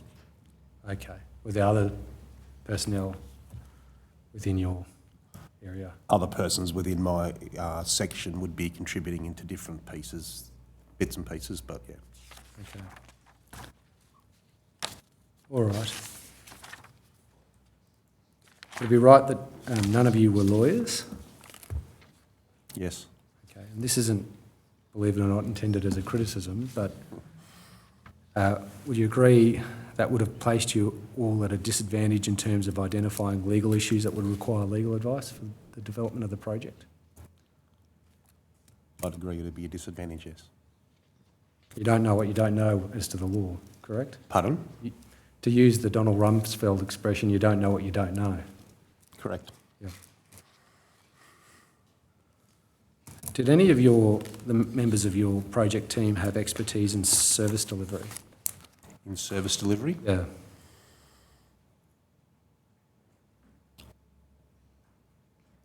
A number of my team had worked in service delivery. Okay. And in what capacities? Oh, I can't recall specifically. But a number of my staff and my team had been long-standing employees of the agency, and so in different roles. So would they have experience in direct interactions with recipients of social security for the purpose of their duties? Yes.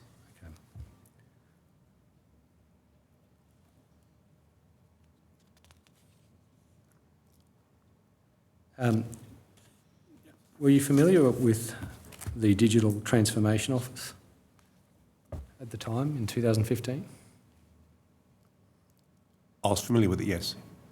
Okay. And it was formed in January 2015? Pardon? It was formed in January 2015, to your knowledge? I don't know. Okay. It was in operation in 2015, wasn't it? I don't know. I wouldn't have anything to disagree with you. Do you know what it did? I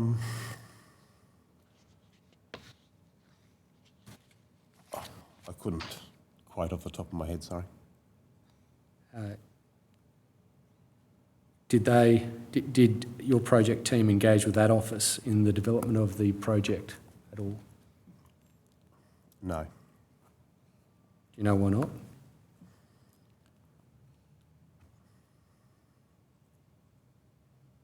No, I don't recall. Okay. What about engagement with external stakeholders, that is, external to the department? Mm-hmm. Did your project team have engagement with them? There's a number of stakeholders that are engaged from my recollection. What about non-government organisations that have an interest in social security? Non-government, not to my recollection. So, for example, the Australian Council of Social Services, did you engage with them in the project development? I don't recall my team doing that. How was the identity of stakeholders to consult with determined for the purpose of the development of the project?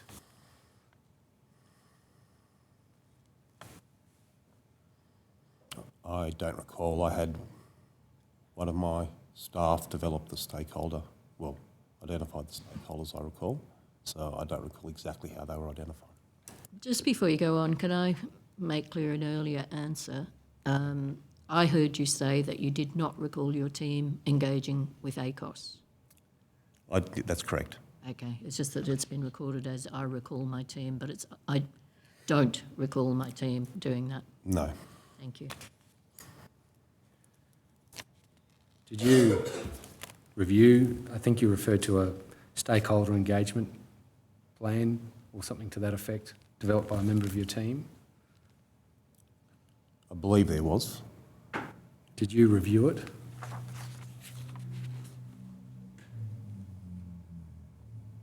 I don't recall, but I would. Likely I would, yes. Okay. So you can't assist us as to why ACOS wasn't consulted? No. Okay.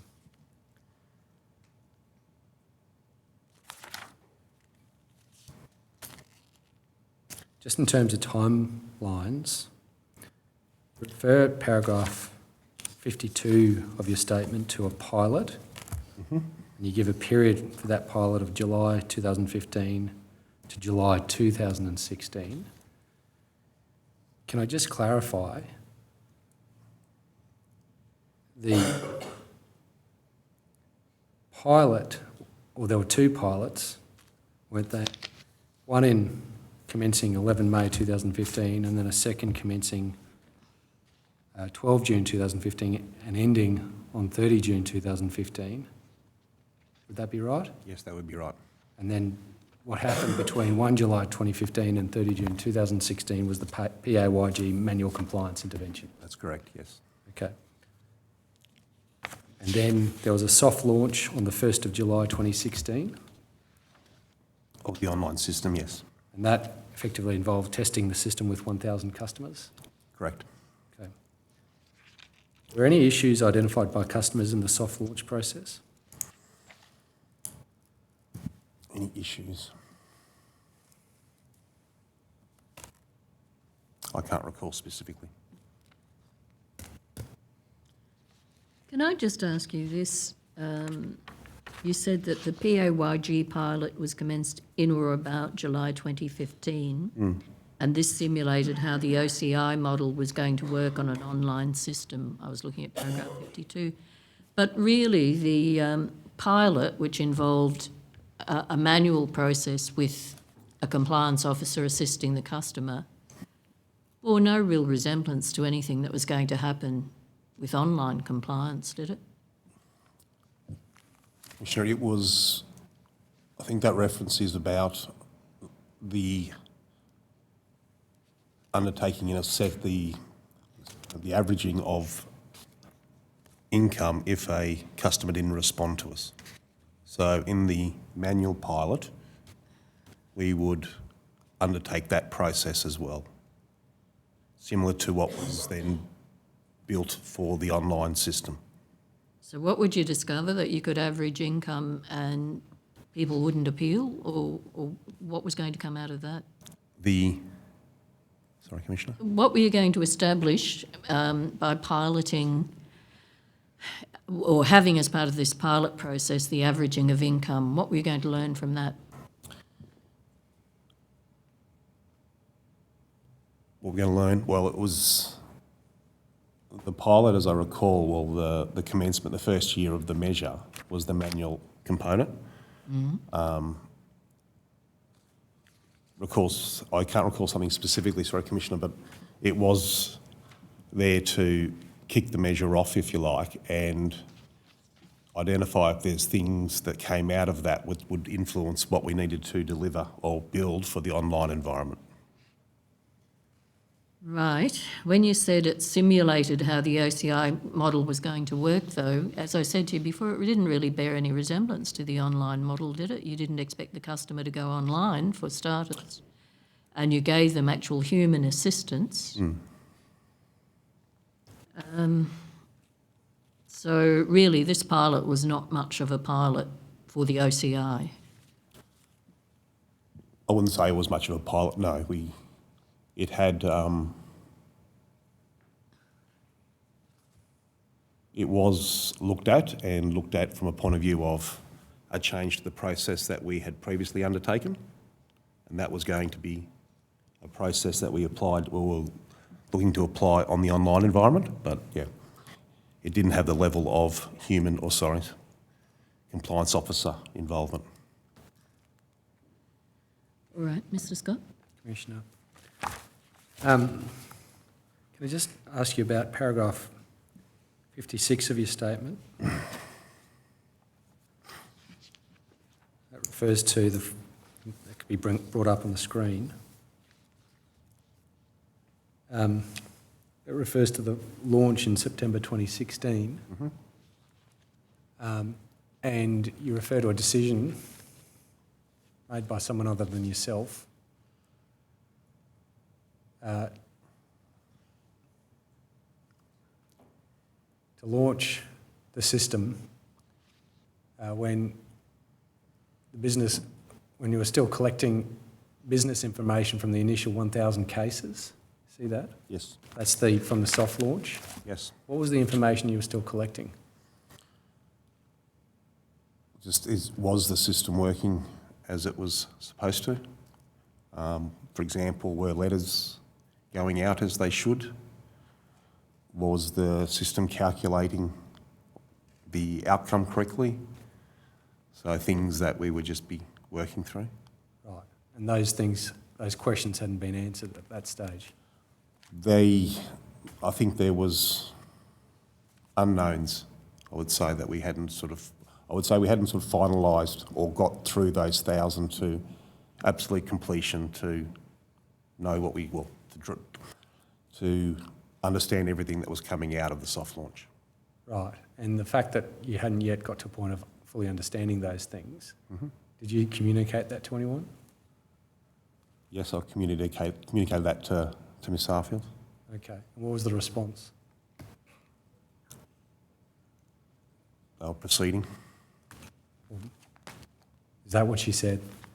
I can't recall the exact words, but to the effect that I recall I was asked to come into a meeting with Ms Harfield and others where this decision had been made. And Ms Harfield asked me if I wanted to add anything more to what I'd already communicated. In terms of, I'd raised issues about, I don't think we're ready to do this. So when you said, she asked you whether you had anything else to add? Well, yeah. So I was advised that the proceeding with going with the volume of cases that I described, and did I have anything further to say? And who else was present at this meeting? I can't recall precisely. I believe Mr Gary Clark was acting National Manager for the Compliance Risk Branch at the time. I believe he was at that meeting. And so when you said, is there anything further you had to add, had you already said something before that point? I'd already said something before, yeah. And what did you say? I Basically, well, I can't recall my exact words, sorry, but it was, we are still getting through the initial 1,000, and we need to, we should be making sure that we do those properly before we start to launch large numbers. And what was said directly in response to those words by those present? Well, I'd communicated that previously to Ms Harfield. I can't recall her exact response. So prior to the meeting, you'd communicated that. So you didn't raise it at the meeting? No, at the meeting I wasn't directly attending the meeting. I was called in after the decision was made, if you like. Oh, I see. And asked if I had anything further. I was basically advised that this is what's happening and do I have anything further to add. Okay, and what did you respond? Can't recall precisely. It'd be along the lines of I've already raised my concerns. Okay. Can I ask you about your 1,000 cases? Yeah. Was that designed just to bring up any technical hiccups in the system, or were you actually doing some sampling to see what proportion actually did recover in a debt which was objectively provable against other means, other sources? I would say it's probably more the technical. Didn't you need to have some idea of how many of these discrepancies would actually result in a debt which could objectively be proved so that you would know what kind of proportion of actual misstatement you were getting over payments? At the time, Commissioner, we believed that what we were doing was legal. Legal, sorry, did you Yes. say? Yeah, but there's a difference between legality and knowing whether this thing actually works to establish overpayment. And it seems that to me that one way of doing it would be to get a sample of maybe 1,000, to see how many turn up as overpayments on debt averaging, and then go back to sources and work out how many of those were actually accurate, so you could see at least what proportion there were. But this, and tell me if this is fair, you just, you do your pilot, which is not really a pilot because it's not about online compliance, it's a manual process, and then you do your 1,000 cases to see if there's some technical hitches, and you haven't even finished that or got the results, and then it's, I think you say 90,000 cases initiated in September. Yes. All right. The witness please be shown. Still in the statement. Paragraph 16.2 of his statement. And it goes over the page.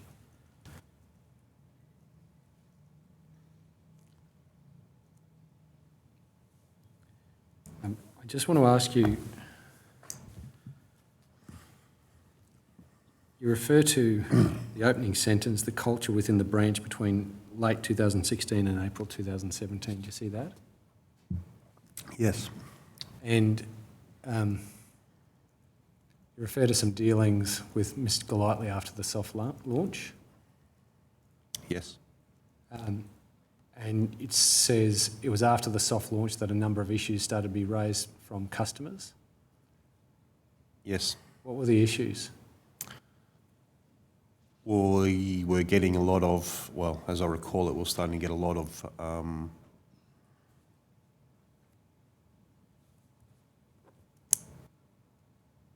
complaints, I'd say, in a general sense, around debts customers may have received, and we had a number of items of interest being brought forward by the Ombudsman for us to look at. Yeah. Right. So the period that the number of issues started to be raised from customers wasn't in the period immediately after the soft launch. Are you referring to a later period? Yeah, so it was probably, later 2017 that we started to get a lot of issues being raised through various forums. Okay. And that's after the system went fully live in September 2016? Yes. Okay. You state Miss Golightly would lose her temper and would shout at you and make personal comments about you. Yes. For what period would she engage in that sort of period by reference to when in late 2016 up to April 2017 would do you recall her acting like that? It was probably from early-ish 2017, that Miss Golightly was very involved and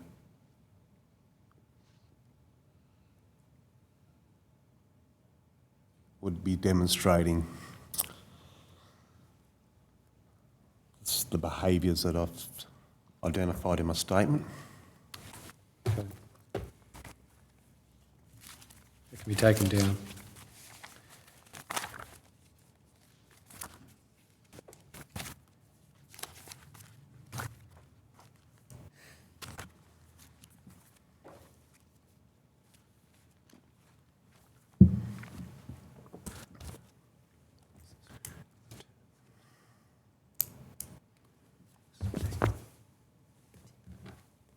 Can I ask the witness be shown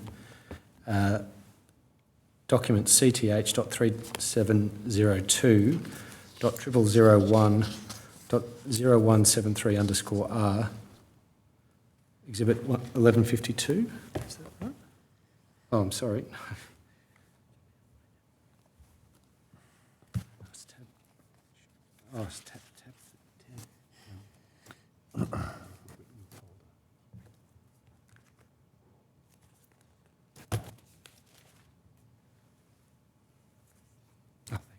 Sorry, it's CTH.3005.2193_R, exhibit 1186.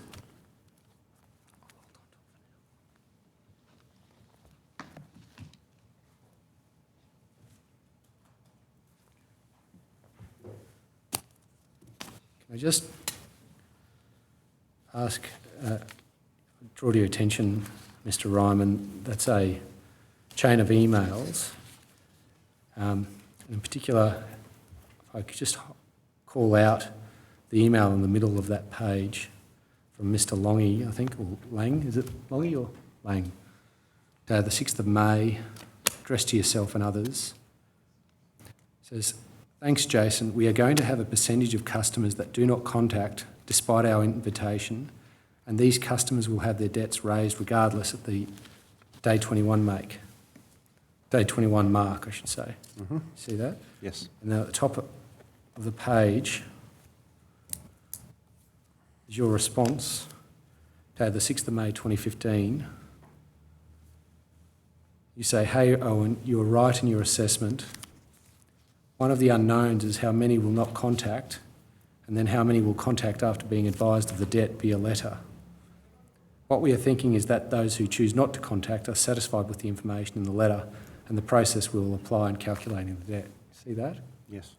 So firstly, can I confirm that you expected that there would be a percentage of customers that would not respond to the initial letter identifying the discrepancy between the PAYG data and the DHS data, is that right? Oh, I think I'm saying that we did not know how many would not contact. Right. Well, Mr. Lang says we are going to have a percentage of customers that do not contact, and you respond, "Hey, Owen, you were right in your assessment." You see that? Yes. So you did have an expectation that there would be a percentage that would not respond. Is that right? I can't recall this specifically, but I understand what you're saying, yes. Well, did you have an expectation that there would be a percentage of customers who would not respond to the initial letter identifying the purported discrepancy between the ATO and DHS data? Sorry, can you repeat that? Did you have an expectation, as at 6 May 2015, so this is at the time it was going to be the second pilot, I think, that there would be a percentage of customers who would receive the initial letter identifying the discrepancy between the two sets of data and not contact in response? Yes. Okay. Did you have that expectation? I wouldn't say it was an expectation, but I think it was an outcome that was likely. Okay. And that, can I just confirm that your thinking was that in respect of those customers, you would be satisfied, your thinking was that those who choose not to contact are satisfied with the information in the letter and the process that will then follow?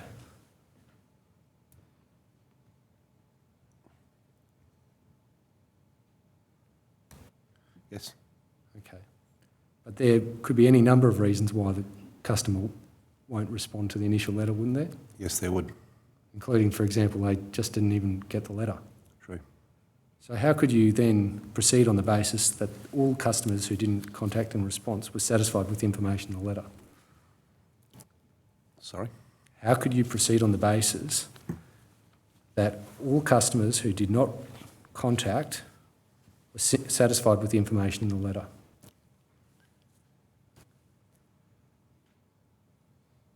How could we proceed on that basis? Yeah. I think this is something that we were looking to understand. Well, it says what we are thinking is that those who choose not to contact are satisfied with the information in the letter. So how did you adopt that thinking? That they'd be satisfied with the letter? Yeah. Simply on the basis they don't contact in response. The letter itself was different to the previous letter that we sent for the PAYG reviews, where this letter included a lot more information about the data that we had from the Australian Taxation Office, including the name of the employer, the dates of employment, the amount of income. So at that time, had a view that customers may have looked at the information and be satisfied that, no, that's right, and proceed with that. But there might be other explanations for why they would not contact, wouldn't there? Couldn't there? Yes, there could be. Including that they just didn't get the letter. Yes. So how do you then adopt the thinking that those who choose not to contact are satisfied with the information in the letter? Well, this is saying those who choose not to contact. I don't think if you haven't received it, you haven't chosen not to contact. Right. So how do you know who has chosen and who hasn't chosen? We don't. Right. Okay.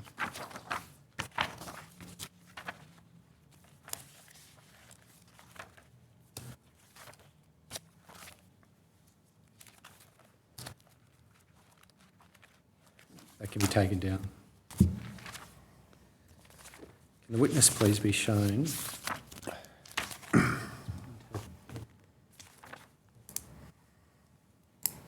Document CTH.3000.0006.3124, Exhibit 1188. Do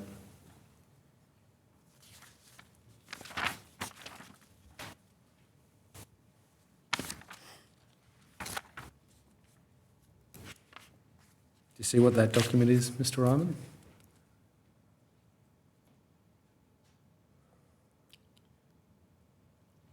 Yes, Do you recognise it?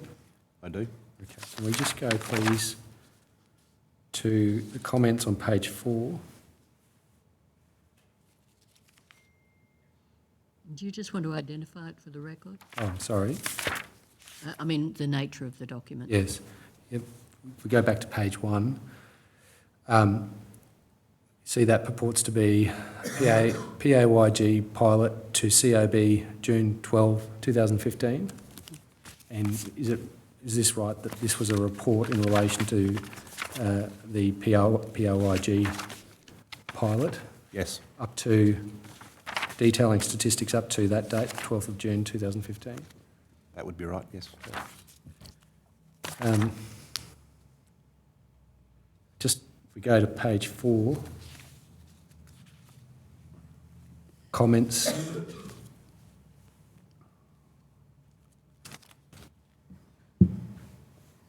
First bullet point.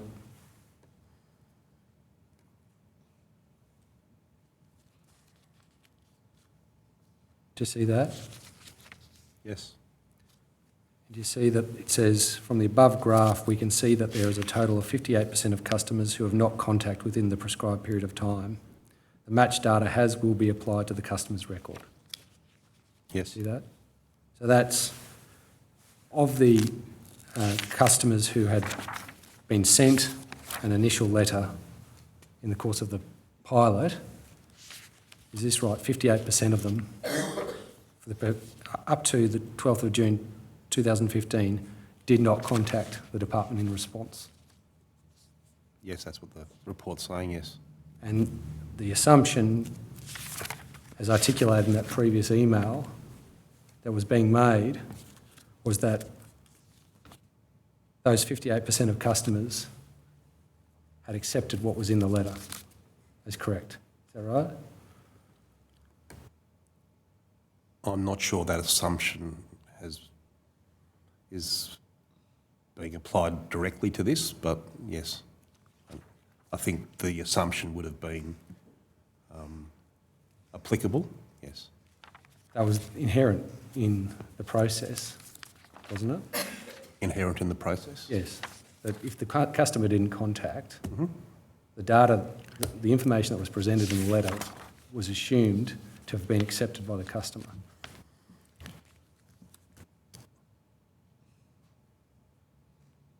Or if they assumed to be accepted, or other things like they chose not to respond. So they may not have accepted, they just may have chosen not to respond at all. Yes. Yeah. All right.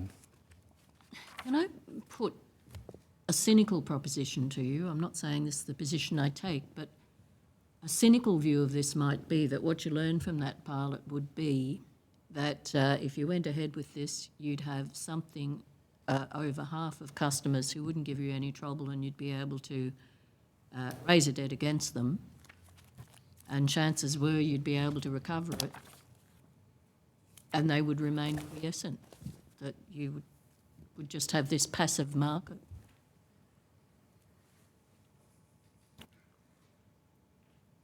No, I don't think that was the outcome we were looking for. We certainly wanted customers to engage with us. There's nothing in this process, though, that tested what proportion of customers weren't getting the mail, or examined what responses were, why people weren't responding, was there in this pilot?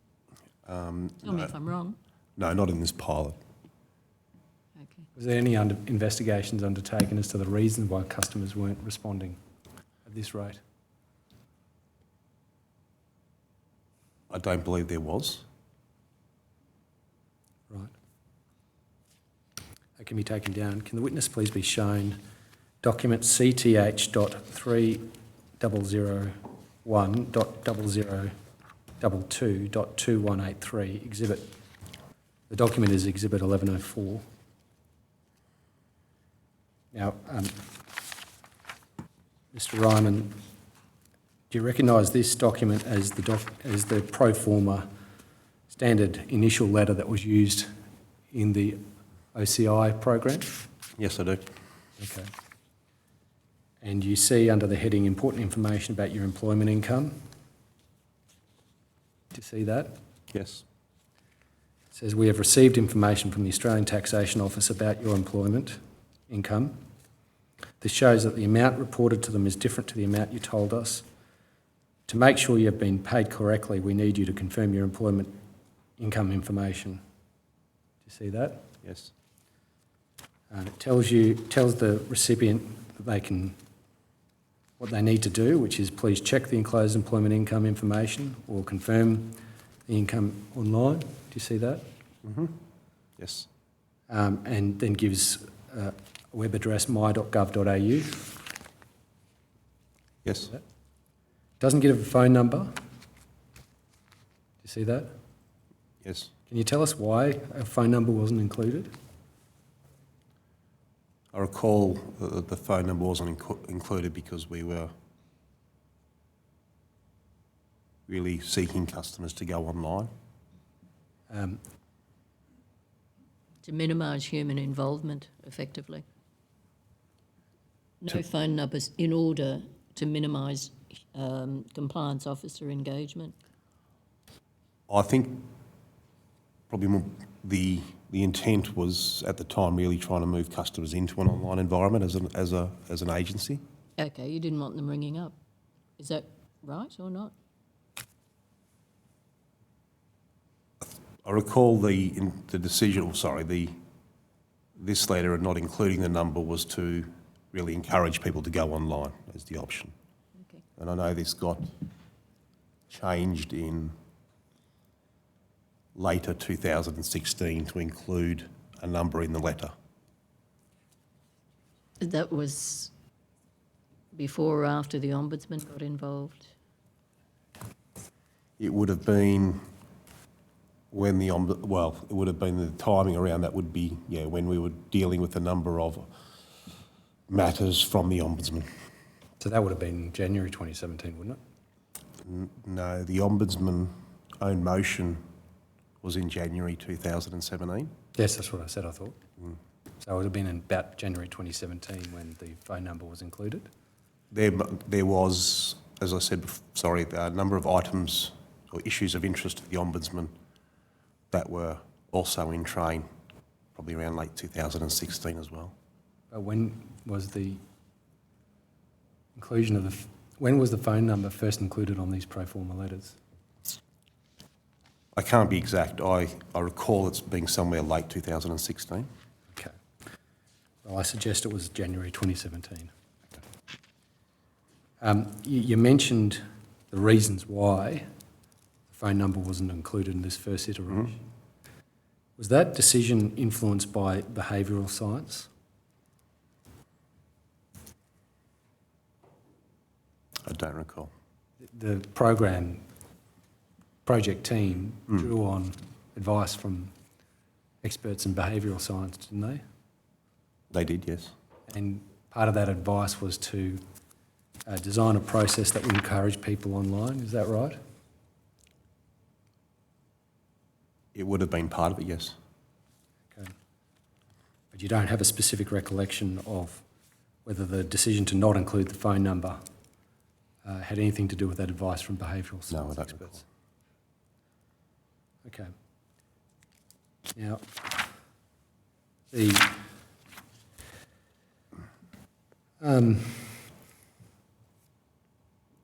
refers, as I've mentioned, to the enclosed employment income information, which is on the third page. We can go to that. And am I right that when these fields were populated in a particular recipient's letter, you would identify particular employers, the period for which the person was employed with that employer, and their total earnings for that period. Is that right? That's right. It didn't identify specific fortnights. No. And am I right that at no stage did this letter advise the customer that if the customer didn't engage,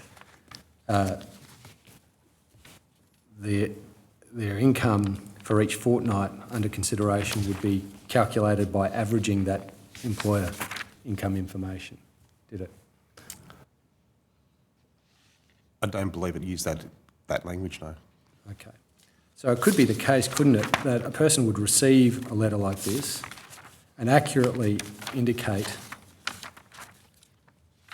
what they earn from particular employers during particular periods and decide not to contact the department because, as far as they were concerned, it was accurate, correct? Yes. But it gave them no warning at all that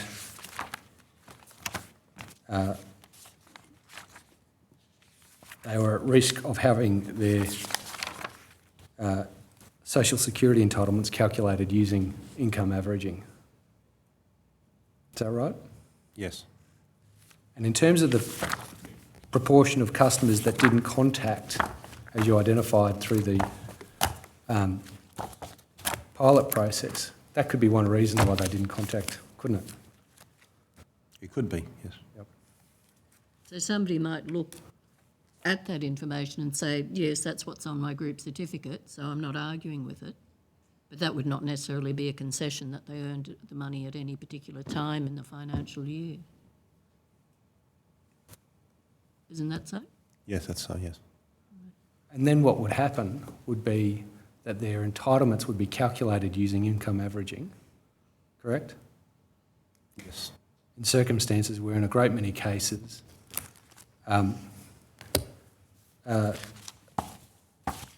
the result of that calculation would be inaccurate, correct? The result would be yes. Yes.